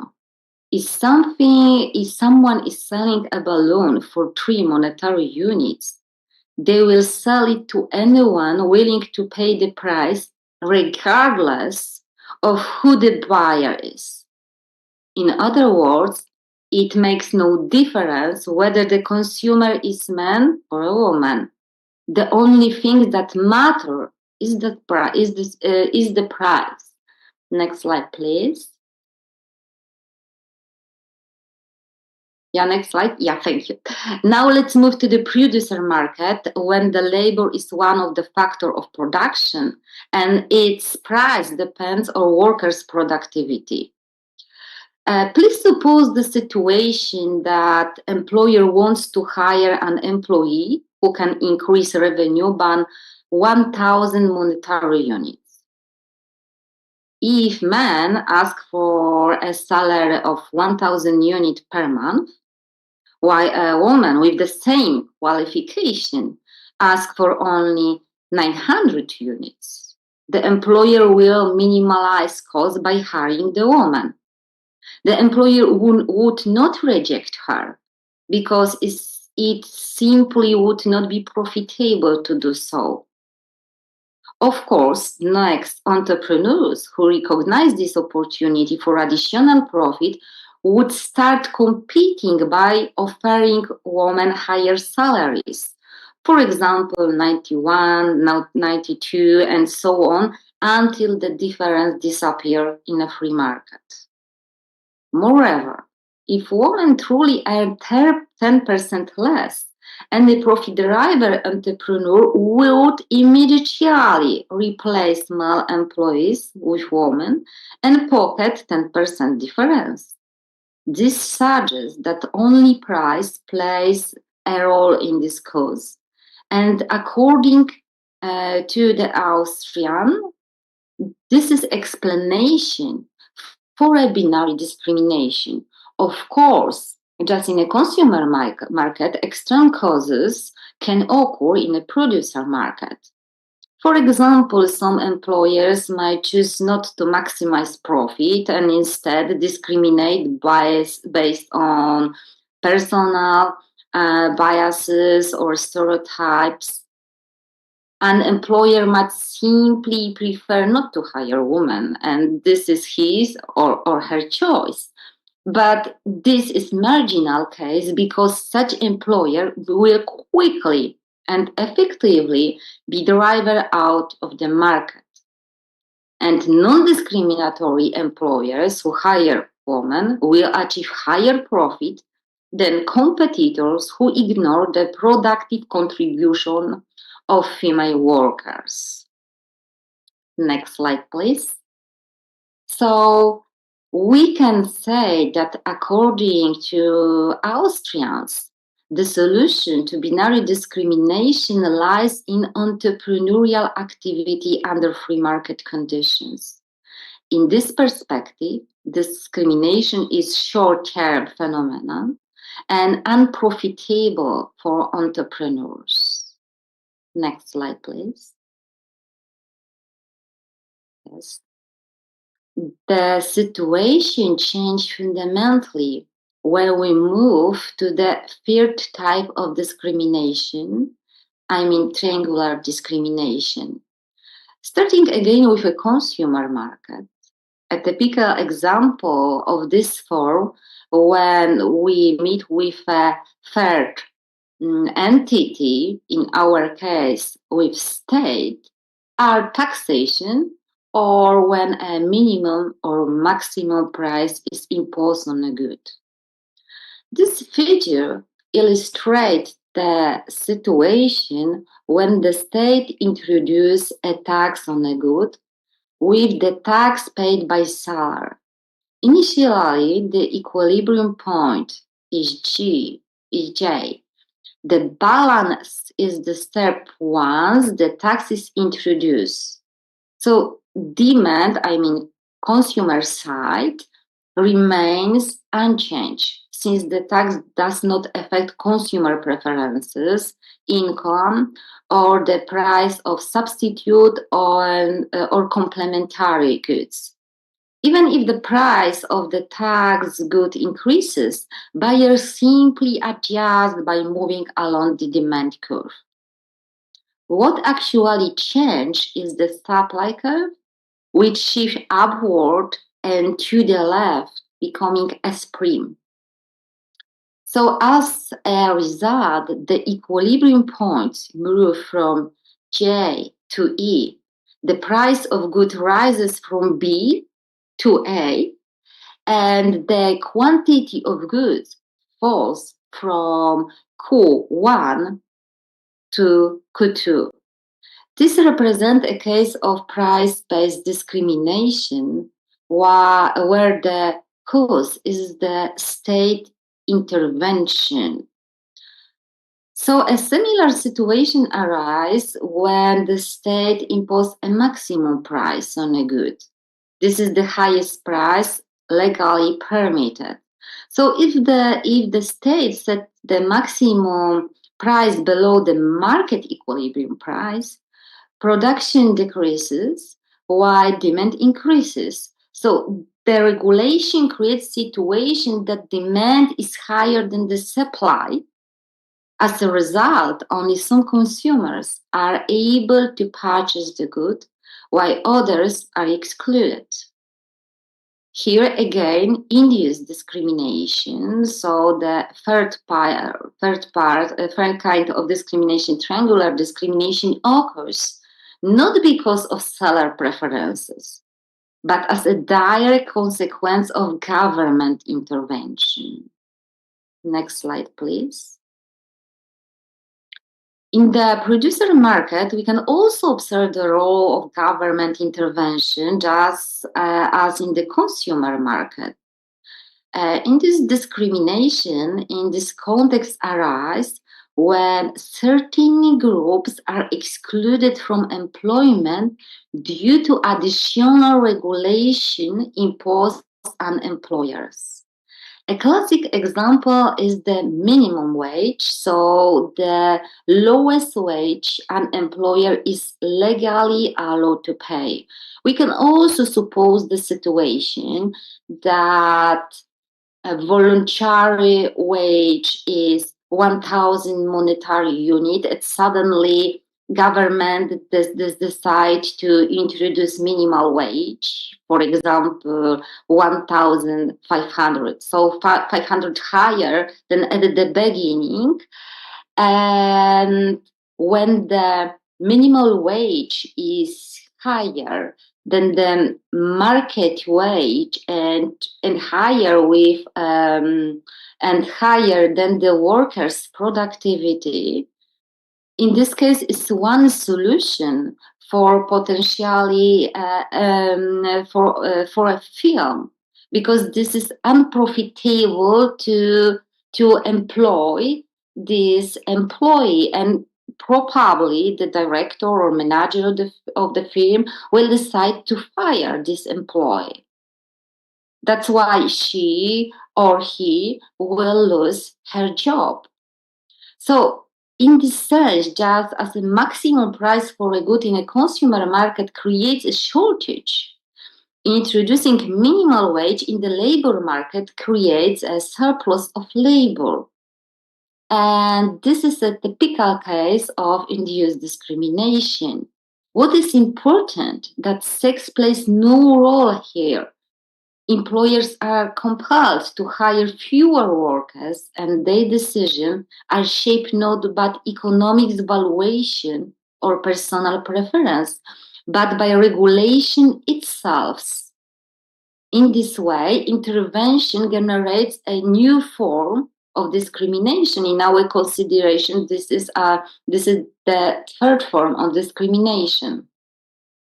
A similar mechanism occurs when the state imposes additional costs on employers in the form of taxes.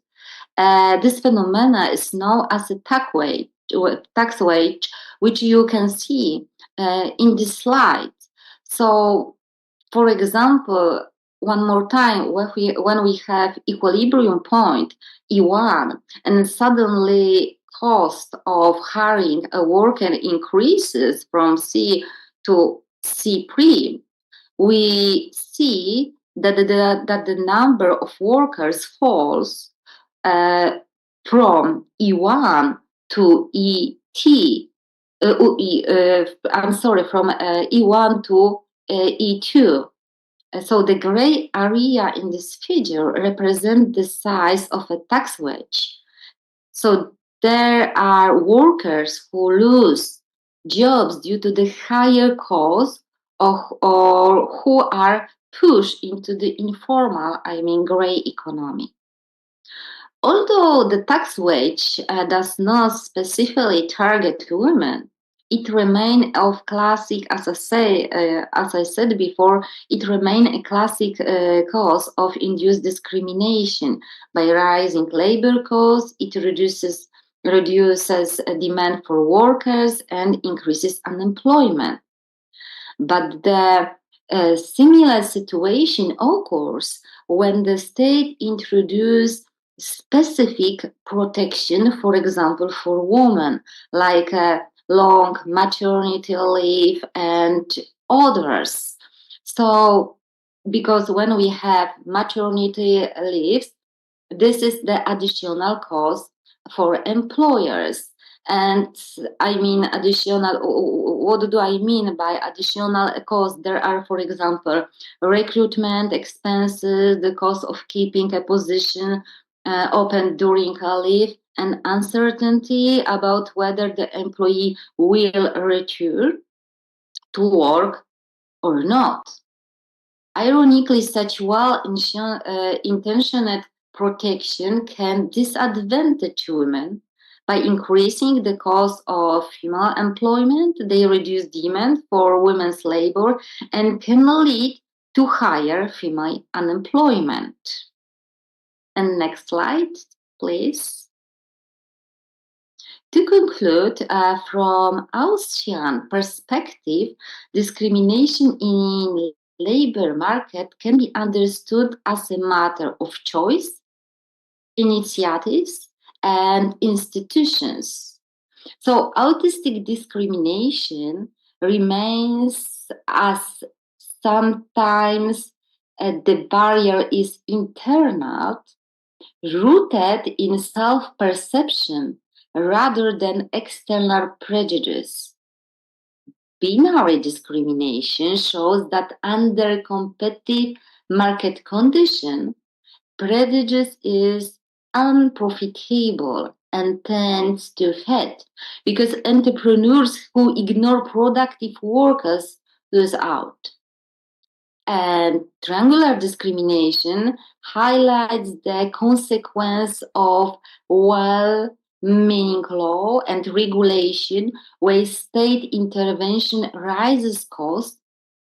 It can push women out of the labor market.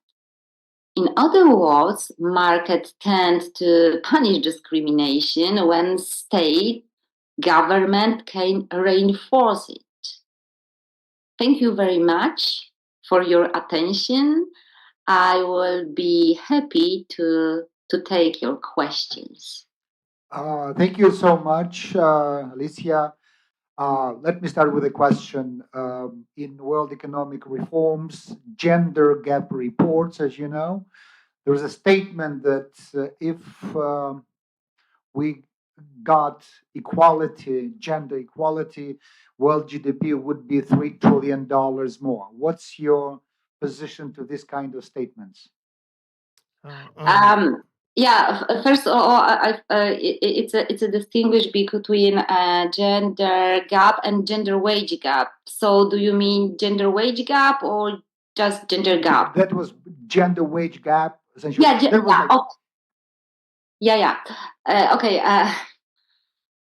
I think that it's interesting question, but gender wage gap. Maybe at the beginning we kind of think that the gender wage gap is a simple topic because it's usually we understand that there is a difference between women and men wages. But the topic it's very complex, and I think that we need another lecture for complex explanation. Okay. But to answer shortly, I think that the basic assumption maybe is not correct because what does it mean in this sense? The women should earn exactly the same salaries like men. And when is it possible? Only when the women will be exactly the same workers.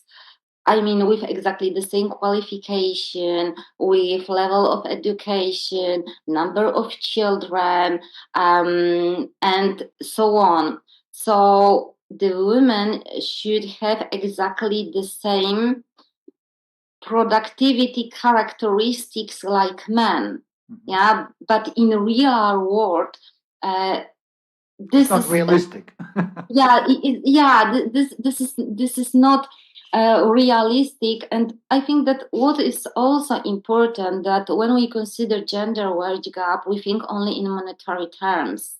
So we think only about money, but not about real human who have their own decision, their own preferences, because money is not one factor which is important in our life. For example, when we consider the situation, then we have a woman with children in home, and according to the gender gap perspective, when she stay at home, it's not good, but maybe not for her, because maybe she prefers more spending time with her children.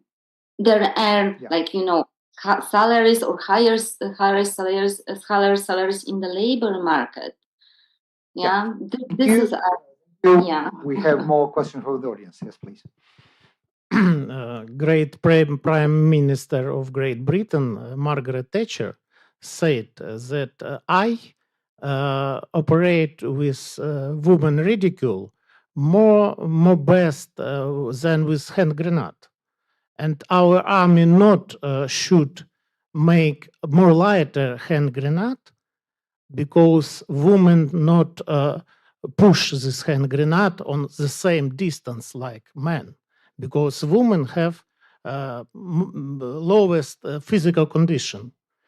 Why in economics we should make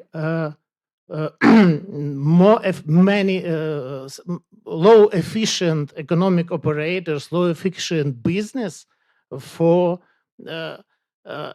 ideas about gender equity? Why?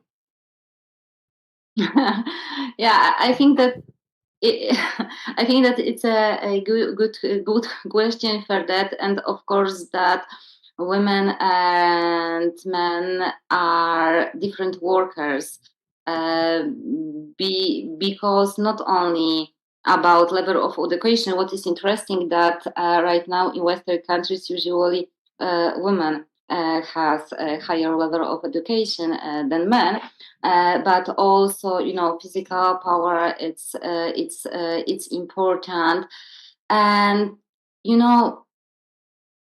it's impossible to introduce the idea that we are the same equal workers because we are different. And I think that it is very good that we are different, and because we can learn, each other's, and also we can substitute each other's in many occupations. So I know that this is idea that everything, maybe not everything, but many things should be equal. But I don't agree with this statement and with. Thank you. Yes, please. Yeah, hello, Alicia. Thank you very much for your presentation. It's such an interesting topic. So my question is about the division of labor problem that I think that was first articulated by Nancy Fraser or someone. Basically, it's about the caregiving job that is argued to exist and is traditionally falling on the women's shoulders. So it's basically like time taking care of the kids, taking care of the home, taking care of the elderly, etc. And it is argued that is overlooked both by the market and it's not included in the GDP, etc. So what is the attitude of the Austrian School of Economics towards this caregiving job of women, mostly women? Yeah, thank you. Yeah, thank you very much for interesting question. The women work in a home, we can consider also in the context of maybe we can't call it like autistic discrimination, but still is the choice. And I don't agree that we overlook this kind of work in economy. But the problem is still that we consider, when we are talking about job, we consider only job in monetary terms. Yeah, but the problem is that when we spend our time at home with the children, like no one pay us for that.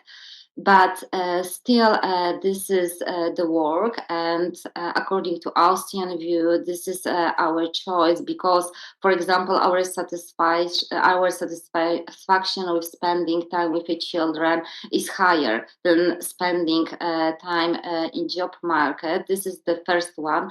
Another aspect. This is a division of labor in household. So, for example, that man is responsible for earning the money and woman for spending time with children. But what I want to say that her work is also very worth and as the work in labor market. Yeah, so I don't agree that this is overlooked in economy.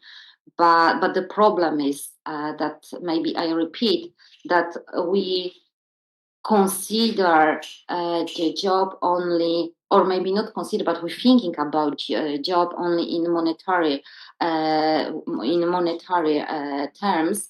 And I think that the great article from Austrian perspective is by Horwitz, because he distinguished between human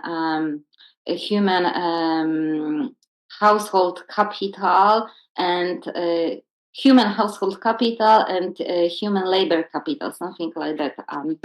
And also between specialization and about specialization in a household, that when you are responsible for children and you spend your time at home, usually you invest more your personal capital in home duties than in labor duties. But this is also about specialization. Yeah, so I recommend this article by Horwitz. Yeah, about different kinds of capital connected with specialization in a household. Thank you. And final note before we leave is.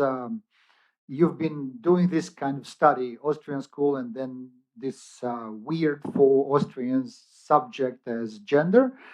But on a broader perspective, advocating ideas of liberty, should we have a specific, peculiar way to advocate Austrian School of Economics to women versus men? Like, who supports Austrian School of Economics ideas of liberty in general more? Who supports welfare state more, men or women? Because it's kind of, we talk about welfare, we talk about social security, we talk about maternity leave, we talk about job security. These are issues, and they are more like feminine in a way than male, because we're male. But right now, things may change due to technological advancement, due to different ways to essentially monetize whoever you are. It doesn't matter what your gender is, but like in political economy, in politics in general, should we have a special agenda for women to support free market and Austrians rather than to male, from your perspective? Oh, yeah, it's a tough question, because when I hear the word expression agenda, this is for me like, not next intervention, and like a specific governmental document. I think that sometimes I don't understand the situation that in the topic about gender equalities, about gender wage gap, usually in the panels or in the discussion, we have only the women, and the impression is that men are not interested in this subject. But this is not true in my opinion. And yeah, I think that for sure it's worth to explain this subject from different perspective, and shows another understanding of this concept, because I have the impression that many people, even many women, don't understand the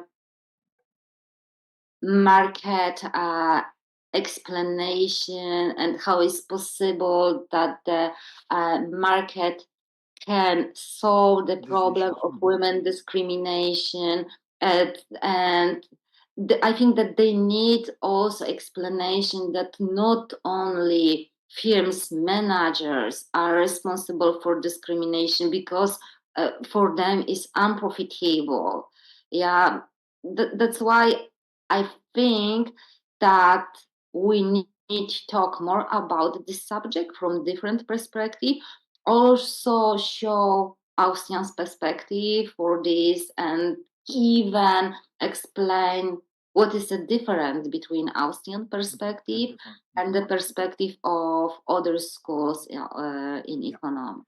Thank you very much for your time, attention, for the contribution to our Mises readings. Enjoy the Saturday and the weekend, and dziękuję bardzo. Do zobaczenia. Thank you very much.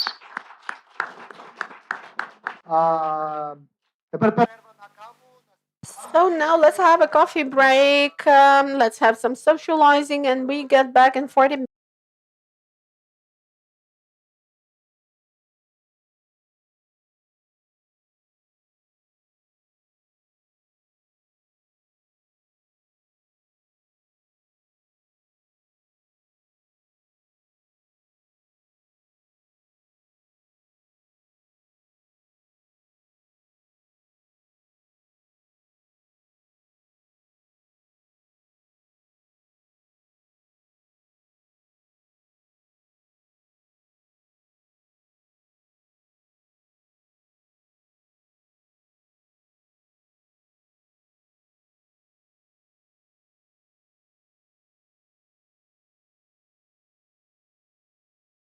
Протягом року Міжнародний інститут свободи випустив 3 індекси, купу статей та публікацій, запустив українську платформу бізнесу, а експертів інституту запрошували провідні медіа та організації. Однак, Більшість із вас, хто дивиться це відео, напевно натрапили на нього із питаннями хто це, що це, за чиї це гроші, кого ви обслуговуєте і з чим вас взагалі їсти. Що ж, вітаємо на каналі Економіки здорового глузду. І це відео саме для вас, адже сьогодні ми дамо відповіді на всі питання вище та розкажемо, чим ми займаємося вже цілий рік. І будемо займатися надалі. Аналітичний центр, Think Tank, International Liberty Institute і ЛІ. Так, це все про нас, про Міжнародний інститут свободи. І це ще одна назва. Які асоціації виникають, зустрівши це словосполучення? Інституції, які створюють пусті папери та підробляють дослідження під потреби панівних еліт? Чи неурядові структури, що здатні формувати здоровий світогляд і змінювати глобальні політичні та економічні процеси? Для розуміння суті нашої інституції варто розібратись, як виникали подібні організації і в чому їхня практична користь. Аналітичні центри зародилися в Великій Британії. Більшість дослідників погоджується, що першим аналітичним центром можна назвати товариство Фабіана. Його створили англійські інтелектуали, що хотіли досягнути соціалізму. Однак ключове тут інше. Аналітичні центри починали свій шлях як дослідницькі групи. Вони об'єднували вчених і урядовців для обговорення питань політики в умовах конфіденційності. Як ми вже згадали, перші аналітичні центри засновувалися на впливі на конкретних людей чи групу, а не на широку громадськість. Однак, ситуація змінилася в 1960-х. Саме в США розвиток аналітичних центрів був найбільш бурхливим, і в результаті вони стали невіддільною частиною політики країни. Але такі організації функціонували і в інших країнах. Розвиток аналітичних центрів – це особливість саме західної цивілізації. Доказом цього є розквіт мозкових центрів у Польщі. Тільки на початку 90-х, після звільнення країни соціалістичного табору і початку ринкових реформ, там одночасно з'явилось понад 10 потужних інститутів. А чи є підтвердження, що аналітичні центри дійсно впливають на політику країн? Скажете ви, і відповідь вам запропонують аналітичні центри, які давали поради, до прикладу, президенту Дональду Трампу. Під час його першого президентства з 2017 по 2021 рік низка консервативних та лібертаріанських аналітичних центрів активно співпрацювали з Трампом. Найчастіше це про Heritage Foundation. Центр виступає за зменшення державного втручання, зниження податків і посилення національної безпеки. Також можна знайти згадки про Cato Institute. Їхні ідеї дерегуляції та скорочення державних витрат збігалися з деякими аспектами політики Трампа. Прикладом із Європи є Institute of Economic Affairs, один із найстаріших лібертаріанських центрів.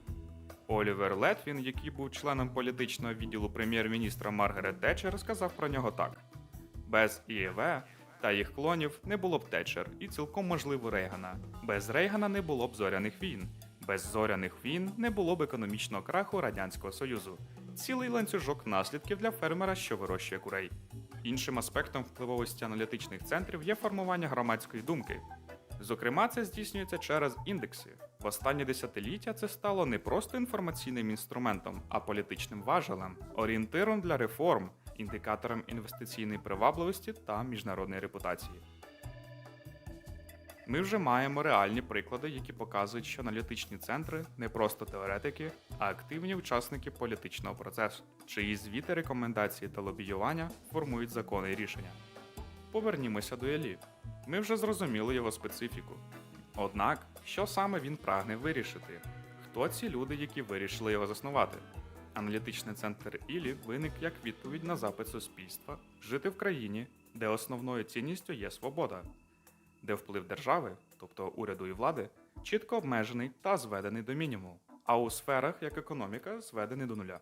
Адже людина у межах своєї приватної власності створює позитивну мотивацію для розвитку себе, своєї сім'ї, спільноти та країни. У той час як мотивація розпорядників чужого не призводить до гармонії інтересів у суспільстві, а породжує корупцію, дискримінацію та несправедливість.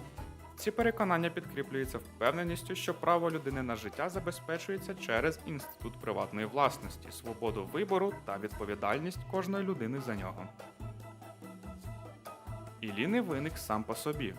Його заснували свідомі громадяни України з різних сфер бізнесу та науки. Міжнародний інститут свободи це мозковий центр, котрий роблять наступне. Насамперед, наша теоретична база, наукова база, це Австрійська економічна школа. Це одна з найбільш потужних наукових трендів та фундаментів в економічній науці. І ми це формулюємо і дамо як на рівні теорії, так і на рівні конкретних практичних рішень економічної політики. По-друге, ми робимо оригінальні індекси, котрі не робить ніхто не тільки в Україні, а також на світі. І це він під різних там сторін. Ми адвокатуємо свободу, котра має безумовно одні з найшвидших впливів на добробут. Я вдячний засновникам Інституту свободи, до яких я мав честь приєднатися, в тому, що було прийнято рішення розповсюджувати ідеї свободи в Україні. На жаль, в нашій країні багато людей, які не розуміють, наскільки важливо мати вільний бізнес і вільну економіку. І тому інститут, який пропагандує ці ідеї, пояснює суспільству про те, що таке свобода. Це інститут, який має отримувати максимальну підтримку від таких людей, як я. Людей, які вважають свободи одною з вищих цінностей нашого суспільства. Чим більше людей ми залучимо до вивчення економіки, чим більше людей ми просунемо ці ідеї, тим більше людей, які будуть чинити опір тим силам, які гальмують нашу економіку. І навпаки, щоб люди не заважали підприємцям робити економіку, створювати її, розвивати її. І тому давайте приєднуйтеся і ви до інституту, вивчайте з нами разом, читайте з нами книги, приходьте на конференції, підтримуйте просування знань. Бо саме знання – це єдиний фактор, єдина причина, чому Україна буде найбагатшою країною світу. Грамотность общества, распространение идей свободы, идей свободной экономики, я считаю наиважнейшим. Поэтому, как я только услышал об этой инициативе, я, конечно, с удовольствием к ней примкнул, ну и по мере своих возможностей всячески помогаю этой инициативе. Я приєднався до заснування Українського інституту свободи, тому що я вважаю, що курс України є неправильним. Ми зараз будуємо соціальну країну, але соціальну країну, на мою думку, неможливо побудувати, коли твоя країна є надзвичайно бідна. І це було до війни, під час війни ця ситуація стала навіть гірше. Найголовніша мотивація – це бажання, щоб вже мої діти жили в іншій країні. Добробут кожної з країн, він починається з економічного успіху. Мені би хотілося, щоб ми взяли цей найкращий приклад з тих країн, яким вдалося. Тут є однодумці, і Міжнародний інститут свободи – це і є ті люди, які хочуть і будуть пропагувати ті цінності. Я бачу, що саме такий шлях, і він має розпочатися з економічної свободи. Ми живемо у час, коли поширення здорового глузду важливе як ніколи. У час екзистенційної війни. Україна потребує змін уже сьогодні. Саме тому кожен може долучитися до творення інституту. Ви можете стати як меценатом, як патроном, так і експертом чи навіть інфлюенсером. Шукайте наші контакти на сайті. За цей рік нам вдалося провести багато досліджень, цікавих досліджень, з якими ви можете знайомитися на нашому сайті. Ми заснували постійно діючі 3 індекси, завдяки яким ми будемо вимірювати стан України в тих чи інших сферах. І кожного року ми будемо виробляти новий індекс. Крім того, ми розробили цікавий сайт, у нас є своя сторінка, де ви можете ознайомитися з нашими матеріалами. У нас з'явився наш YouTube-канал, де також ви можете почути експертну думку наших експертів, засновників, меценатів. Нашу діяльність можна умовно поділити на декілька напрямків. Перший – це дослідження. Ми регулярно створюємо наукові продукти. Це єдиний аналітичний центр в Україні, який може похвалитися такою плідною роботою. Важливо зазначити, індекси ІЛІ – це не пусті описи проблеми. Ми даємо рішення, які політики можуть брати та імплементовувати вже сьогодні. Другий – це популяризація ідей свободи. Наших експертів запрошують відомі українські медіа, ми проводимо презентації наших досліджень, а також міжнародні конференції, що стають майданчиком обговорення реформ у нашій країні. Зокрема, мова йде про читання Мізеса. 4 жовтня ми зберемося вже вдруге у рідному місті знаного у всьому світі економіста Людвіга фон Мізеса. Шукайте посилання в описі та реєструйтесь. Чекатимемо на вас. Третій – це проєкти Ілі. Ми стаємо майданчиком, де бізнес та науково-аналітична спільнота об'єднують зусилля задля спільної розробки та просування документів. Наші цьогорічні досягнення є невеликою, але все-таки перемогою, яка стане надійним фундаментом наших майбутніх звершень. Дякуємо вам за перегляд! Слідкуйте за нами у наших соцмережах, читайте матеріали на сайті і реєструйтесь на міжнародну конференцію читання Мізеса. Всі деталі в описі. Далі буде.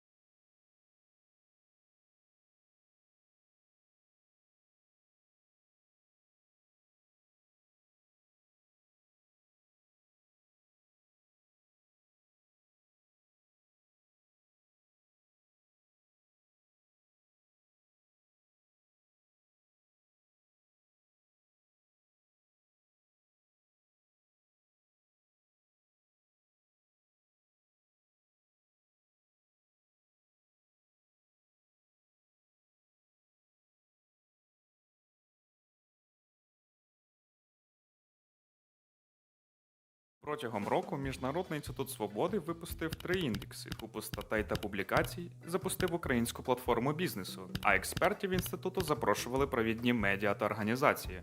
Однак, більшість із вас, хто дивиться це відео, напевно натрапили на нього із питаннями хто це, що це, за чиї це гроші, кого ви обслуговуєте і з чим вас взагалі їсти. Що ж, вітаємо на каналі Економіки здорового глузду. І це відео саме для вас, адже сьогодні ми дамо відповіді на всі питання вище та розкажемо, чим ми займаємося вже цілий рік.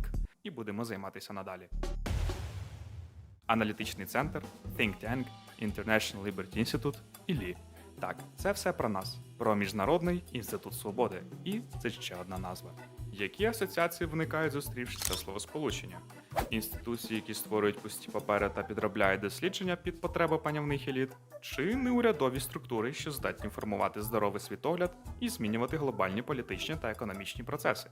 Для розуміння суті нашої інституції варто розібратись, як виникали подібні організації і в чому їхня практична користь.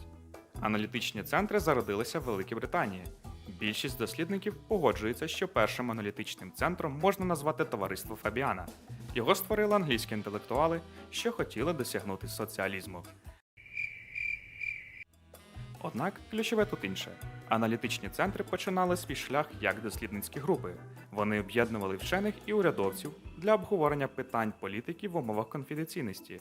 Як ми вже згадали, перші аналітичні центри засновувалися на впливі на конкретних людей чи групу, а не на широку громадськість. Однак, ситуація змінилася в 1960-х.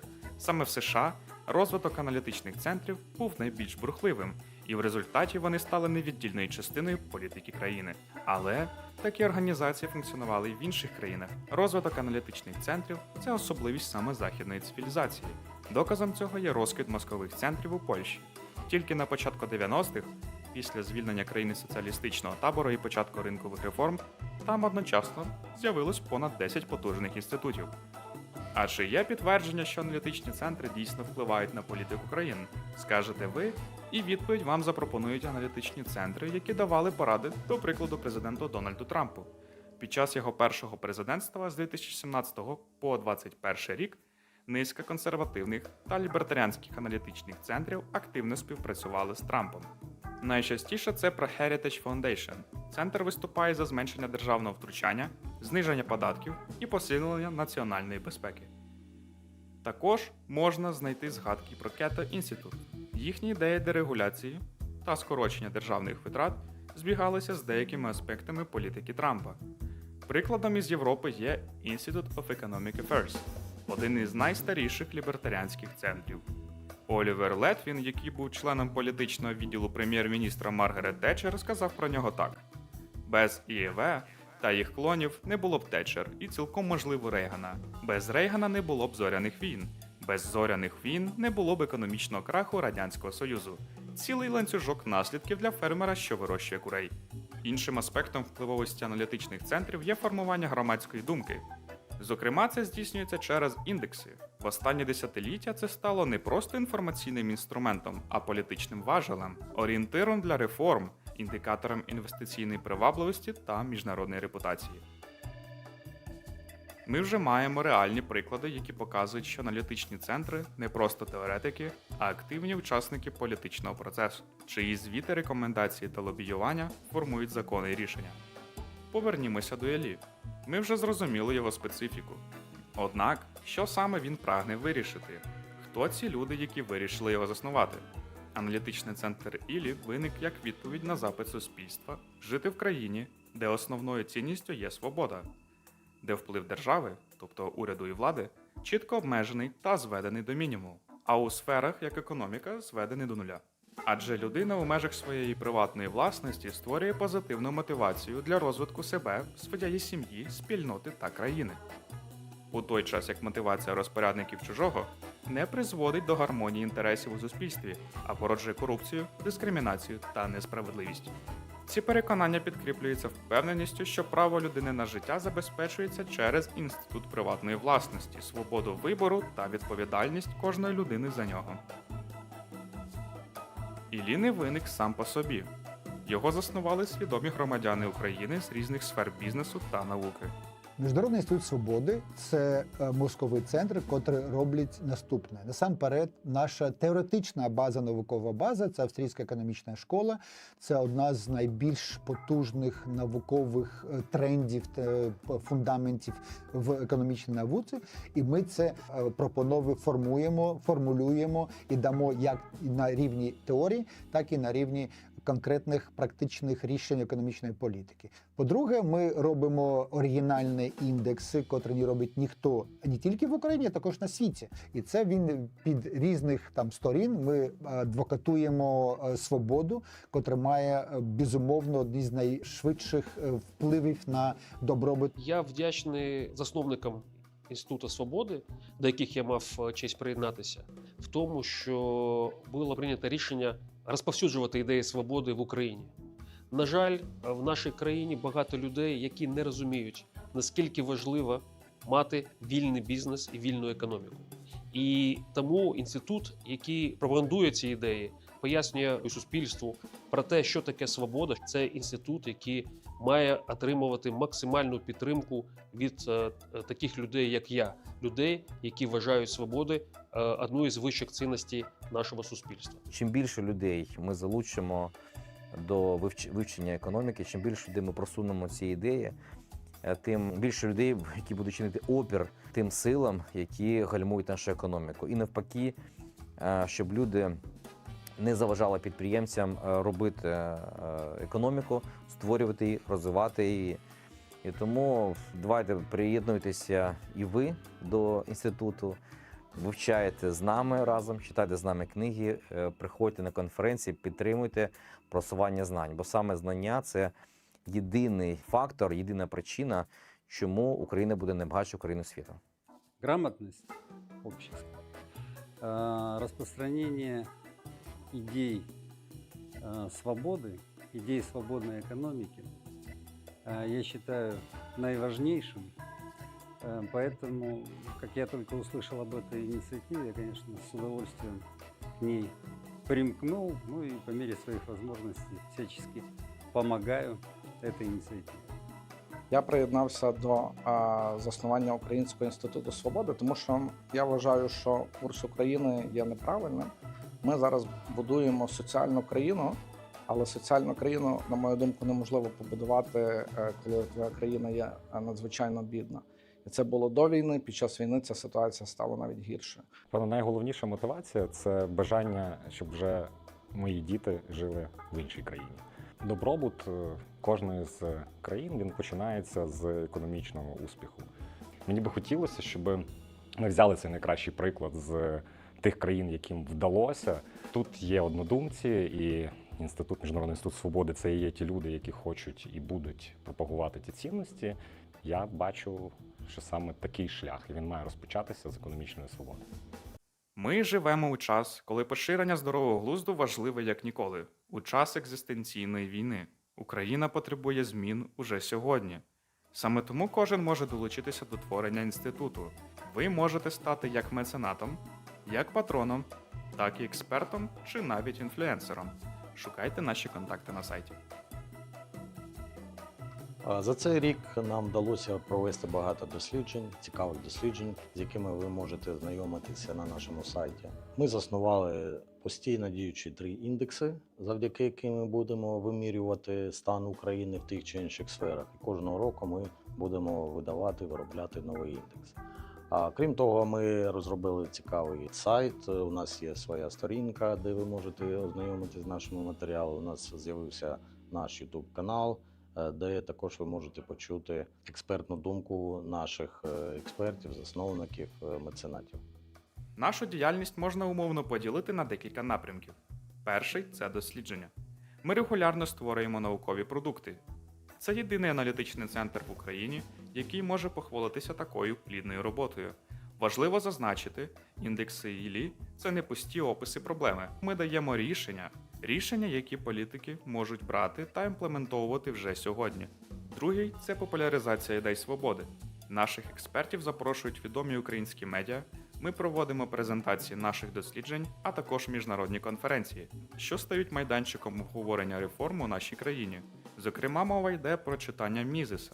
4 жовтня ми зберемося вже вдруге у рідному місті знаного у всьому світі економіста Людвіга фон Мізеса. Шукайте посилання в описі та реєструйтесь. Чекатимемо на вас. Третій – це проєкти Ілі. Ми стаємо майданчиком, де бізнес та науково-аналітична спільнота об'єднують зусилля задля спільної розробки та просування документів. Наші цьогорічні досягнення є невеликою, але все-таки перемогою, яка стане надійним фундаментом наших майбутніх звершень. Дякуємо вам за перегляд! Слідкуйте за нами у наших соцмережах, читайте матеріали на сайті і реєструйтесь на міжнародну конференцію читання Мізеса. Всі деталі в описі. Далі буде.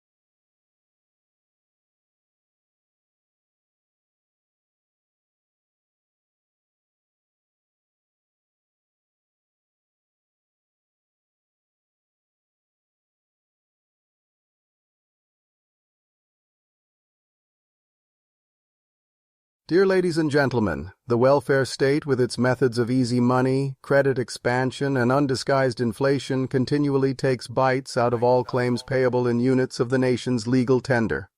An essential point in the social philosophy of interventionism is the existence of an inexhaustible fund which can be squeezed forever.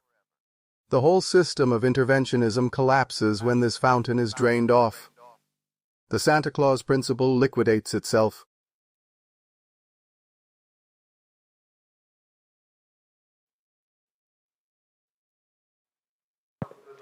I think that in 10 to 15 years, we can do a DNA assessment and maybe then create a robot that will combine both flesh and some hardware. All right, so we are continuing with our conference and we are about to discuss a very important topic. Ludwig von Mises was born here, and we also have people who have been promoting his ideas here in Lviv for more than 25 years. And this is Vasyl Magas, who will talk about the destructive manifestations of the activities of the government under conditions of existential war. So many people in Ukraine believe that the time has not yet come for reforms and for freedom because we need to channel all our effort and resources towards war. So this is a practical and theoretical question. What kind of economic policy, what kind of economic model we should opt for during the war? Does the liberalism or the economic freedom impede us from protecting our own country? And I think that Vasyl Magas will start this very important discussion. All right, but we have a different order of speakers according to our agenda. Oh, excuse me, I made a mistake. Well,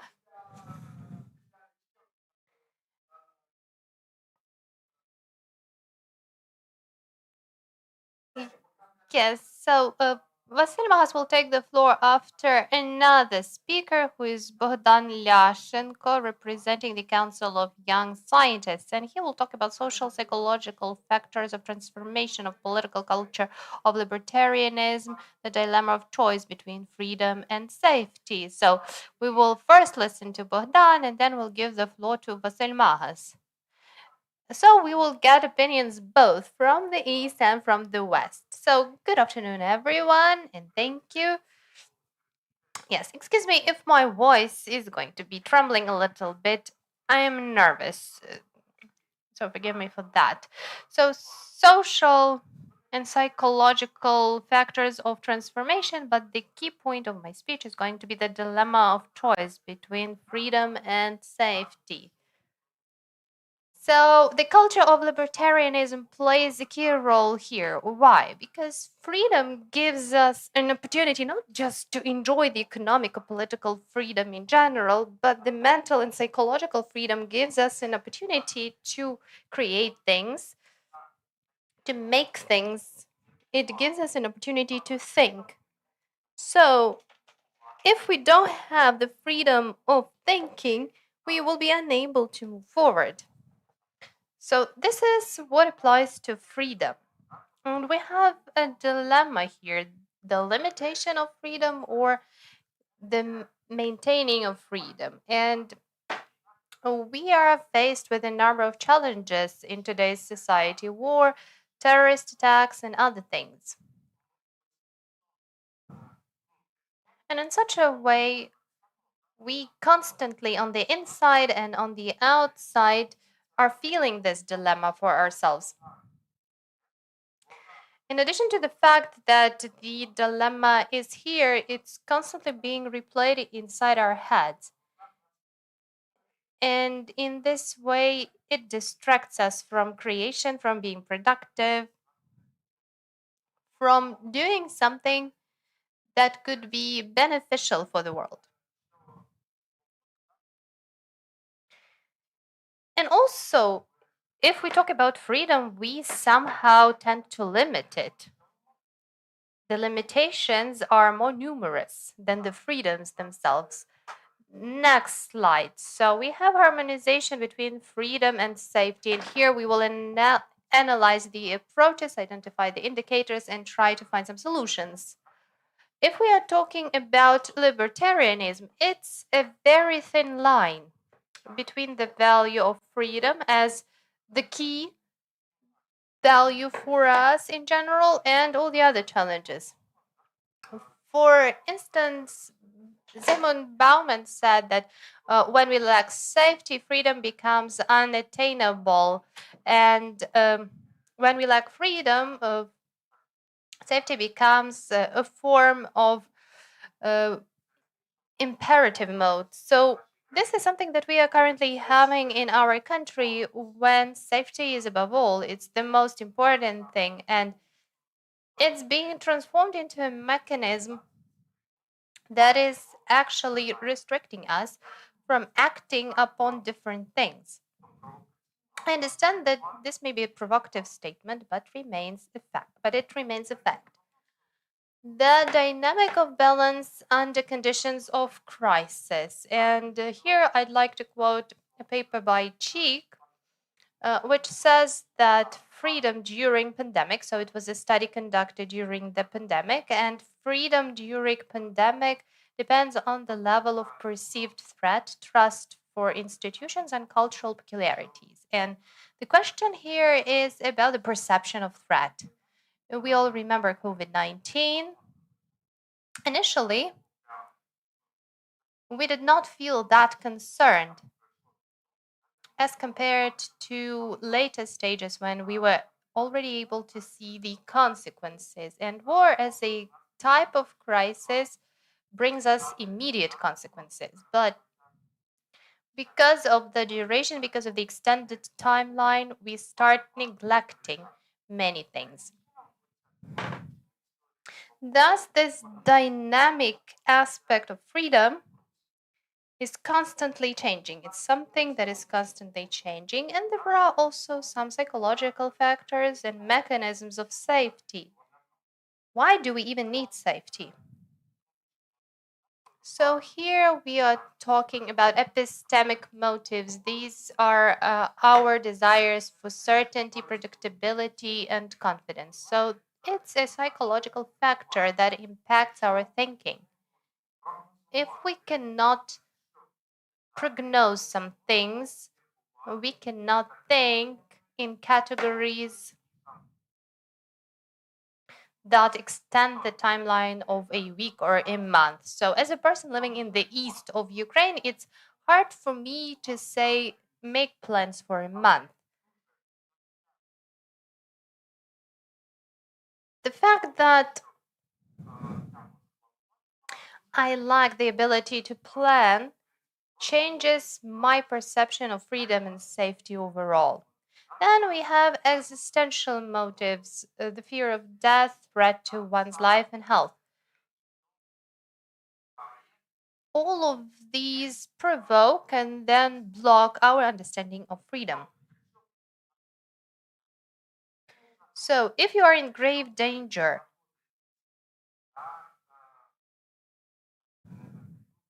if you are, let's say, not on the brink, but you are in an unhealthy state, freedom is not as important for you as your individual safety is. And motivational and relative motives, the need for social order, stability, and a feeling of belonging. What is important here is to factor in our initial fears.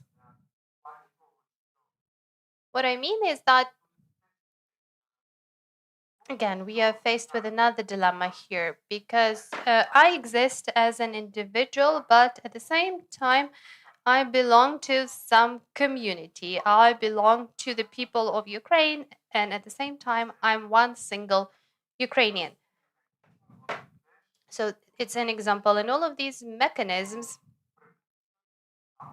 they actually stifle the dilemma. No, they exacerbate the dilemma, but they stifle the thinking. And rational choice and values. And here the Austrian Economic School states that behavior of people in crisis is a result of rational choice stipulated by circumstances. People assess the risks and benefits, they choose temporary restrictions as a form of adaptation, and freedom remains a strategic value, and safety is a temporary priority. I would like the situation to be like that, but there is a huge but. People do not always assess the risks and the benefits because we have some cognitive distortions. We have our individual perception of things, and there are a number of other factors that distort our understanding of the crisis and the benefits. Moreover, let me provide you with another example here. So, if we knew enough about the risks and benefits, then casinos would all go bankrupt. So, this is a very simple example. Temporary restrictions as a form of adaptation. Adaptation as such has multiple manifestations, and one of such manifestations of adaptation is temporary restrictions. A very simple example that I can provide here is when you are within a new group of people and you do not try to be somewhere in the limelight because you want to understand who is who within this group of people. So, my hair color, for instance, is one of those factors that help me adapt because people communicate with me once they have accepted my personality, not my appearance. Plus, I can do anything with my body. There is a freedom of choice here as well. Now, let us proceed to the ways of harmonization of freedom and safety. So, sometimes we can forego freedom for the benefit of security or safety if such limitations are voluntary. So this means that I make this constant decision that I'm giving away some of my freedom in exchange for something else. This is normal. This is my personal choice. The second thing is transparency and temporary nature. Giving away your freedom forever is slavery, but if you do it for some time and if you understand why I'm doing it, this is about transparency, then it's normal and we are doing it every day. When we go to work, we give away our time, we give away a part of our life in exchange of something else. And alternative institutions, this is a more global factor where instead of an army that we may have different security companies, and instead of healthcare facilities that are state owned, we can have private hospitals, and so on and so forth.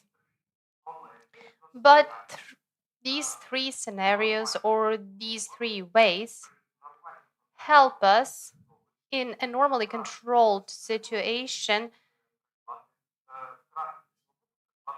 to lose our freedom, but to buy some safety, but for a limited time period. And balance as constant search. There is no immediate answer to the question of what we should choose, freedom or safety. Yes, we are now analyzing just these two values because the values that we may forego or the values that may be dominating or non-dominant is much higher. So the dilemma between freedom and safety has no universal solution. The social and psychological factors explain readiness for limitations, and the freedom demands development of mechanisms for harmonious coexistence of these values. And today, during the conference, many speakers have mentioned harmonization and balance. So I will not be focusing too much on it. Thank you for the attention, and I'm ready to answer your questions. Thank you. Yes, thank you, Bohdan. I have a question. How do you see the balance between freedom and safety if we are talking about employment market during the war. So we currently have the conscription. What is the demand from the side of business? The reservation of some employees. So are we overdoing it? Is it normal? How do we find the balance? My view of the question is as follows. I support the previous speakers. I understand the government as a terrorist. And this forced conscription, forced army is something that harms any kind of state. Because the less people think about the army, about the conscription, the less we think about them not passing exams and then being conscripted to the army, I think it's the state overdoing it. On the other hand, the business is also suffering. Because I'm not talking about small businesses here, but if we're talking about medium-sized and large businesses, then we have the brain drain. And it's really significant. Thank you. Do we have any other questions? Yes, good afternoon. I have a question. So if we look at world history, do we have any examples of when similar limitations were imposed in time of wars, such as a forced conscription or the prohibition for some groups of people to leave the country, some economic limitations were also imposed? But do we have examples of these restrictions resulting, if not in victory, then in some positives? And how did those countries manage that? How did they come out of the situation? So I'm a psychologist, so let me preface this by saying that this is my area of expertise. And history is not something I am an expert on, but we have Vienna Psychological School of Viktor Frankl, and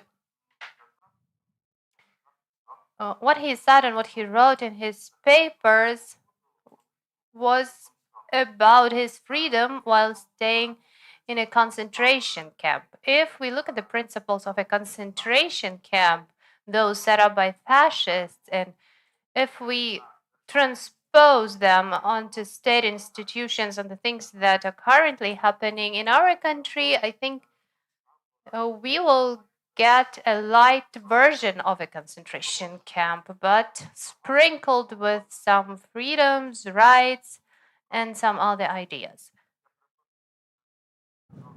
I'm sorry if I'm being too harsh in terms of comparisons, but this is my way of thinking.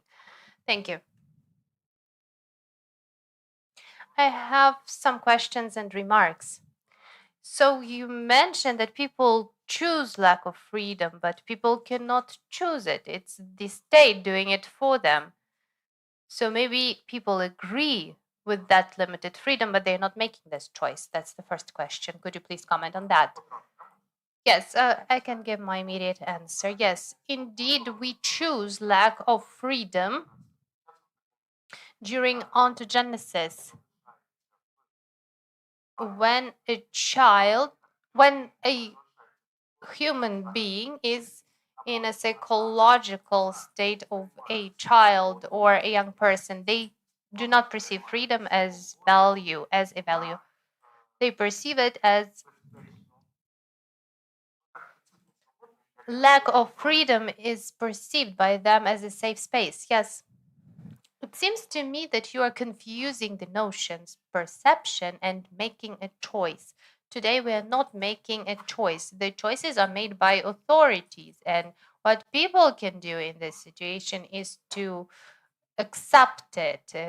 And the perceptions may be positive or negative. But you mentioned that people are making a choice. They're not making any choices. That's my first question. And the first thing is, who is this dilemma for? Because you mentioned that there is a dilemma between freedom and safety. But who is having this dilemma if we're not making a choice?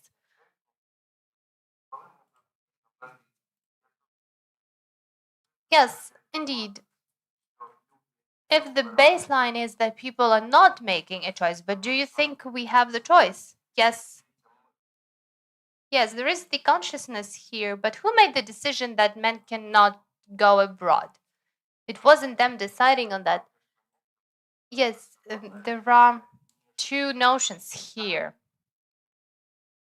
acceptance and choice. Those people who do not make a choice, they find other solutions. And those who agree, who have accepted it. All right, so let me find the right words. Yes, I need some time to think, maybe. I think that people choose values, and freedom is one of the key values. One of the key values that we have. Yes, I understand what you are asking about. You are saying that the government has made the choice for the people to close the borders, but the people have agreed to that. So a choice without a choice, but people have accepted it. What I'm trying to say is that if the society is against something, we can do it like we did in 2014. We can organize another Maidan, we can block the borders, we can do something. Do you think that the government is going to use the army against its own people in such a case? So if you have a thief and they are putting a knife to your throat to take away your watch, do you agree to that? Do you accept that? Yes. So I either accept that, I either accept their terms, or I defend myself, or I can also attack.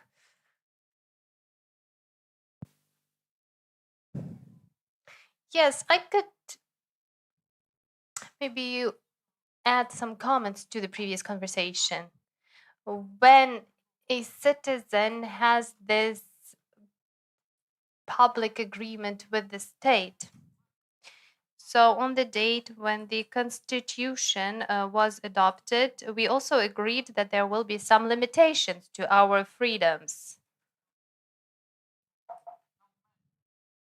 So if we accept that our freedoms will be limited under some circumstances, so it's written in our constitution, so it's a type of social contract, but at the same time the government is offering something else, so there is this balance. Because from time to time, just like during times of war, we have a disbalance when the freedoms are more restricted, but at the same time, we need to remind our citizens that they have signed this social contract. And here I need to agree with the previous speakers. We need to have a libertarian constitution, not the one that we currently have. This is my vision of the situation. I have a question and a quick remark. I just wanted to help you. You are a psychologist and I'm a historian. So in public consciousness, we have this principle that Paret's theory is for economics, but he discovered it for the society. Pareto's theory. So during the Civil War in the United States, it was violent and the losses were huge. The majority of the soldiers were not conscripted. So the majority of them, 90% or even 95%, they joined the army for money. So this is just a reference to history. I think it's an individual approach. Because with the change of culture in the environment, our orientation towards values is also different. This is actually the topic of my PhD, the transformation of values that are important for us. And one of the factors is the society or the environment in which you are living. Yes, thank you. I think you mentioned Viktor Frankl referencing limitations of freedom in a concentration camp. And if you read his autobiography, then there he mentioned that he could flee Austria when Hitler came there, but he stayed to help his parents and to remember who he was and what he was doing. So, well, maybe it is a painful choice, but many people operate upon the assumption that it's not that the state has decided something for them, but they have to make this choice for themselves. Let me just add, at the time Sigmund Freud left Austria, and he issued an invitation to Viktor Frankl, but to him only, not to his pregnant wife and not to his parents. That's why I think it's not a very relevant example. Yes, he did make his own choice. And he paid with the life of all his family members for the choice that he had made. My question has to do with the motives that you provided as an example or as an argument about choosing safety. So you want to have some certainty and predictability, you want to avoid uncertainty. But can we claim that the source of uncertainty as of today is the active participation and development of some interests and protecting the interests of the state, not so much of the society? So we are talking about these players on the global level who are representing not a society as a group of individuals, but a leviathan. So are they the source of this uncertainty? So what I understand is that your question is about the uncertainty of the institutions results in uncertainty for individuals. There is no mic.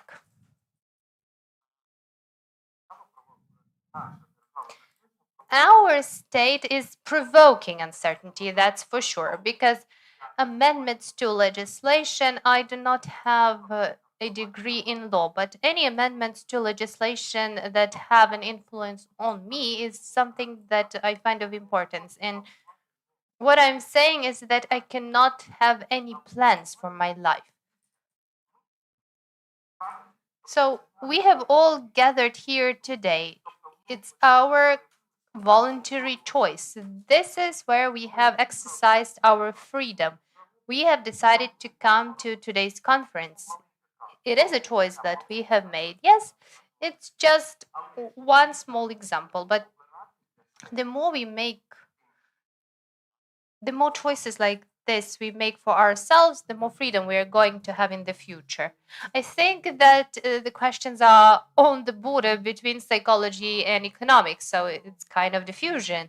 If we're talking about conscription, it resulted in 6 million men being unemployed.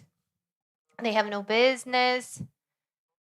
We lack people on the front lines, and it's a very bad model. It has created economic consequences when men cannot leave the country to make money to then donate to the armed forces. They cannot generate any added value. It's an absolute fact. But there are also some psychological consequences. And here we need to talk about the balance. When we say the state, there are some managers, let's say 6 top managers in the country, and they say we need to find this simple solution. Yes, and the solution is to have the conscription, but nothing has changed over almost 4 years. But we need to look at the psychological state of our soldiers, of our young people, of all the women who do not know what to do because we have 1 million men on the front line. And this kind of approach, when there are economic, psychological consequences and an imbalance between people who are the decision makers and the other part of the society, all of this affects the employment market. So is it the choice for a person? Because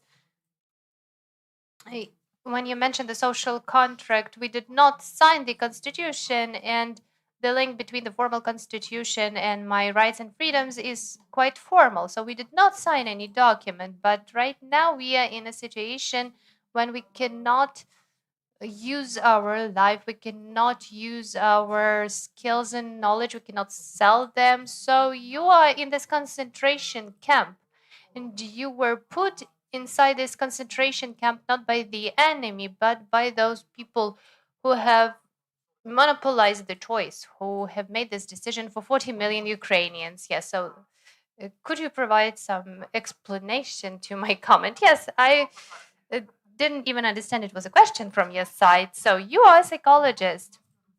So could you please explain on what the psychology behind the thinking of our government is?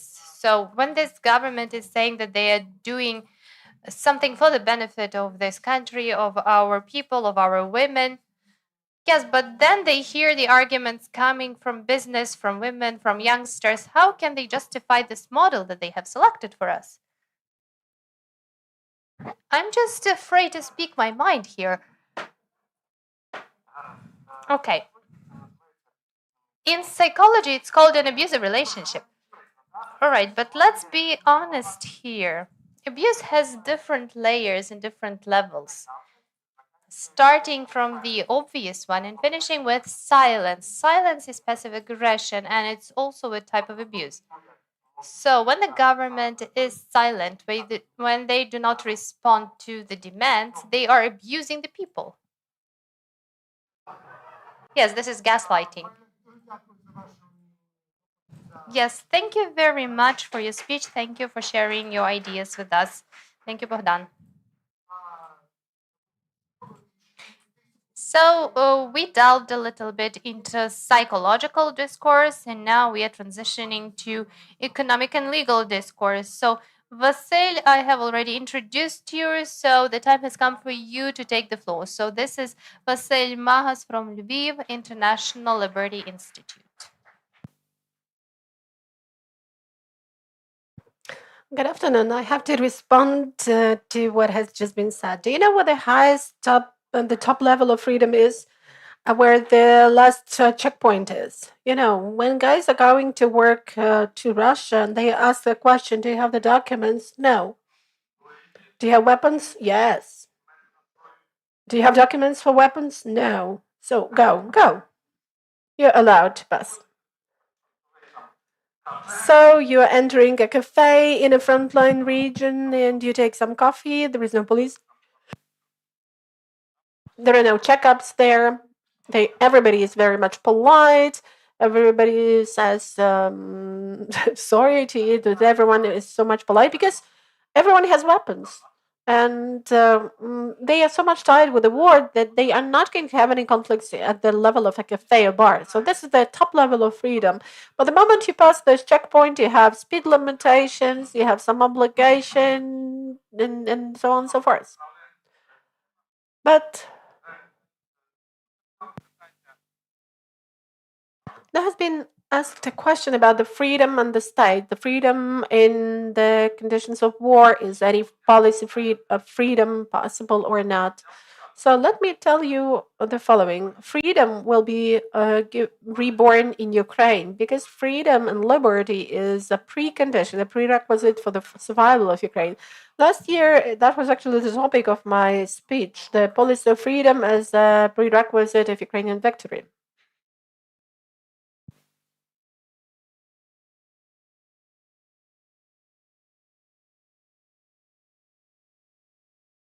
So as a prerequisite of Ukrainian victory, a year has passed, nothing has changed. That's why the topic of my speech is destructive manifestations of the government's activity in the conditions of existential war. Today's war for Ukraine and for Ukrainians is of an existential nature. That is a question to be or not to be. Putin has announced the objectives of the war like denazification and demilitarization. The essence of denazification is to remove any symptoms and signs of Ukrainian identity, and demilitarization focuses on having in the future some politicians that would conduct an alternative policy. That's why preservation of the state, which was so much dissatisfied, me including, is now becoming a goal per se for Ukrainians. So that is the only political form of existence of our nation that safeguards the nation as such. Now we are checking whether the state is possible to perform its key function, which is to secure the foreign security.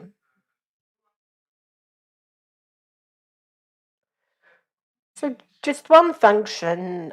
Is there a need for any other functions like educational services, healthcare services? Do we need this in the conditions of existential wars?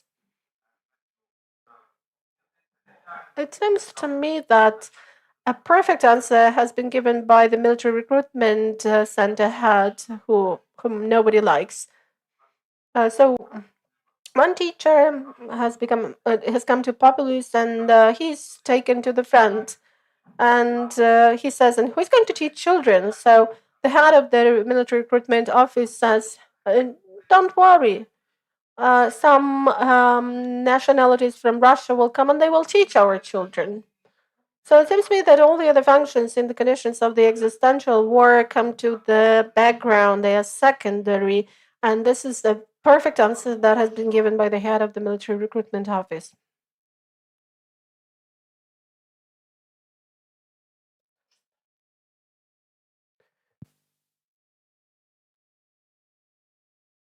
Well, it seems to me that this is the previous presentation, not like the old version. But okay.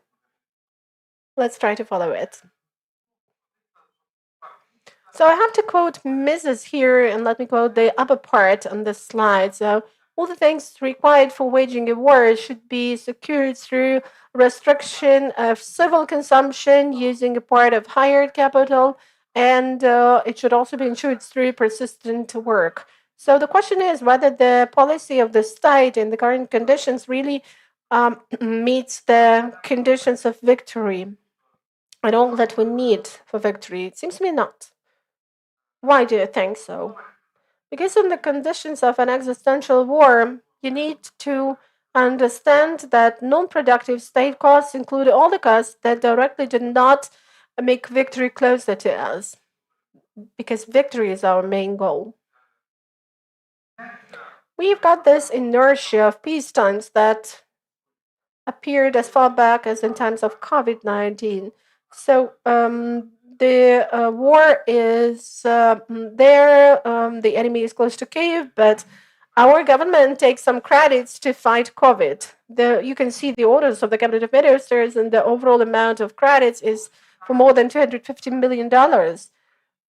But in that time, there was no epidemic of COVID.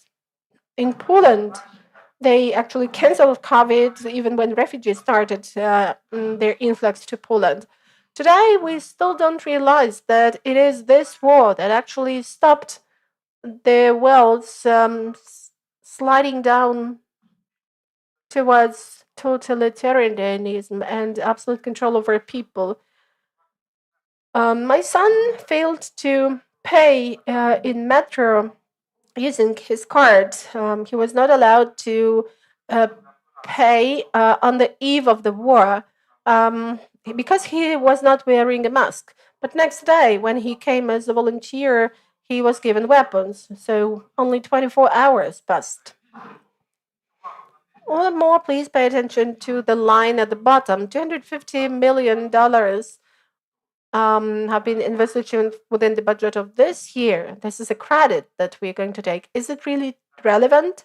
Is COVID really so much relevant now? There was supposed to be a slide to characterize the actions of the government at the beginning of the war. And that was not action, that was rather a mission of action of the government, because there was no government as such. All the government representatives went to Lviv, Uzhhorod, and that was the period of chaos and freedom when it was responsible businessmen and citizens that stopped the enemy in the first days of the war. Not that much time passed, I would say less than 100 days, and in the screen we could already see the quotation of the Minister of Finance, Mr. Marchenko. So just try to get into it and you will understand how wrong his perception of the economy is. He says that the only way to restore the economy is to restore the taxation. system. So they consider that the state is the only source of development and business should share the fair cost of war with the state. I know that if you speak to businessmen, they may share a lot of stories regarding mobilization of the resources, how they invested millions into car fueling stations, how they transferred huge amounts of money, having just the word of a person. But a person, the Minister of Finance, he thinks that he is the main person here and he is the main role to play and not an armed citizen. Here you can see some costs of the state budget, and the trends that you can see in the table are obvious and they conform to the reality. So here you can see the main line, which is the defense costs.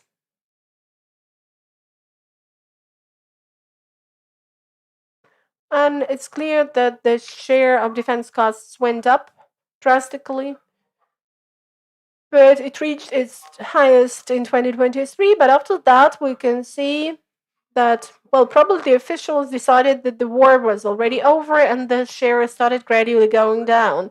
I think in the draft budget for the year 2026, the share of the defense industry is even smaller.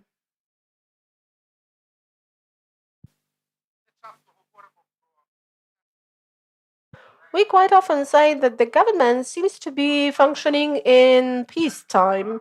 I mean that the share of, so to say, peace costs, or peaceful costs, is not decreasing. The government has already started thinking about the election that will come soon. The civil costs are increasing, and the question is, how do they manage to cover those costs? And they do it from the foreign borrowings. A Ukrainian official, in times of war, has come into a specific and unique situation when there are no budget limitations. And that plays quite a bad joke on us because the task of the official is to keep good relationship with the rear. And we have this gap between a person who sacrifices his her life and health and the people who have some claims regarding low salaries. In particular, teachers who are supposed to teach our future generation make petitions asking the officials to raise their salaries. So the availability of salaries such is not enough of them, though they are working deep in the rear. They still have some complaints. And foreign credits are taken for peaceful purposes. Let's have a look at the names. So this is excellence of the system of higher education in Ukraine for the sake of good outcomes. $200 million. Is this really something we need now? Or higher education of Ukraine, 120 million euros. Well, I left the university on the 1st of August. Do you know why? Because I didn't want to be an object of the experiment staged by the Ministry of Education. I really feel that in the period of war, they have started staging more experiments. Why? Because they need to use this money.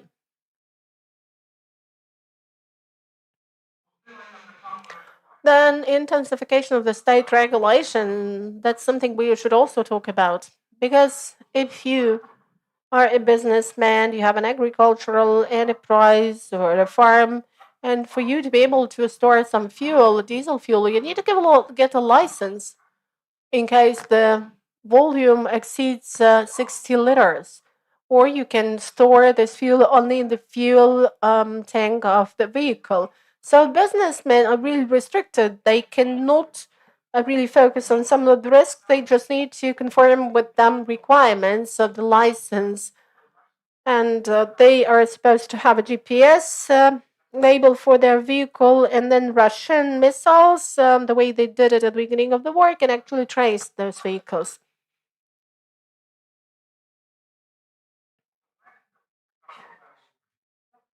Mobbing is another problem that we have in Ukraine. The laws on mobbing, we actually don't know what mobbing is, but we need to take some term to give an excuse to some official for his activity.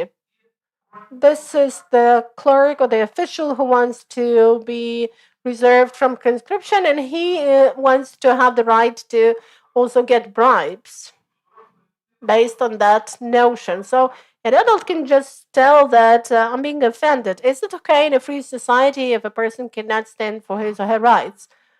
Is this person going to be free in case an occupational safety inspector is going to be advocating his or her rights?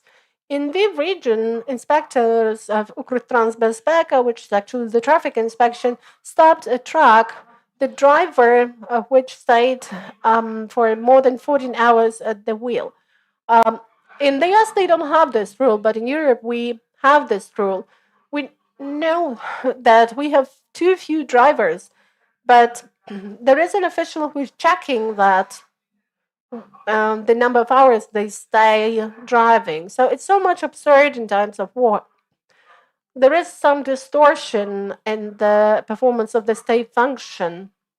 And this shows us that we should have a different perception of the functions and the duties of the state. Why do we need the state? If we reconsider that, then we will regain freedom.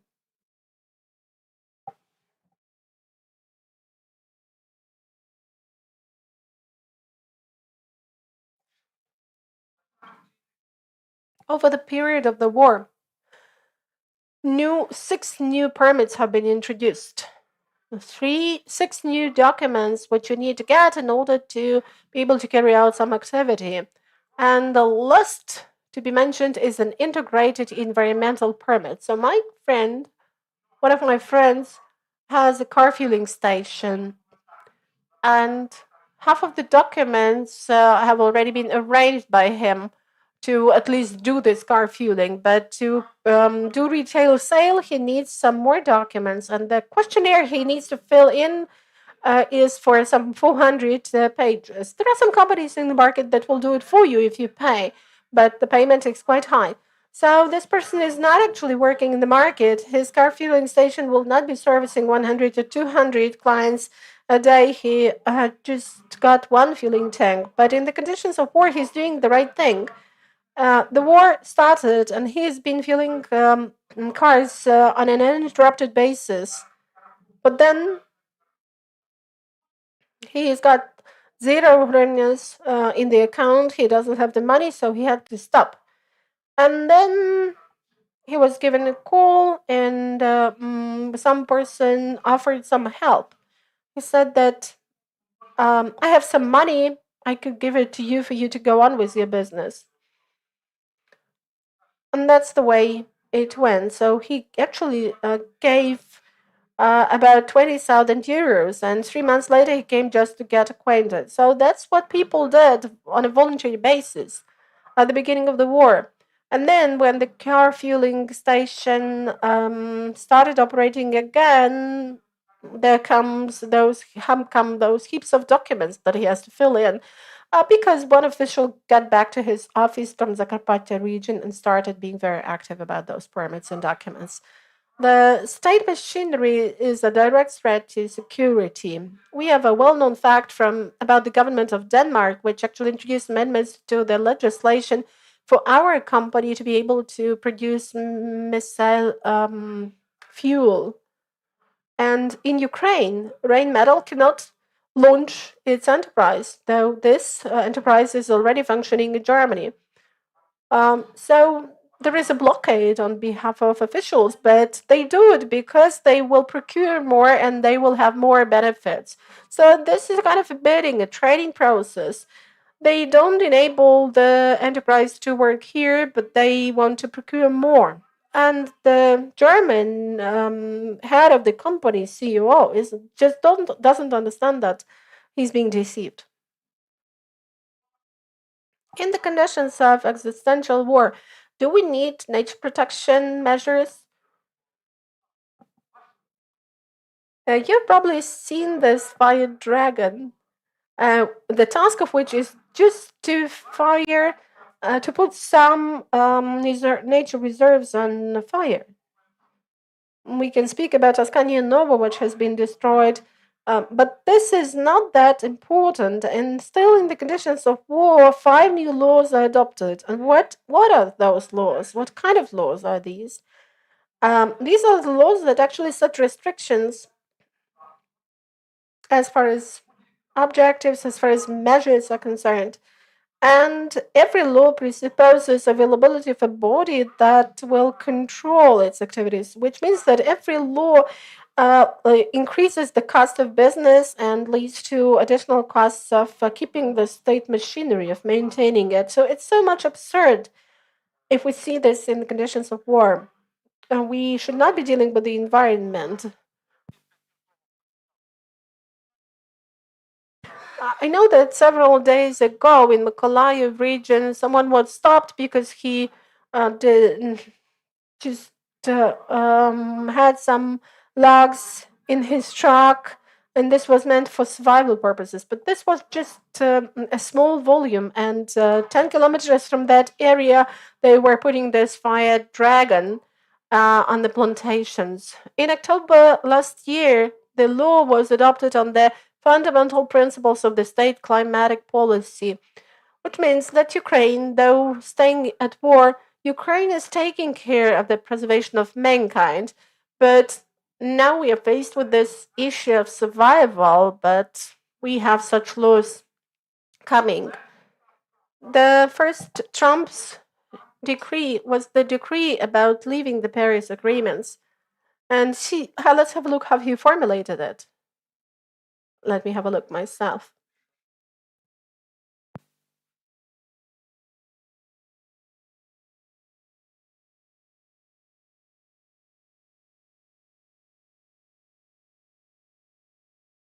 So he told that state officials should give priority to economic incentives and fiscal limitations in all the foreign economic relations for Ukraine. It seems not to be important.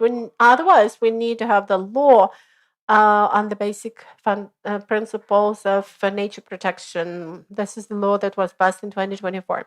Then, restoration of the state plan. You just don't know what is happening, and I myself don't quite know it, but it was a revelation for me. About 3 weeks ago, it appeared that in Ukraine, over the period from 2022 to 2025, 45 decrees have been adopted. And these are the ones like an approval of the strategy of drug policy for the period until 2030, an approval of the action plan with the measures to implement the strategy in the years 2025, 2027. So they are developing the concepts until 2030 in the drugs policy. Then child protection rights. Children are dying in the debris during all those destructions, but they are compiling new strategies. Then they are creating a barrier-free environment. In the environmental field, we also have the strategy. This is one of the latest that have been developed. In the field of electronic communications, we also have new strategy. We have the cultural development strategy. And gender issue, of course, everything goes around it. We can't deal without it. So people are dealing with gender issues, thus opposing God and disrespecting God. But if you don't respect God, you should respect at least the Republicans that are coming to power.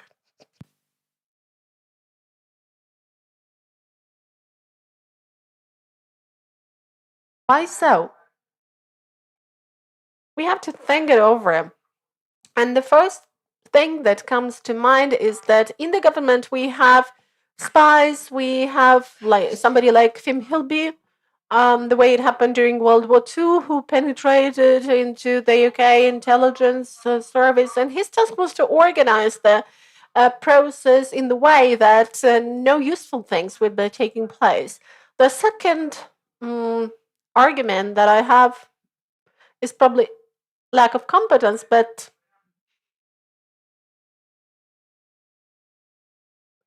or we may say that this is lack of understanding of why the government in general exists in times of war. And they just don't understand that these are the wrong things to deal with in times of war. The third option is the so-called false competence. There is a Lviv psychiatrist, Yuri Fields, who introduced this term, and he says that there are smart and educated people, but they are of no value because their knowledge is false. So my impression is that today's prime minister has a false competence. And I connect all those strategies to her because she used to be a vice prime minister on economy, and she was the one who dealt with those strategies. And I think that she should have applied a long-reaching strategy, a long-reaching vision. But she was not thinking in market categories. She didn't read any series of the Austrian economic schools, that's for sure. That's why I think that this is probably false competence. It's not ill intentions, because she's a good and honest person and a young lady.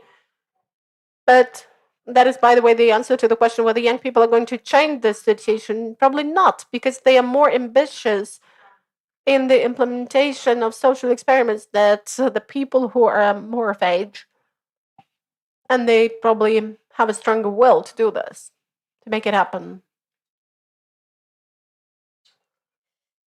The fourth option, maybe we have just got silly guys in the government.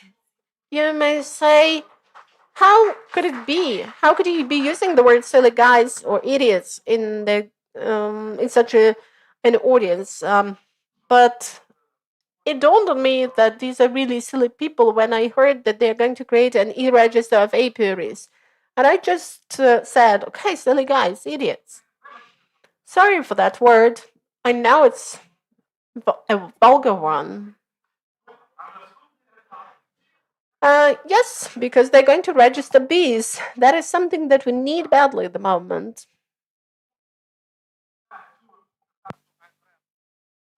Well, I will skip this Ayn Rand's quotation.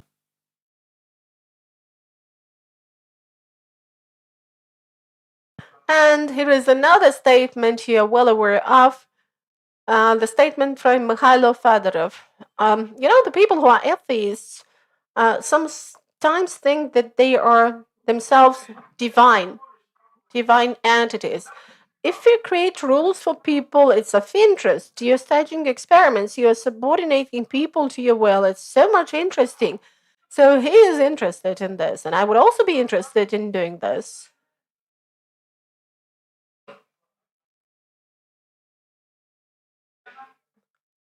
So it's really an interesting job, as he says. But I think that this is actually not the matter of interest, but the matter of profiteering and liking money too much. Some people, when they get to power and can get a lot of money, they start creating those rules of the game for others. And this statement was made in times when in closed Telegram channels a lot of information was provided. It was really precious information, and it was actually sold to those closed Telegram channels. I mean, that they are creating databases to sell them. For example, I wouldn't be really willing to have my data collected by someone, and I would not authorize anyone to collect the data about me. And here is a very good phrase. I will probably not read it out. You can see it on the screen. Just read it and think it over. This is the phrase by the Metropolitan Andrei Sheptytsky, and he said that actually he actually predicted the situation that we now have. Whenever you deviate from God, when you admire the state, demoralization will come, and all the other lusts and all the other sins will come as a result of that. So that's the end of my presentation. Thank you for attention.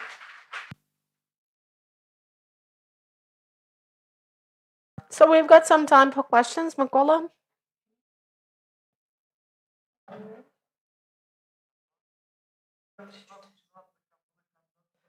Well, I just wanted to challenge some of your thoughts and ideas. Let me advocate for the Cabinet of Ministers.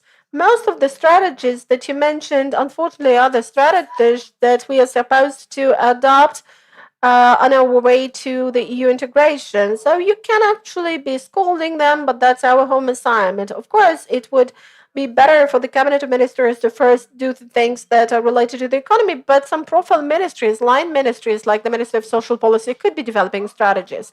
But in the slide, you had the amount of 88 billion hryvnias, and these are some extra costs.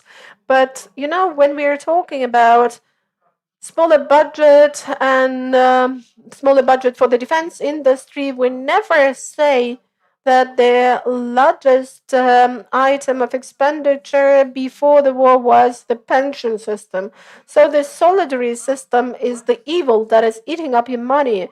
And this system is unprofitable. It is to be additionally funded from our taxes, which means that the taxes, the money collected for that purpose are not enough. And the costs were in 2021 550 billion hryvnias.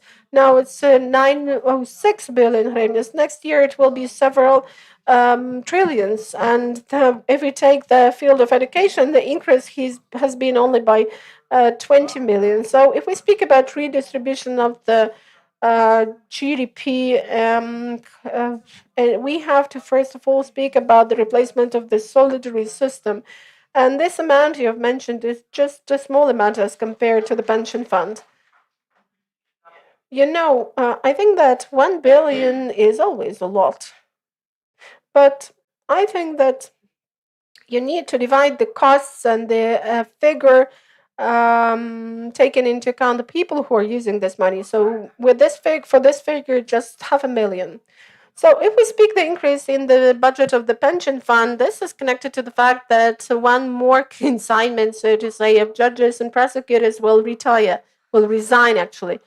So they are not supposed to have privileges in times of war. When the human herd was in for survival, the elders of the herd would not be allowed to eat 2 pieces of meat. They would have been killed. And now we have this survival issue at stake, to be or not to be. But these things are called privileges. And in war times, we should have canceled those privileges. And not just the privileges amounting to 100,000. You know, getting any pension is already a privilege. It's already a privilege. Therefore, if we do have extra money, then we should set the minimum which would be unique for everyone. And then the duty of maintaining pensioners would be with those people who are not in the front line, because those people staying not in the front line would also like to have some privileges. And let's speak on conscription. Conscription is a very harsh reality. I can tell this because I'm of pension age, but my son has not been taken to the army, and there are hundreds of thousands of such young people who became volunteers, who went to the army as volunteers. But not everyone can do this. Definitely, the current system is eating up the nerves of the people who are hiding away. It shortens their life expectancy. So I'm against the system. We need to liberate people. We need to release this capacity. But when we are releasing them, we need to make them understand that in this country, the power in the future will belong to those who have defended and advocated it. We will have to learn to live with no right to speak or with no right to vote. And we have to agree to that. Because at the state level, the right to vote should belong only to those who have preserved the state. If we agree to that, then we have to liberate those people. We need to remove those conditions of the concentration camp, though I would argue whether this is a real concentration camp. The concentration camp will come when we are occupied, and then you can well be sure that if they tell in the Rynok Square to all the guys who are aged from 20 to 40 together there, all of them will go to the Rynok Square, and none of them will take weapons and go to the woods. I can guarantee this. Thank you, Vasyl. Thank you for your highly emotional speech, highly emotional presentation. Thank you for your thoughts and ideas because that really matters. I understand that in the conditions of the EU, there should be a dialogue between us and the EU in the conditions of the current war. I agree to that. There are some grants, there are some projects which should be made use of, but we should also take into account the perception of all those projects and grants by people. Colleagues, we're going to have our panel, and let me invite Lubomir Chorny and our dear representatives of business and civil society. So these are Volodymyr Pobrezhnuk, Grigory Kukuruza, and Mykola Maklucha.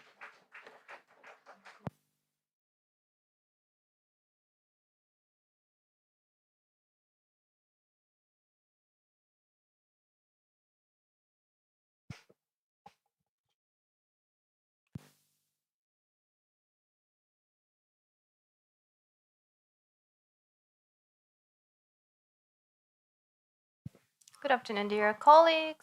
And as Yaroslav just mentioned, my name is Lubomir Chorny. I will try and facilitate this panel discussion, which may not be easy, but hopefully very interesting. The topic is relevant for all of us because we have multiple conferences and forums and discussions, consultations taking place in our country, and we can add different synonyms to name these events. One of the most recent examples is Ivano-Frankivsk. I came back from Ivano-Frankivsk yesterday. There were 2 forums happening there yesterday, and in this or that capacity, they pertained to investment attractiveness of the region, and one of them was conducted by Ivano-Frankivsk Business Association. So if we calculate the number of these events, we had a lower number in 2022, but then in autumn everything started to go back to previous numbers, but now Ukraine is probably one of the leading countries in the world, not just in Europe, as far as these different forums and conferences are concerned. And I'd like to make a segue to what Vasyl was just talking about. So as of late 2024, in Ukraine, we had more than 260 strategies developed. Strategies and concepts, this does not include plans. So we are talking about strategic level documents here. So I think another 20 strategies were added to that list. Unfortunately, I was involved in the development of some of these, and I understand what is happening and how it's happening. And in fact, it's quite sad if we take the context into consideration. If you remember how the most recent strategy for SMEs development was designed, so perhaps you participated in some consultations, could you please raise your hand? So the government mentioned that it was very inclusive, that they had consultations with the civil society and representatives of the business associations. So we feel that the quality of the strategy is not the best. The Ministry of Economy has a new initiative. They will be developing a strategy that will deal with increasing of the competitiveness of the Ukrainian entrepreneurial sector. And the full name of the strategy is very long. So a lot is happening in this area in the country, but unfortunately, this is not reflected on the state of our economy. Does anyone of you know anything about the plan of action of the government? So Yaroslav, of course, I'm sure that you are familiar with the document. Has anyone else seen it? 2 more people. So if we have an opportunity and some time, we'll go back to these questions. So if we look at the scope and number of all of these events, consultations, and various councils, we have a Council of Entrepreneurs affiliated with the Cabinet of Ministers of Ukraine. We have a Secretariat of the Council of Entrepreneurs affiliated with the Cabinet of Ministers. And there have not been any sessions of this council for at least 5 years now. So we have all this infrastructure, and over the past 5 years, different councils have been set up affiliated with the Office of the President of Ukraine. So Why is the entrepreneurial environment and the regulatory environment, as well as the economy, lagging somehow? So perhaps Volodymyr could start. So why do these things not help us? So let's start by saying that the situation could have been worse.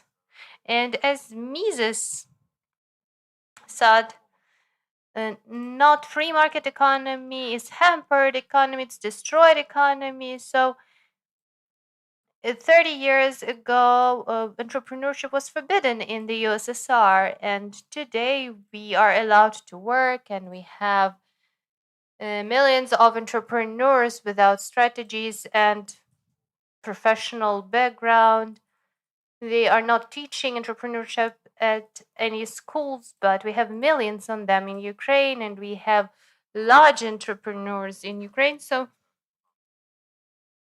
our economy is growing, it's somehow recovering despite the missile strikes, drone attacks, and others.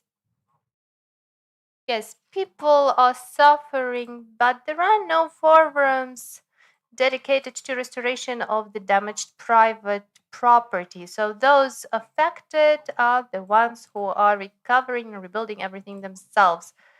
So the economy lies on the shoulders of entrepreneurs. So Ukraine is some of the richest countries in the world, but we do not have economic growth because we do not have economic freedom. We don't need to give birth to entrepreneurs. So you can become an entrepreneur if you want to. If you want to make more money, if you are dissatisfied with your life. So you don't need any strategies for that.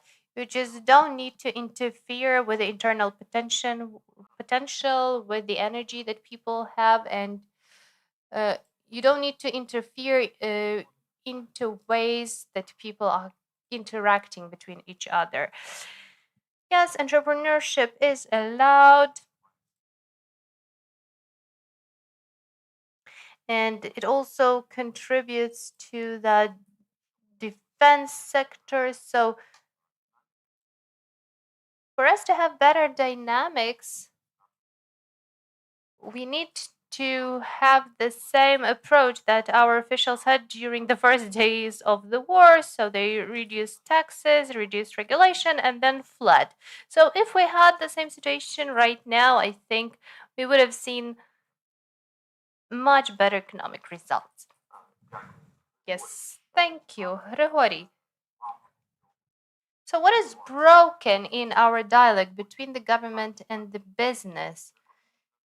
So you are involved in economic analytics in this or that capacity. So why doesn't analytics help? So you have formulated the question in the correct way. So the situation is not the worst. So if we look at dollar equivalent, we are at pre-war level, but the economic risks are high.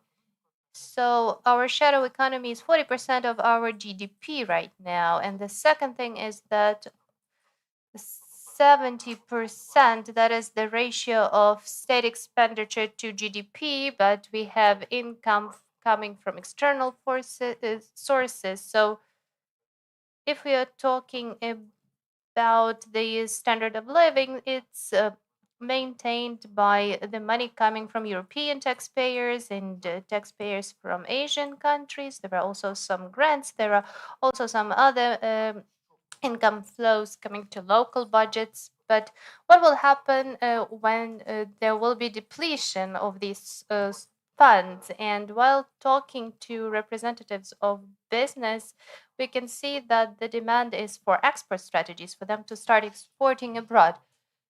So they either want to have 50% of their exports or even relocate abroad, and they even want to buy some property abroad. So somehow they want to keep their money, and there is no incentive for investment. These are the investment moods that we are currently having, they are quite negative. People want to flee, they want to invest abroad. So what will happen in a year and a half or two when the war comes to an end and the state expenditure will have to be replaced with the private?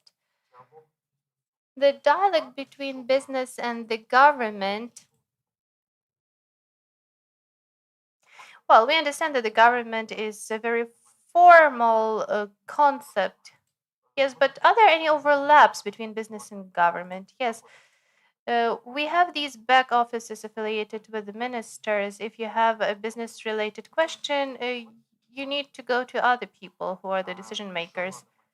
So, what should the government tell the businesses to change the investment moods so that people stop looking around?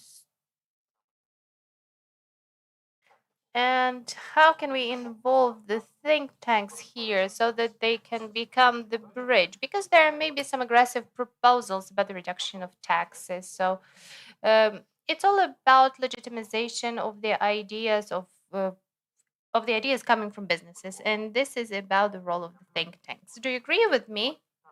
Yes, Mykola, do you have any kind of vision? Well, I see that we have only 10 minutes for the speeches, so I was trying to think about the solutions in answer to the question that you asked. So you asked about not a very positive business climate in Ukraine. We, as KISS Ukraine, a think tank, we have been developing state policies for a while, and we understood that the authorities were not very much interested in these policies. And then we had a hypothesis that business people are practitioners who create jobs, who have a better understanding of the economy than the officials have, and having cooperation with them will result in positive dynamics. Well, this is not a hypothesis, this is real life.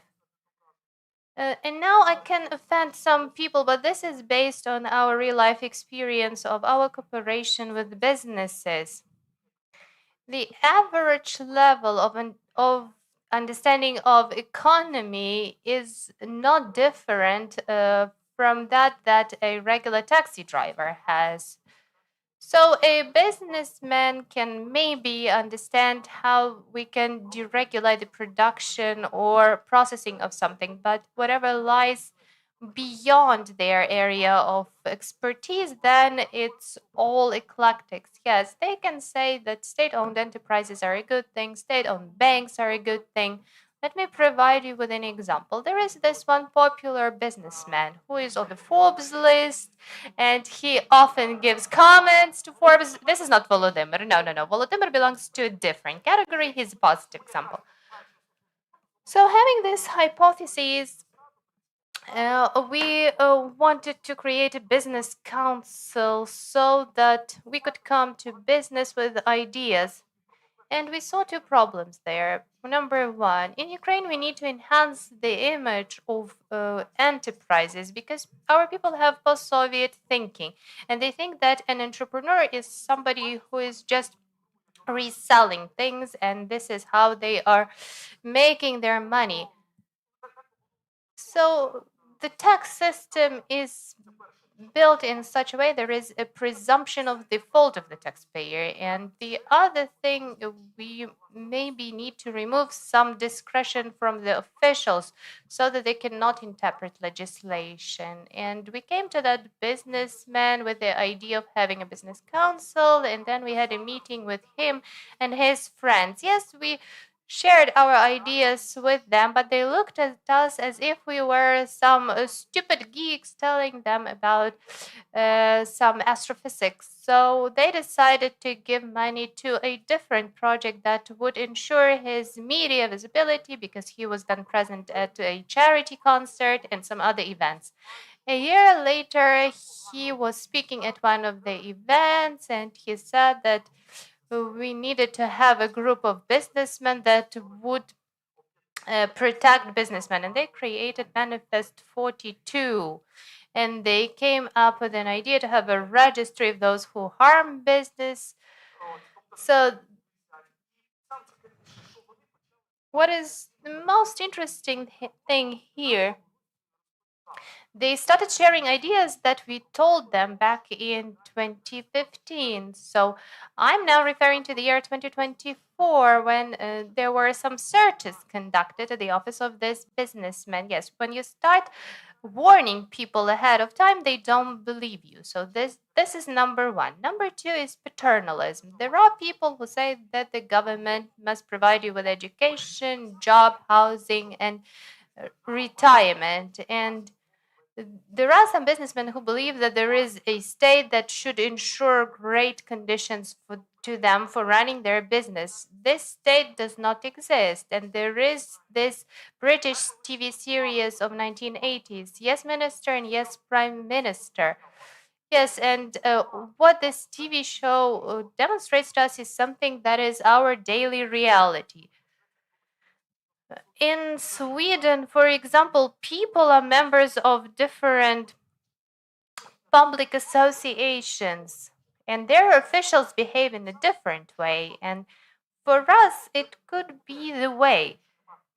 If there is no pressure, officials will not be doing anything. And if we are talking about ourselves, back in 2014, we created the price of the state. We should create the need inside the society so that people start pressurizing the officials. And the third thing that I should mention is people are not willing to pay for reforms. Reforms is a long-term project which is costly. So we had this project where we canceled fiscal control over export of services, and this helped many of our IT companies. So I decided to do some math. So how many hours did it take? How many conferences? How many information materials, press releases were made? So that was approximately for a budget of $50,000, starting from our first public meeting and finishing with Petro Poroshenko signing the draft law. So $50,000 to cancel regulation without any corruption interest. So we just removed the legacy of Soviet Union. This is not Rotterdam Plus or tax schemes, but this is something that you'll have to pay for. And I also have two other examples here. There is this problem which deals with attraction of foreign investment. And here we are talking about connection to the grid. It's about connection of industrial consumers.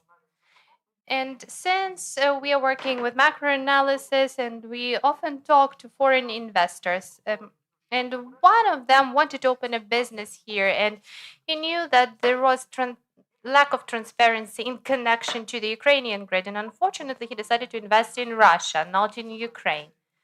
And when the USAID project came to an end, within which we were studying this issue, we decided to actually continue elaborating on this topic. So one of the recommendations we heard from some businessmen was to go to USAID people and go the funding there. So it was a businessman who has already gone through several circles of hell, and they didn't want to pay for making the situation better for foreign investments. And we also talked to the founders of one startup that are buying apartments in old buildings and then renovating them. And we told them that there are some Ukrainian businessmen that want for reforms in Ukraine to take place solely at the expense of foreign grants. And the fourth thing is that if we are talking about reforms that will result in change of the rules of the play for all people, it's not what they're interested in. It's more about lobbyism. Some people want to have exclusive rights. They want to be more competitive because of some regulations, and lobbying and change of the rules of play for everyone is a different thing. Yes, colleges maybe slow down a little bit and leave some space for arguments voiced by others. Well, I want to provide a positive example, something I'd like to conclude with. In 2018, we approached one businessman and he gave us a small sum of money and he said that there was the document, a delivery and acceptance certificate, is something that needed to be provided. So later on, we found funding thanks to Atlas Network, and the way they are issuing grants is to give them to Ukrainian companies. So we started the study in 2021. Then in 2022, we had a public campaign. The Ministry of Finance was not very interested. We started publishing some papers and articles, and then it was a miracle. The management changed and they wanted to have a win-win situation. They wanted to think about a quick reform. And it was such an absurdity. They started a competition with Mr. Hetmantsev actually coming forward with an initiative that duplicated ours. Yes, but again, it was about the pressure and about us being supported by business. So we approached the business and we asked them to help us to make the situation better for everyone. Mykola, your time is up. So this is me trying to answer the question where the solution is. So we are talking about analysts cooperating with the civil society, and then we will change the business.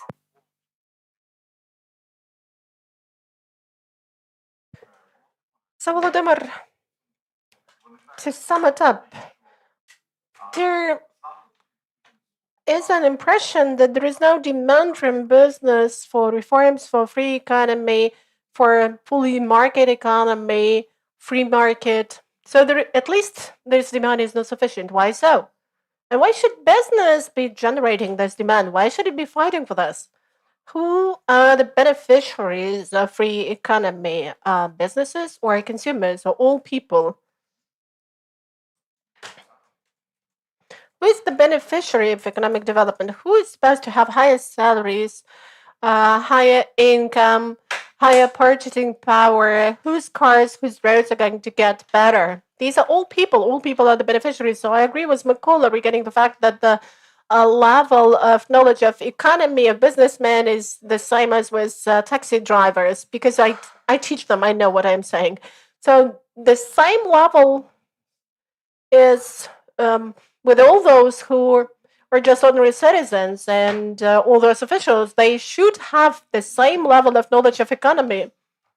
And sometimes even teachers of economics and economists do have the same level. And I fully agree with you, Mykola. And we had the same story with employment records, if you remember.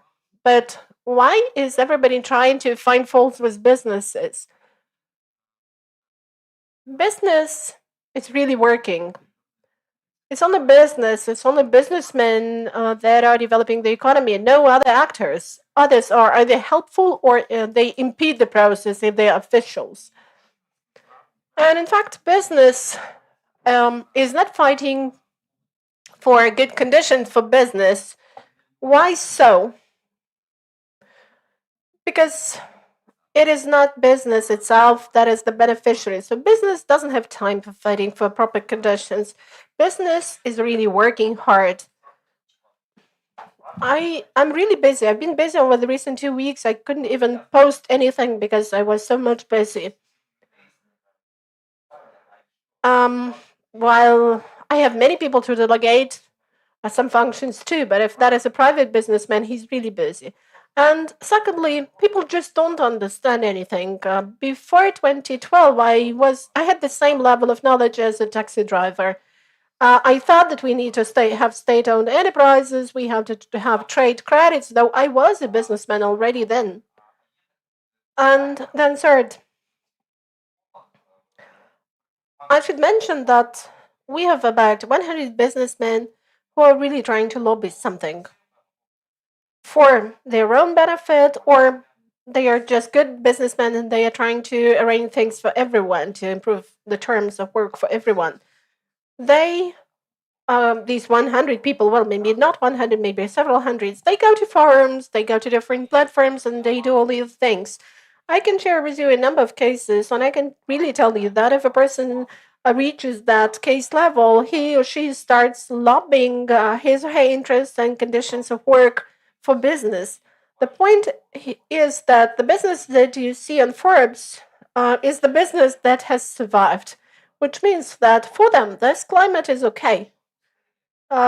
It's like a thorn in the desert. If they were not okay with that, they wouldn't be in Forbes. So are these people really interested in changing the climate? Are they interested in making the Eden out of desert? Maybe, well, they don't know if there is grass there. Maybe they will not survive. That's why they're not that much willing to change the rules of the game. The recent case I would like to share with you is from the European Business Association, which wrote a letter to Mr. Hetmantsov. Dear Mr. Hetmantsov, let's try to fight grey business. Let's say Avrora, the supermarket store. And we claim that this is a Chinese company, but there should be competition. We need to be developing. You are on Forbes. You should not be thinking about that. Or let's say Darnica, a pharmaceutical production company. It has stopped its functioning. But they want to introduce or to remove some of the restrictions. And inside of this company, there was a conflict, so they just closed this plant. So what I mean is that the businesses are not really interested in changing the rules of the game and having any better terms. They are not willing to have either better terms of work or any worse terms of work. So they don't want to be imprisoned. And that's why when there are some criminal proceedings, everybody stands to support everyone because the rules of the game are the same for everyone. That's why they have taken some people from prison, like Mr. Mazeppa. But let's remove protectionism. Let's remove duties. But no, here Ukrainian producers start arguing that no, this is a domestic producer, that is a national asset, buy Ukrainian products, and all that sort of things. So I think that business should be left alone. We should not touch business and let society try to go to mass rallies to protect businesses. Terms for business in terms of tariff and taxes reduction. And then we will have a boost. We will have some improvements, and we should not expect business to generate this. Okay, so this means that we should exclude all the Forbes participants from the donors of the institute. No option here. No deregulation, there should be overregulation. No, actually, I mean that it's going by inertia. Like, if the plane is in the air, don't touch it. Okay, so we have got clear that with Ukrainian business, everything is at the level of taxi drivers. We should be desperate about that. I didn't say we should be desperate about this. You're distorting what I said. Business is not just seated. They are working. They produce some benefits. Everything is good with business. But if business goes to the authorities, they will be lobbying their own interests, the same as any ordinary citizen would do. Officials are not working for our sake. They're working for their own sake, and businessmen will do the same. So serving the people is not our mandate. Okay. But still, we've got to understand that not everything is that good with Ukrainian business. No, everything is good with Ukrainian business. Let's not touch Ukrainian business. Okay, Ukrainian business is advocating Ukrainian freedom, economic freedom. So, Mikhailo, your answer to the question. Does international business working in Ukraine introduce some liberal values? Can it be helpful? And generally, does international business need investment nannies? Well, let me get back to the previous question about lobbyism and the nature of lobbyism. I would really recommend you to listen to one podcast of Free Economics. It's in English, dated the 26th of September, the last edition, about the difference of corruption in China and the US. It's a university professor, George Hopkins, who explains that if we divide corruption into 4 types, this is like minor bribery, then patrol police bribery, then the other component when there is embezzlement from the state budget, then corruption which accelerates some processes, and lobbyism or protection of some sectors and some special conditions. So with this 4th component where we have lobbyism, in the US, the level of corruption is the same as in China, but it's fully legalized. And we will also reach that point. We have the law on lobbyism. We have the European Business Association. Yes, but lobbyism and lobbying are 2 different things. I would call it lobbying. The root is the same, but there is a difference. Okay, you're creating conditions for yourself, and we should have a verifier, and the verifier should be either the government or the think tanks. And if you start lobbying some terms and conditions for your business, this is obvious. Nobody is going to do it for the whole market. That is a unique situation which would look strange. It would be more like charity or an attempt at benefactory activity. Normally, you're lobbying your interests, which is a normal thing to do.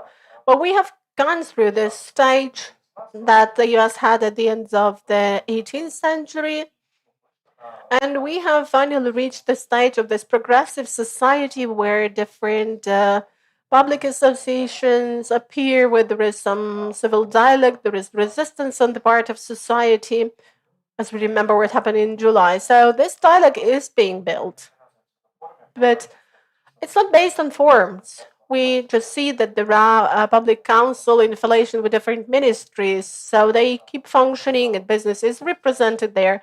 We also have got business associations, sectoral business associations. The situation is improving with the funding of think tanks by businesses. It's not a good situation, but it's much better than we used to have 10 or 15 years ago. So there is some movement ahead, but it's not a revolutionary movement. We cannot expect to have tomorrow the same situation and the same system that they have in the US. But getting back to international business, well, they have some positive practices. They bring in some technologies, some culture of doing business. And we always take restaurant business as an example. And here we have McDonald's, which is the only company which is competitive enough, which pays all the taxes. So it's actually the only business model that is not split into sole proprietors. But we don't have that many international companies in Ukraine. The situation is rather sad with that. And if we had more international companies, more international capital here, Ukrainian companies would also cost more. But when you don't have this live market of international companies, so what can you do with business if you are tired of it? You either sell it to one company or sell it in retail. Normally, people just sell out their products and forget about this business because we don't have this practice of selling a company over to another company. And we don't have the tools, not only the practices. Well, the market is the market. And yesterday I read the news that one company of which Ukrainian is the owner is concluding a new agreement regarding a buyout. Well, that's a good news. Mykola, I don't have that much time left, but let me get back to the draft agenda of the government. I have looked through the whole document, but I focused on 3 or 4 sections which were a trigger for me. It was social policy, education, and economy. I will not speak on the military sector. So if we read social policy, it's 3 times longer than the section on economy. Maybe it's good news, but maybe not. But when I got into what they're going to do in the economic sector, I understand that it's not good news. If they do that, even that will be enough for us to move in the wrong direction. And if we go into the education sector, it seems that education is the most important sector, which affects the quality of business and the quality of civil servants.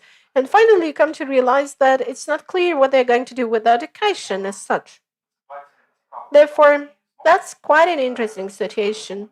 And if I'm not mistaken, from the point of in having an announcement about this agenda up to the moment when they were going to submit it to the parliament, there was a period of some 3 or 4 days for public discussion of the agenda of the government.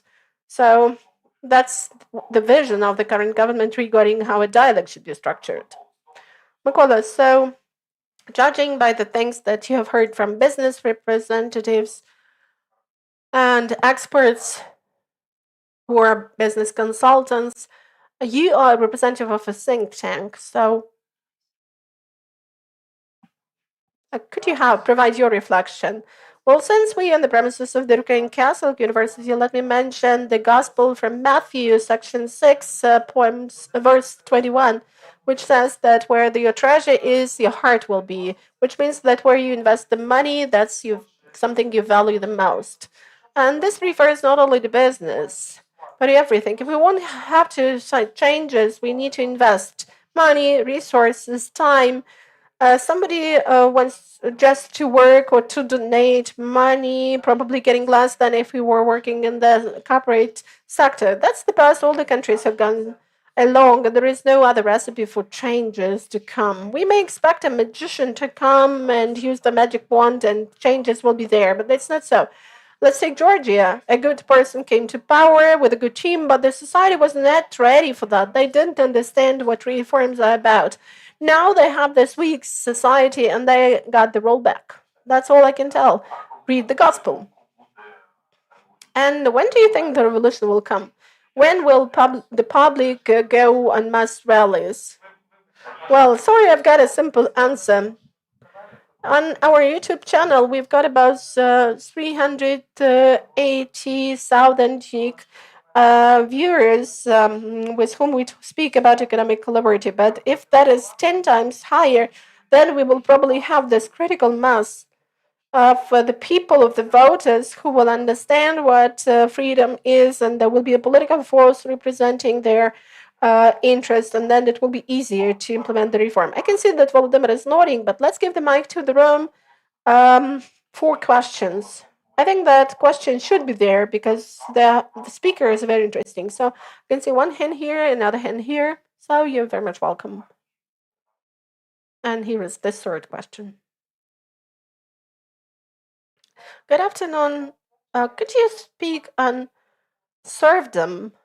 It was cancelled in 1868, but it has not disappeared. It has just been transformed because we used to have serfdom for 1 or 4 days a week, but now actually to cover all the taxes, we have to work at least half of the work time during the week.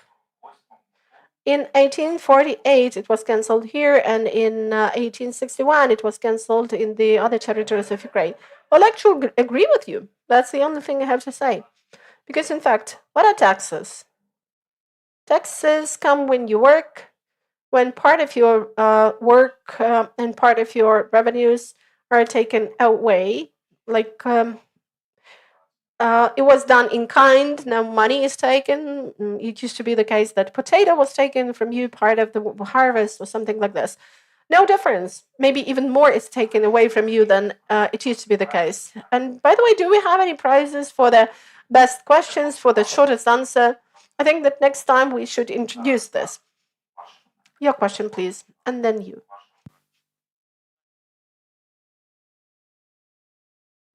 My question is, how did you count that it is 5 million that will create a political force?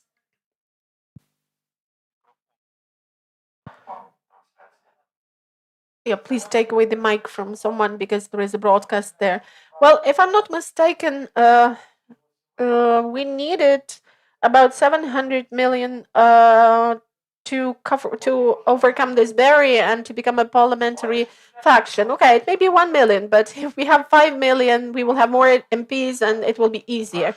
So it's like a trigger, yeah, the best bargain. That's what you're talking about. Over to you. Thank you, for bringing this discussion into a practical plane. So you talked about lobbying, about legalization of lobbying. That is what my question is going to be about. As far as I remember, those draft laws were devised before COVID times. There were two of them. And there is my question to the other speakers, but for Grigori. Do you think that this really settles business issues for the time being, like funding of associations, fixing local issues, bringing in a certain culture of being a success in fighting with the authorities and maybe lobbying our political interests when we learn how to provide finance to at least the campaigns we're interested in? Well, one of the three was adopted. There was some delay, but it is going to be enacted very soon. I think that Volodymyr will start answering. I think that if we have the law on lobbying, companies will be lobbying their own interests. They will be fighting for their own money, and that's it. That's great. Great for whom? For those who do the lobbying, yes, but for ordinary citizens, that will be no good. The whole idea is about the fact that business needs to be protected as such against the authorities, against the officials, and against taxes or against competition. And in fact, our people think that if a certain plant, let's say Zaporizhia car production plant, is protected against competition, we will get our automobile industry. But that's not the case. So I think that if this law on lobbying is there, people in companies will just be lobbying their interests. So nothing is going to change for the better. And this corruption will just be legalized. And Grigori actually said this. Something for which people are imprisoned today will be in the future something that they will be given money for. And there will be total lobbying in the economy, and we will have just oligarchies left. And that's it. That will become a legal process. I think that there are some annual revenues of companies, and there is a certain share that will anyway be spent by companies on the protection of their interests. And whether you do it formally or informally, officially or not officially, that doesn't make any difference. Well, that's what we are now doing. Our company, together with our lawyers and together with ISUB, the Association of Ukrainian Entrepreneurs and the Business of Entrepreneurs, which included the first 7 people. I was not there. My partner, Vyacheslav Klima, was there, but now it's 17 people, if I'm not mistaken. So everything that we do together is kind of defensive operations, and that's what our lawyers are doing. So let's say there is a draft law, let's say on postal communication, and this is to be banned, this is to be banned, that's what the law says. And we stand on the defensive saying that please remove this, please remove this. Well, but anyway, we managed to achieve something, but they also managed to promote some of those bans. So business is just getting ready for protecting its own interests in case of a harsh situation. And that is the only benefit. But we are always on the defensive, because generally they have about 100 initiatives or 10 initiatives. 5 of them can be repealed by us, but 5 of them are adopted. And over 10 years of my process of observing this, starting with the beginning of the Maidan, our score is 5-1.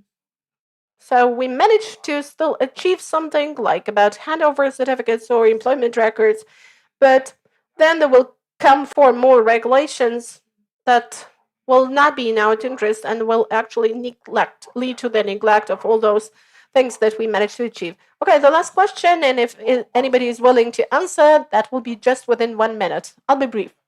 So thanks a lot to all the speakers for your speeches. It was really interesting to learn from the diversity of your opinions, but actually our panel discussion in its title has the phrase, where is the way out? And as far as I've understood, the way out is not to try to influence business, to also let international business come here, and to also give them money. Yes, to all these 3 components. That's my answer. But my question is, just maybe you will give 1 word from each of you. Maybe some other steps could be taken.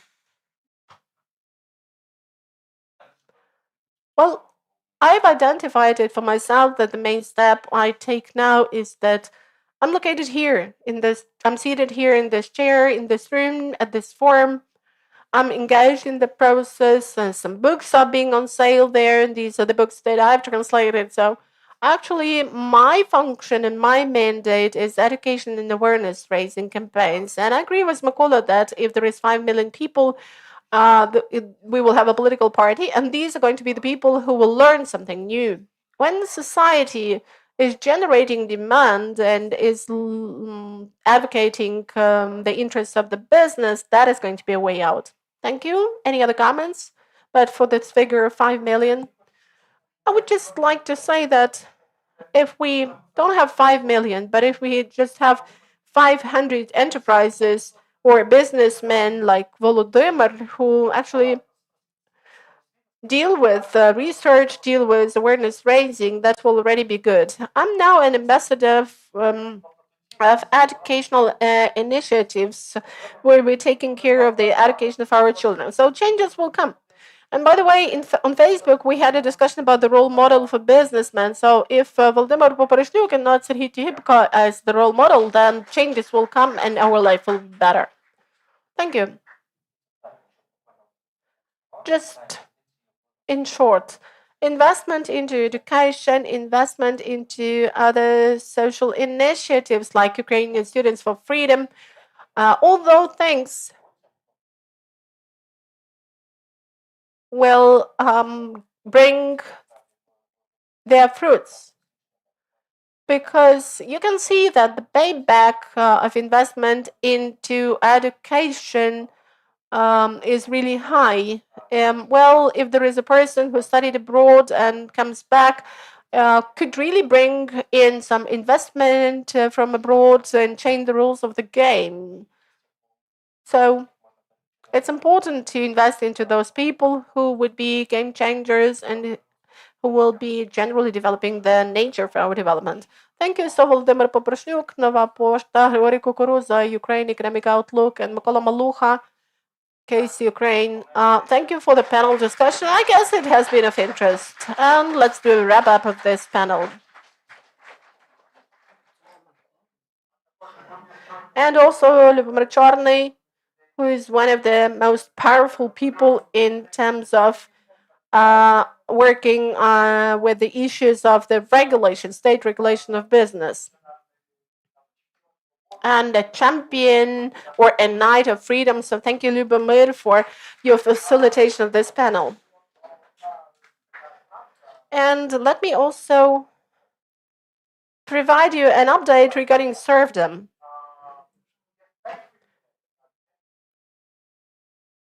There is a Tax Freedom Day, and this day is celebrated in Ukraine in June, somewhere in June. But I would also add the inflation tax, transactional costs to those taxes, and these are the costs of the state.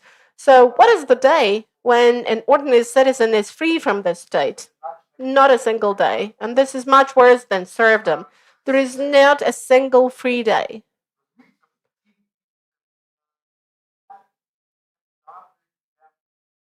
So this is actually what the price people have to pay for the availability of the state. That is real serfdom. Therefore, we need to provide those updates and we need to communicate this to people. And now let's speak about the state that says that it is a real, authentic, professional, effective, it is a welfare state. So let's speak on this. Let's speak on how Norway works. What outflow of business in Norway is. Let me invite Adil Abduramanov. He's a powerful agent in the International Liberty Institute, and he is also a postgraduate student of the Department of International Private Law, one of the institutes at Shevchenko University, and maybe he's a future Minister of Education, a Minister of Economy. God forbid. I wouldn't like to be working in the government. So I'm Adil, I'm a Ukrainian student for freedom. So this initiative has already been mentioned. So research sometimes leads us to the situations when you can find quite unexpectedly something that you never guessed. So by learning international private law, I started thinking that Actually, companies as legal entities, for some reason, choose this or that jurisdiction, and this jurisdiction predetermines the laws that they will have to comply with and the laws that they will be subordinated to, because it's all about judicial protection. So while learning the factors for the choice of this jurisdiction, I learned that there is a possibility that, let's say, Switzerland allows you to change the place of registration of a legal entity. Just for you to know, the place of registration or domicile of a legal entity is like the citizenship of an individual. Individuals are allowed to change citizenships, and a legal entity classically does not change the domicile. This can happen only if it is liquidated and then if it is further set up in a new jurisdiction following the procedures of that jurisdiction, new jurisdiction. So formally, this means that the death of the legal entity would mean giving birth to a new successive legal entity that will inherit everything this legal entity had. Taken into account how difficult it is to liquidate legal entities, we understand that it's difficult to change jurisdiction, but there are some jurisdictions like the Swiss one that in Article 121 of their law allow to actually change the jurisdiction of a legal entity if that is allowed by the country that lets this legal entity out. Do they frequently use this? There is a pathway, a popular one. This is the Oslo-Bern or Norway-Switzerland pathway. Quite often, it is Norwegian companies that have that go to Switzerland. Why so? For a start, let me mention that I'm studying with actually the end, and I would say that business outflow actually poses a threat to social security and innovations. And at the same time, Norway says that, okay, innovations are fine, but we do need social security and provision because we are a welfare state. We're supposed to take care of our citizens. But what they do actually does harm to the objective that they declare, and we will see it in a moment. So we will try to get clear how regulations affect the situation, what kind of regulations affect the situation, and generally what do we do with this to prevent application of the Norwegian experience here in Ukraine. So Norway as a country, a welfare state, is based on three wells or three pillars. The first one is oil and gas resources because they have a large sovereign fund with huge amounts of money, and thanks to this sovereign welfare fund, they can actually provide some spendings on ensuring the social costs that they have. And besides that, they have a tax system with quite a high level of load, thanks to which they also can provide the social security. And that's the way they create the so-called Norwegian trap for businesses that get registered in Norway, because they enter the market, and to tell the truth, it's absolutely obvious that Norway is not a bad country for doing business when you enter the market, because it's really true that property ownership rights are well respected there, and the capital inflow is quite good there. And if we have a look at the rankings of Norway in rankings of Heritage Foundation and in other indexes, Norway is quite high, much higher than Ukraine. But at the same time, there still is a sudden trap because cheese is cheap there only for a mouse, for the second mouse. So, and the Norwegian trap consists of four elements. This is the reformed wealth tax, which was amended. It was increased, and now the maximum rate for this wealth tax for over-profit, excessive profit tax is 1.1%, if I'm not mistaken, which is quite high, taking into account the fact that we could have done without it. And besides that, it is not just added up to the net profit, but to net worth.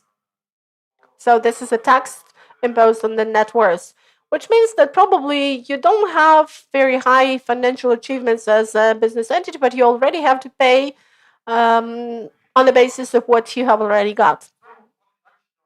So it appears that at the same time, the overall income tax, which is about 22%, does not disappear. So once again, it appears that you have a company that is to have quite a lot of capital. You have to pay this wealth tax. Maybe really, if you have a good level of progress, you can pay it. But if you are a rather smart businessman, most probably you would like to reinvest this money because you don't find liquid money quite soon for that. What do you need to do? You need to transform the money into the liquid form in the form of dividends or profit. But you also have to pay this tax, which has also been increased. So to pay the wealth tax, you get into the trap because you also have to pay for dividends, capital profits from one and the same amount. So you're already trapped. And you cannot but pay because compliance is getting higher and the reform of the tax system has enabled the tax inspection of Norway to do inspections. They can fully check not just your financial documents, but any documents related to the decisions of the general meeting of shareholders of the company. And they can even check the instructions coming from the general meeting to the, let's say, the board of directors. All those documents need to be kept for 10 years. They have to be there. And if the tax inspection demands it, you need to provide all those documents within 45 days. And if you want to exit, because you decide that you're no longer there, you just want to take the money and to do something else with this money, you have to pay the exit tax, which is also 22%. So all in all, plus minus, your tax load is 40% plus, just for the fact that you exist within the Norwegian jurisdiction and you're trying to build your business. It's obvious that 82 Norwegian businessmen left the country over the period of 2022-2023 after all those innovations were introduced. This is not that much taken into account the overall number of Norwegian businessmen, but this meant that $4.3 billion left the country to go somewhere else where not such high taxes will be paid. So it's 46 billion crowns if you're maybe interested in exchange rates in different currencies. Just for you to understand, we are talking not about just by figures, because 4 billion is 4 billion, but this is the 4 billion that doesn't get into the Norwegian budget. Well, I actually don't care, right? Because I don't have any interest in that. Let it be so. But if you are the government that declares that you need to, in some way, receive some profit in order to further distribute this profit and invest it into the programs that you consider to be important, then your goal is adjusted to your means, but your money is disappearing. So either your goal is the wrong one or your means are the wrong ones. I mean, the means that you're using to achieve the goal. So we can see that the profit that could have been there and could have been received by the government via taxes is just lost. At the same time, the influence of this money in local economies and local economic contexts is also not there. And the level of consumption and investment in the country is going down. And this mainly does harm to some sectors of the economy which need huge capital, let's say the marine business or the ship business or real estate sector, where you are supposed to take the capital to reinvest it and then get another portion of profit and reinvest it again. So when instead of reinvesting the money, you need to give this money to the officials, all the more that you have to do this several times in several tiers, so to say, then it becomes obvious that there can be no reinvestment because you will just not have enough money. So I think it's clear why these fields and why the field of finance and investment managers, technologists and startups always are affected by the tax policy. If we take technologists and startups, software companies, traditional technology companies, they don't have that much capital at a time. They don't need that much capital at a time. And that's probably where the attraction lies, because you may have an idea, you may start up from scratch and without having enough money, and then you will have this bootstrap, which presupposes that you will go from just an idea to a multi-billion company. So everything they earn is not immediately given to the founders or to somebody else. And all this profit is used for expansion at a quicker pace. And they invest a lot into their development because they need this development to show the results to the venture company that provided the startup capital. And a venture company is also interested in showing the results of this accelerated development and capitalization. And they can actually have a payback on their investment as a result of leaving this company when it's already at some top level. They cannot fully leave the company because they will have to pay all those taxes. As far as reinvestment is concerned, the opportunities here are also limited because they will have to pay. So that affects the technology sector as well. And we can see it in the fact that companies just move. Startups are almost never created in Germany, and this entrepreneurial capital is lost. If there is no high demand for startups, there are no incubators and accelerators, they are just closed. And even if there is new demand in the new generations, there will be not enough tools to really help them.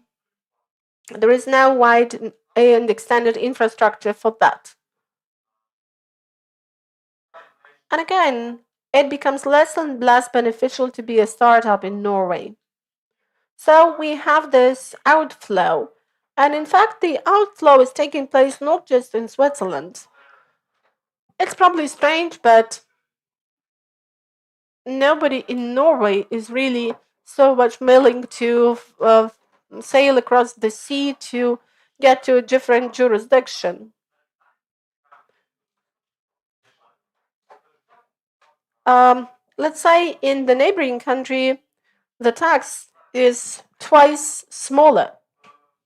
In Sweden, they don't have the wealth tax at all. It was cancelled in 2007, and as a result, since 2007, we can trace the development of technology companies in Sweden. You know at least two of them, or at least one. This is Spotify, because you listen to the music from Spotify, at least some of you.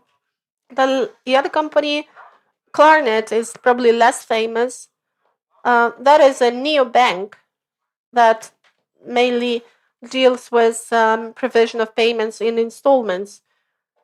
Suppose if you bought installments by a monobank, so you should know that in Europe this is done by a Klarnet. And this is also a business that requires some capital. That's why they choose Sweden, and they also use Denmark, but not Norway.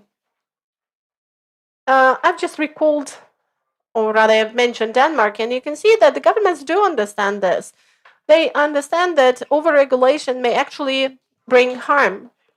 And definitely it does bring harm, because the moment they have to choose between different priorities like defense industry, so Denmark is ready to cut off certain regulations like the ones envisaged by 20 laws for the defense industry to be able to enter the market in Denmark. And we are not talking here about any principle limitations or restrictions. We are talking about the regulatory restrictions related to security systems or occupational safety or construction security or something like this, or environmental security. If I'm not mistaken, sometimes these restrictions are related to notification campaigns for local citizens regarding the fact that something is going to be constructed in that area.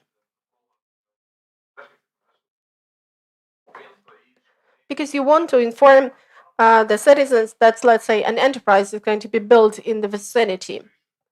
So sometimes this is just settled through certain agreements which are made. If we take one company that deals with video cards and digital systems, so they just have their main facility in one of the villages in Denmark, and they have made an agreement with local citizens, and local citizens do not object to their having an enterprise there, but in return, they provide something to local citizens because those video cards need to be cooled. They need a place to give this heat resulting from this process. So they provided heating to the village with zero cost, and that's what their agreement is about. And in Finland, they have heating all over the year because of the availability of that enterprise. It's not that the enterprise is so much interested in providing heat to the village, but that's what the agreement that they've made. Even Denmark, that also declares to be the welfare state, and they have a certain list of regulations that are aimed at improving the standard of living for everyone. But when we are talking about, let's say, defense industry, they can say that, okay, we may forget about that. So even they understand that the value of those regulations is quite limited, but they are not ready to remove those regulations to the full. And at the same time, they have some countries like Norway that have the same regulations, and they are not ready to be flexible about those regulations. So it's a story which is still there. We are in the space where regulations have the status quo that needs to be changed. They are not the story of thinking every time before we introduce a new regulation. And the only lesson that we can learn from this as a country, if we are asking a question about whether we need regulations or not, and I think we will all agree that the less regulation, the better, because it's better for the business. But we do not need to sacrifice investment attractiveness for the sake of social policy, because without it, it's impossible to build social policy. Regardless of the goals you are trying to pursue, Norway is not really a place where there are many supporters of the Austrian economic school. At the same time, they cannot deny the basic things. Before we can spend money on some social programs, we need to make it somewhere. And to make the money, we need to approach those who are generating it. And this means that you have to work with the business and create comfortable conditions for the business. And this is about it. Until we think in categories of sacrificing investment for the benefit of the society, we'll have neither the investment nor the social climate. Yes, thank you. Do we have any questions, please?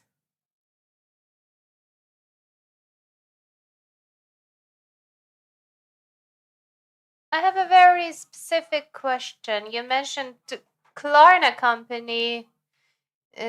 They actually allowed for payments in installments, and they have a serious problem because many people who are using their services are using services for consumer purchases, and they are not repaying them money. So the company has no liquidity assets. And how does the free market solve this problem when people are borrowing money from the company and then they are not paying it back? So how do you see a solution to the potential crisis in Klarna's financial or economic model? So are you employed by Klarna? Is it a personal question? Well, I think if it wasn't beneficial for them, Klarna would not have done it.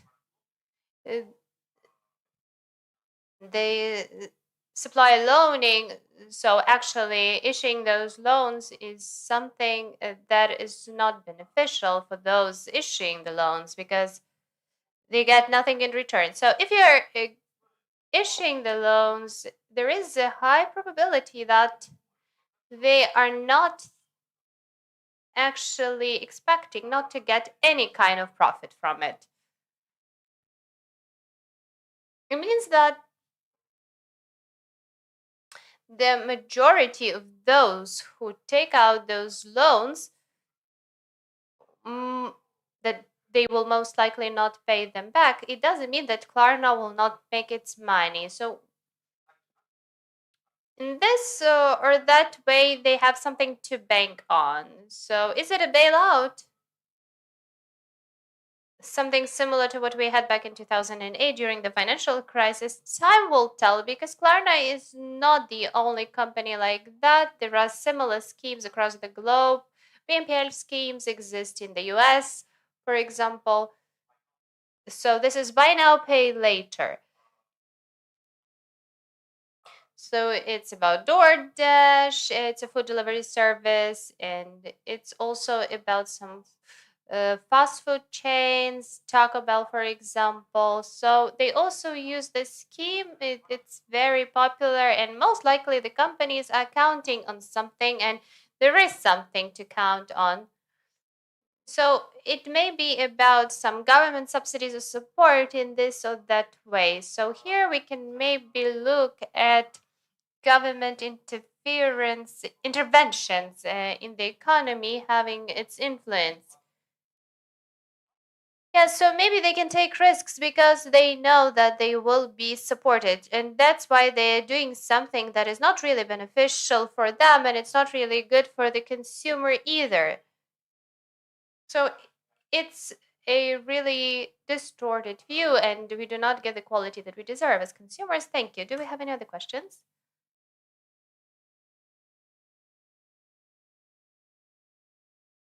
Today we spoke a lot about the problems with the European market, budget deficit, the aging of population, and reduced population growth. So the question is, do we need to pursue our European goal? Why are we trying to join the EU? Well, it's a good question. We need to understand that,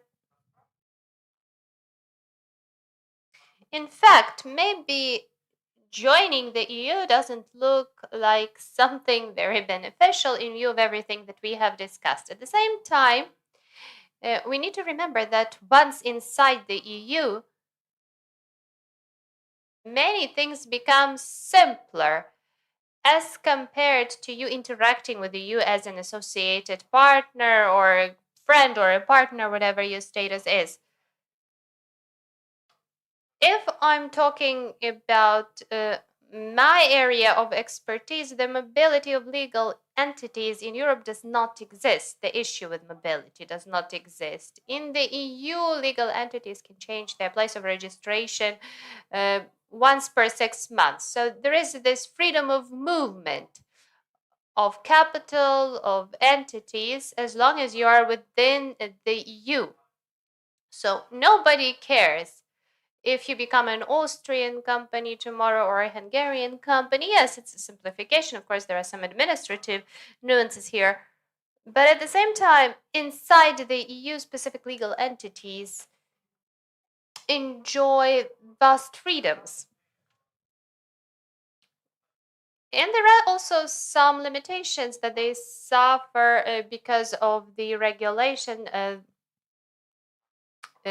There are these binding regulations of the EU that they have to implement. But if we look at heritage and indicators and others, maybe we don't need to join the EU. But for now, the EU countries are much higher on the list of economic freedoms than we are. So 50% of countries are in the top 30, and Norway and Switzerland is the European Free Trade Area. It's something that could be an alternative to membership. Yes, we have one more question. Volodymyr, yes.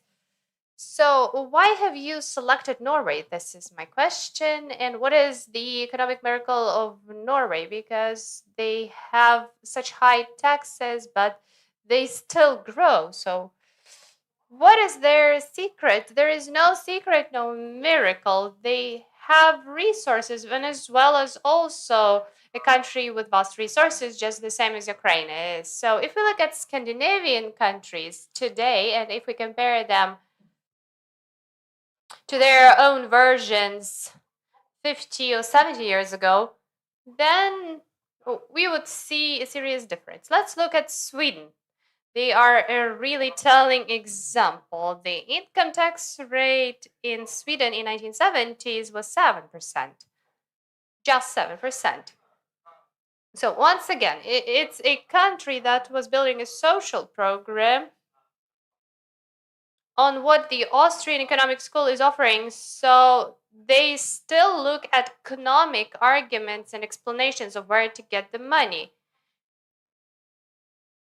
But both in Sweden and in Norway, we are not talking about a miracle against all odds, but we are talking about them accumulating the economic potential because of vast deposits of natural resources that they can trade. And then they sacrifice this economic growth. They slowed down in order to develop their social program. So we can ask the Norwegians why they have decided to opt for this kind of model. But in fact, they're using what they have already accumulated. And now when there is the drain of businesses, they maybe need to start thinking about deregulating the economy and thinking about some other solutions. Yes, so if you have between $1 to $2 trillion annually, and this is invested in securities across the globe, so this is definitely a powerful safety net. So we are talking about the state.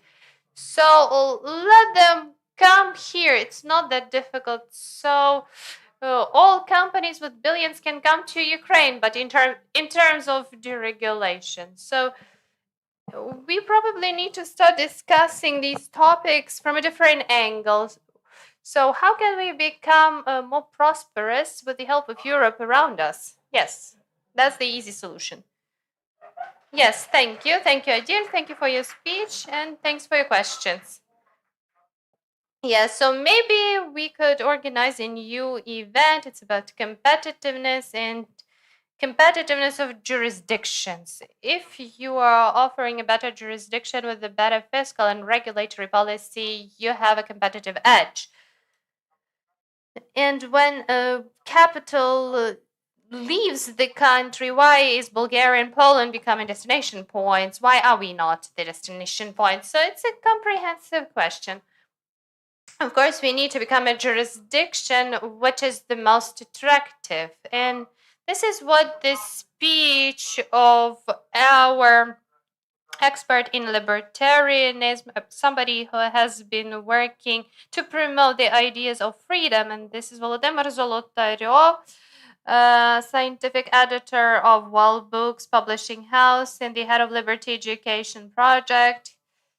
So all the books that Ukrainians have dedicated to economics and to Mises are those that he has read that go through his hands.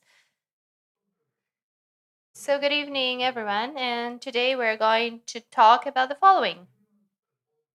The issue of transition from welfare state, a proposal of a transit state. So we are going to look at the following issues. 4 models of post-welfare state, from sovereign to owner, and a transition state. It is believed that a welfare state is inefficient and it will die in the time of crisis, which it actually caused. And it's considered to be the most likely scenario. So what are some other states that can emerge after that?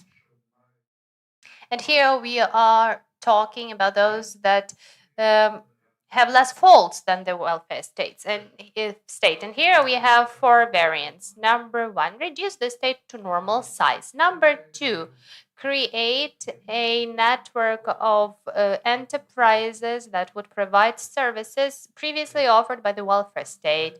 Number 3, create private agreement territories, and this is the idea by Hoppe. And number 4, create private sovereign territories, an idea put forward by Cortes Yargan.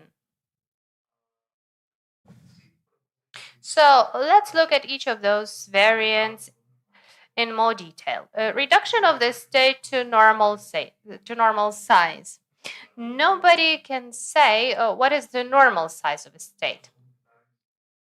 There will always be debate around this issue. But even if we disregard this, it should be mentioned that this idea has many faults. Number one, there is this practical dimension of the next election. Even if some libertarians win the election and reduce the state to the normal size, after they are no longer in office, most likely the state will go back to its previous size. Number two, a welfare state is not a particular type of state. It's just a stage in the development of a state that found itself in specific circumstances. And these are the circumstances that result in increase of income of civil society, which started during Industrial Revolution. Before the Industrial Revolution, the state was expropriating the majority of the national wealth, not because it was small, but because the society was very small and poor.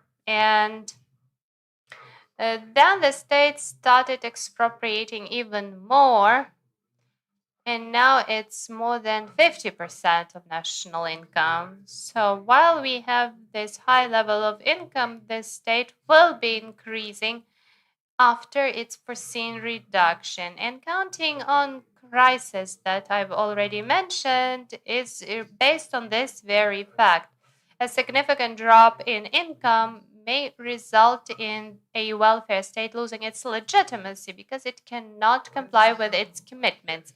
But it still means that after the reduction of such a state, if we don't take care about some leverages, it will grow again. And number three, a welfare state, is not just a regular state, but one that is big and oversized.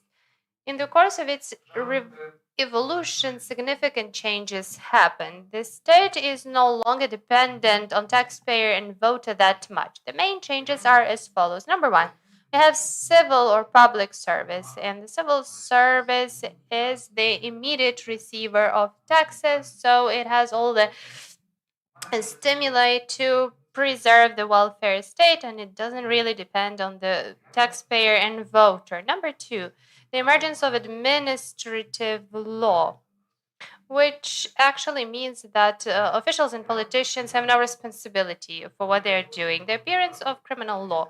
Crimes against state extends the opportunities for control. The state can criminalize any type of activity. Number four, the general electoral law, which resulted in loss of significance of the activities of parliament. Historically, the parliaments controlled the government and were barriers for the activities of the government. Today, they consist of those that receive taxes, and they are in addition to public service, and they give a sense of legitimacy to the decisions of bureaucracy. Number five, democracy.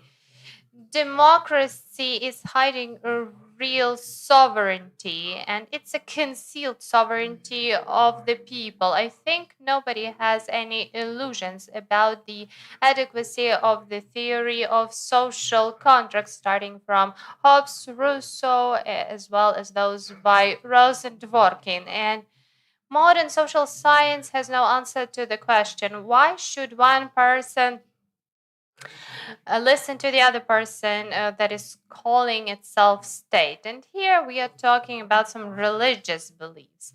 Number six, control of the financial system. Inflation and loans allow not just for robbing the people, but also allows for some policies that would have been impossible if the government was solely dependent on taxpayers. So these changes make the victory of libertarians at elections impossible, and this also makes the reduced welfare state impossible, even if the libertarians are able to achieve that. So this contributes to systemic resistance, which we can see during attempts at some reforms, and this is something that we are observing in Argentina and in the US currently. The second proposal is a network structure of enterprises. So a network of enterprises that are providing services that are currently provided by the state is something that is really remote from the welfare state. What is specific here, there is no territorial component. Corporations can work everywhere when there is a demand for their activities. Proposal number 3. These are private agreement territories. So this is Hoppe's idea, Europe of 1,000 Luxembourgs, and Hubbard's with his idea of private cities. The main form is a territory owned by a private individual or a company, and in their turn, they lease land plots, and the owners establish rules for the use of their ownership. And these rules may be in the form of monopoly or competition. And this is all about finding the best solutions. If we are talking about private cities, the best form is considered to be local monopoly for the management of infrastructure and enforcement of rules. If we are talking about larger territories, we accept competition here. And the other option is private sovereign territory. So this is something offered by Curtis Yargan, and this idea is different from private agreed territories because there is no agreement here between the residents and the private owner. So we are talking about micromonarchies here. The owner has an opportunity to establish any rules on their territory, on the territory that they own. If we are talking about a network scheme, the subject of competition are enterprises providing services. People choose between different enterprises without leaving their place of residence. So this is how we are operating right now when we are receiving services from different companies and producers who provide us with the regular products and services. The territorial schemes foresee competition between territorial subjects of governance in which the consumers vote with their feet if the model is not something that they like. So these are not mutually exclusive models. The network model is more broad and it can include some territorial models as well. And the same applies to the world of 1,000 Luxembourgs, because within this world there may be network structures that provide services to several territories. But here we don't have the scheme of transition from the existing welfare state. This transition will become possible when the welfare state implodes during the world crisis. Yet enthusiasts of private cities claim that this model can be put into practice even today, and we even have an example of Prospera in Honduras, but there are some obvious threats. The state can try and limit the rights of the private city and shut down the experiment it doesn't like. So here the problem is very similar to that of the network effect. The more examples like that we have, the more private cities like that we have, the more complicated it is for the state to do something about them. That at the beginning of such a project, it's very difficult to create a necessary number of these models. If we do not wait for crisis, then it should be mentioned that a transition model, something in between the welfare state and these more appropriate models of organization, is necessary. So is such a form even possible? I think it is. But the question is, what will be reduced from the original welfare state? But here a clarification should be made. We need to understand that for real political reforms, we need to have the full political power. If somebody conducting the reforms does not control all the branches of the government, the reforms are going to be incomplete and there is a risk of them being cancelled in the future. Milei's approach does not fit here. So let's imagine a hypothetical situation where somebody has all the political opportunities. So they need to create these conditions of transition from sovereign to the owner. What does it mean? The thing is that the quality of a state lying at the core of its constant growth is the unlimited opportunity of people in power to make decisions with regards to other people. Within our today's speech, we will call it sovereignty. So how do we explain this difference? The owner is somebody who acts within the law, and the sovereign is somebody who creates the law.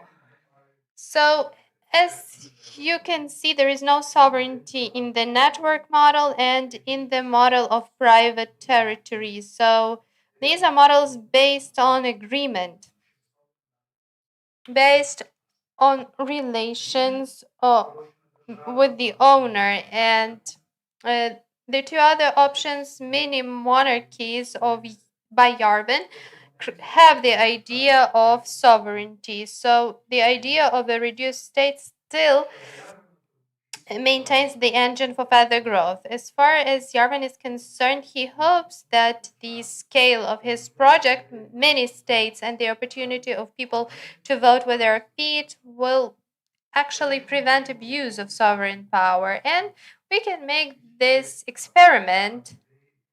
We can scale up the idea of private cities and territories to the size of a country. And here we will see that the size matters. A country where all land belongs to one person or a group of people, and we are all just those renting this land, is better, much better than what we have right now, because here we have transparent agreement instead of concealed abuse and dictatorship. But I wouldn't recommend that a person who has opportunities for radical reforms take this step, because we are talking about fantastic hypothetical things here. And politically speaking, this will be impossible if we take into consideration the influence of the democratic idea. So let us look at the more realistic hypothetical model.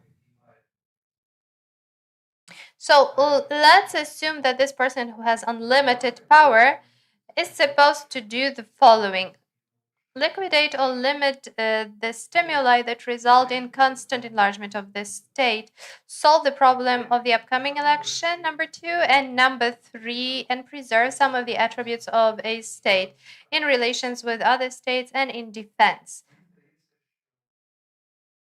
I think that within this hypothetical situation, someone should corporatize the state. It means that the state becomes one legal entity, a corporation that will get all the state-owned property. So the state becomes an owner on the level of other owners, and it opens up the market of monopolized state services, court, defense of public order, education, healthcare, and others. And there is an opportunity for creation of private cities and private companies. So it's again a network structure that was previously monopolized by the state. The parliament, courts, and prosecutors' offices are no longer necessary, just the same as the ministries are no longer needed. We have teams or governments that once a year enter a competition to win the right to manage the country, to manage this state. And the state can issue order with regards to management of its property, for example, traffic rules, but it cannot issue orders applying to territories lying beyond the territory that it owns. So we are talking about different other functions such as defense, education, and healthcare, which will be reduced. Their management of the state will be reduced, and this corporation will get money from taxes, just like a regular state. But there is a difference here. Tax is the sole source of income for the state, and there is only one single tax, and this tax is paid only by individuals. Enterprises do not pay any taxes. The next item, the size of tax is determined during each election when the teams running for office offer the budget, come forward with the budget. So the budget is made up of the sum of taxes divided by the number of taxpayers. What is also obvious that only taxpayers vote at the elections, and the tax is not paid by those who get money from the state. And finally, corporation/state has the outer borders, which is very important during defense. So in this situation, someone has liquidated the stimuli that result in growth of the state. The state has turned into a regular owner. There is no opportunity to violate the property rights of other people, which is the driver for the growth of the state. Someone has solved the problem of the upcoming election. Politically, we still have the elections, but since the state has become the owner, it can no longer dictate to others. In such a way, 90% of the existing political agenda disappears, and the elections are a competition of who will offer cheaper and not more expensive solutions. And someone has also maintained the attributes of the state: elections, tax, government, and sovereignty in relations with other states, as well as sovereignty in defense, the ownership of the border. Thank you for the attention.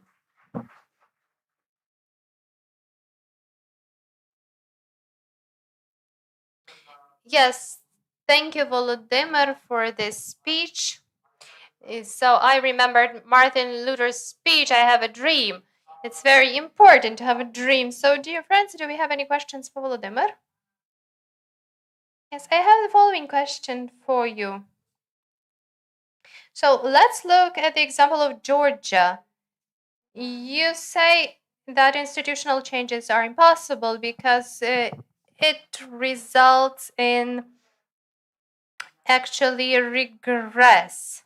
Yes, I've just returned from Georgia. Yes, Ivanishvili is in power. You remember the law that has been adopted. It works with regards to Saakashvili, and the things with regards to tax restrictions, redistribution of GDP, they all work. So maybe we could take the following institutional path, maybe introduction of some changes on the level of the constitution, having it enshrined in the constitution, and then if our people win the elections, then we can adopt these things. Do you think it's possible? I think no, because it's not a question of whether it works or not. It's the question of whether the current government needs to change these things. It looks as if they don't need to do it. It's working for now. When time comes, they will change something. If you can put the constitution on pause, as we can see, then what is the value of the constitution? It cannot have any real limitations. It cannot include any real restrictions. So the US is a telling example. The constitution that was designed as a limitation of power, unlike many other constitutions, that was the initial design, it still is not working for its intended purpose. And in my opinion, It cannot be reincarnated. So it's just a matter of time. So the processes are not happening step by step. Let's say somebody has put on some restrictions and then somebody else lifts up those restrictions, but there is this constant stimulus. Yes, thank you. Do we have any other questions? Yes, please.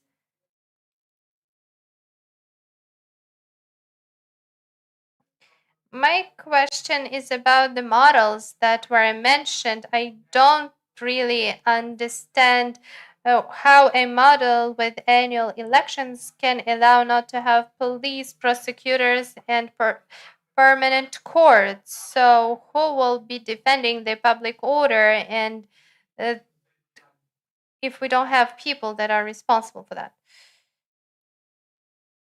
Private courts, private law.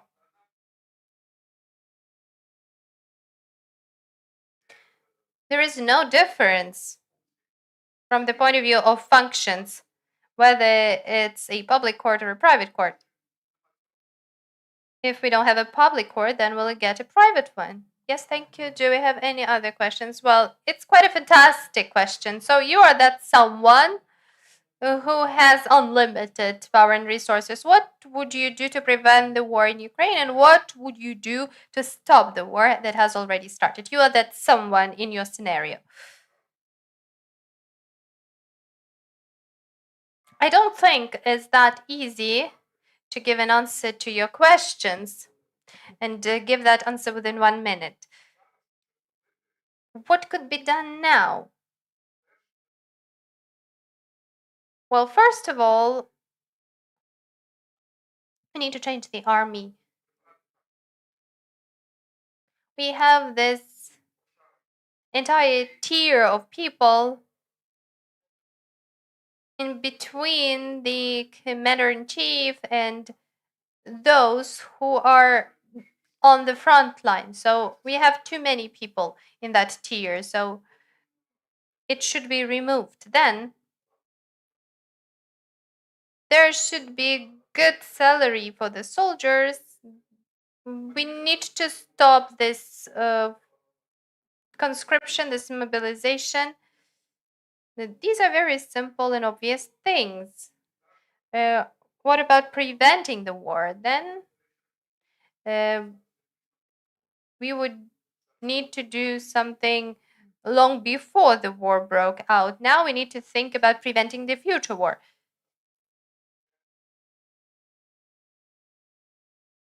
Of course, we need to strengthen our country, our state, and a strong country is one with free economy. And this is number one task for those who want to continue living in this country, who want for it to remain free.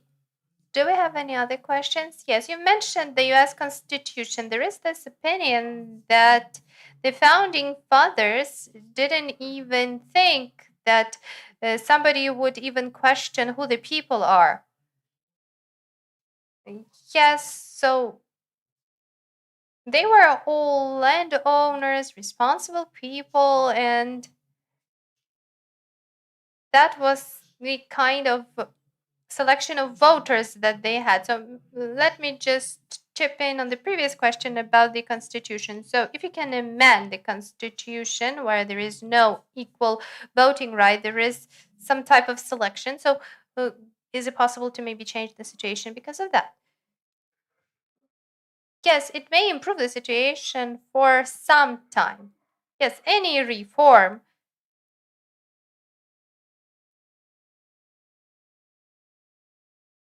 even a minor reform is able to improve something. So I'm not against reforms. I was talking about things that can change the system. Yes, introducing some qualification or a system under which only taxpayers have the right to vote. Yes, it can result in some positives, but in a short-term prospect. But there is still this stimuli which is at the very core, which is part of the nature of this state. So you do not get the income just like an individual who is selling their services to others. You're getting the income at the expense of somebody else's work. You are expropriating the income. So while we still have this stimulus,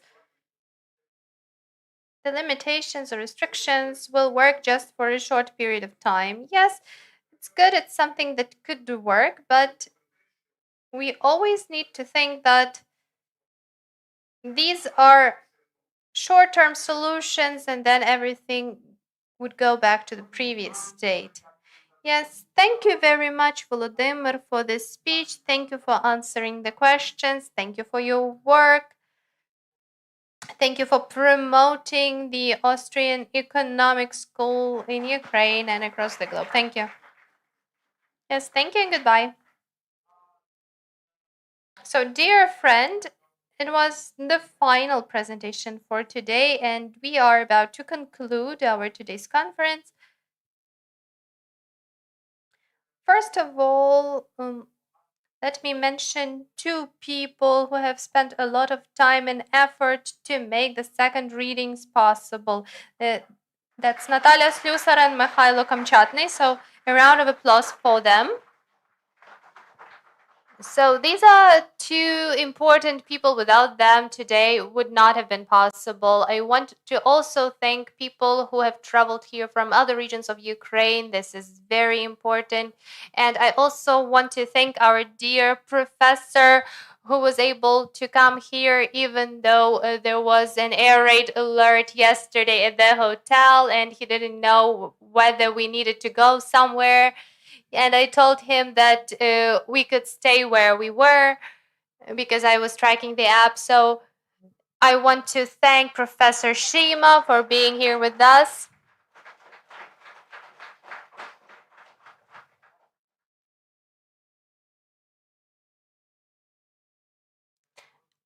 I think that this is a bridge for us to then establish ties with the scientific centers both in Europe and in the US. And we mentioned Jesus de Soto. Do you know him? Yes, he is a very good professional and he is also interested in having some mission. He is not interested in just attending a conference. He is interested in a mission and he wants to be a part of it. So it can be something like Capitalism 2.0 or West 2.0. It could be a powerful window of opportunity for Ukraine that we could use if we worked with people like that. So next year we are going to have the third conference and it's going to be the anniversary of Mises's birth. So we are going to organize a powerful international event. There will be a delegation of international experts here because when our international colleagues speak to us, and this is a problem of our PR and Ukrainian branding, they all think that all Ukrainians are socialists, that we don't believe in God. But this is just the propaganda of the Soviet times. Because for 20 years, our government was working only with the Democratic Party, disregarding the other party. We were not working with think tanks, the Heritage, and the Republican Party. So that was the perception of us. And during Pinchuk's Yes Forum, we only had representatives of the Democratic Party and we never had Republicans attend. And now people in other countries start understanding that we are different, that we are not socialists, that we are a different type of country, that we strive for freedom. And I think that Professor Šima and our friends from other countries will help us build the networks and will help us become part of these existing networks. And the other important thing is for us to understand what are some of the topics that you liked, some things that you didn't like, because we are preparing the next event, and it's not just about the organization, it's also about the selection of topics, because we want to be as efficient as possible. It's about being able to tackle the challenges that our country is facing. So it could be about policy making, about the existing initiatives.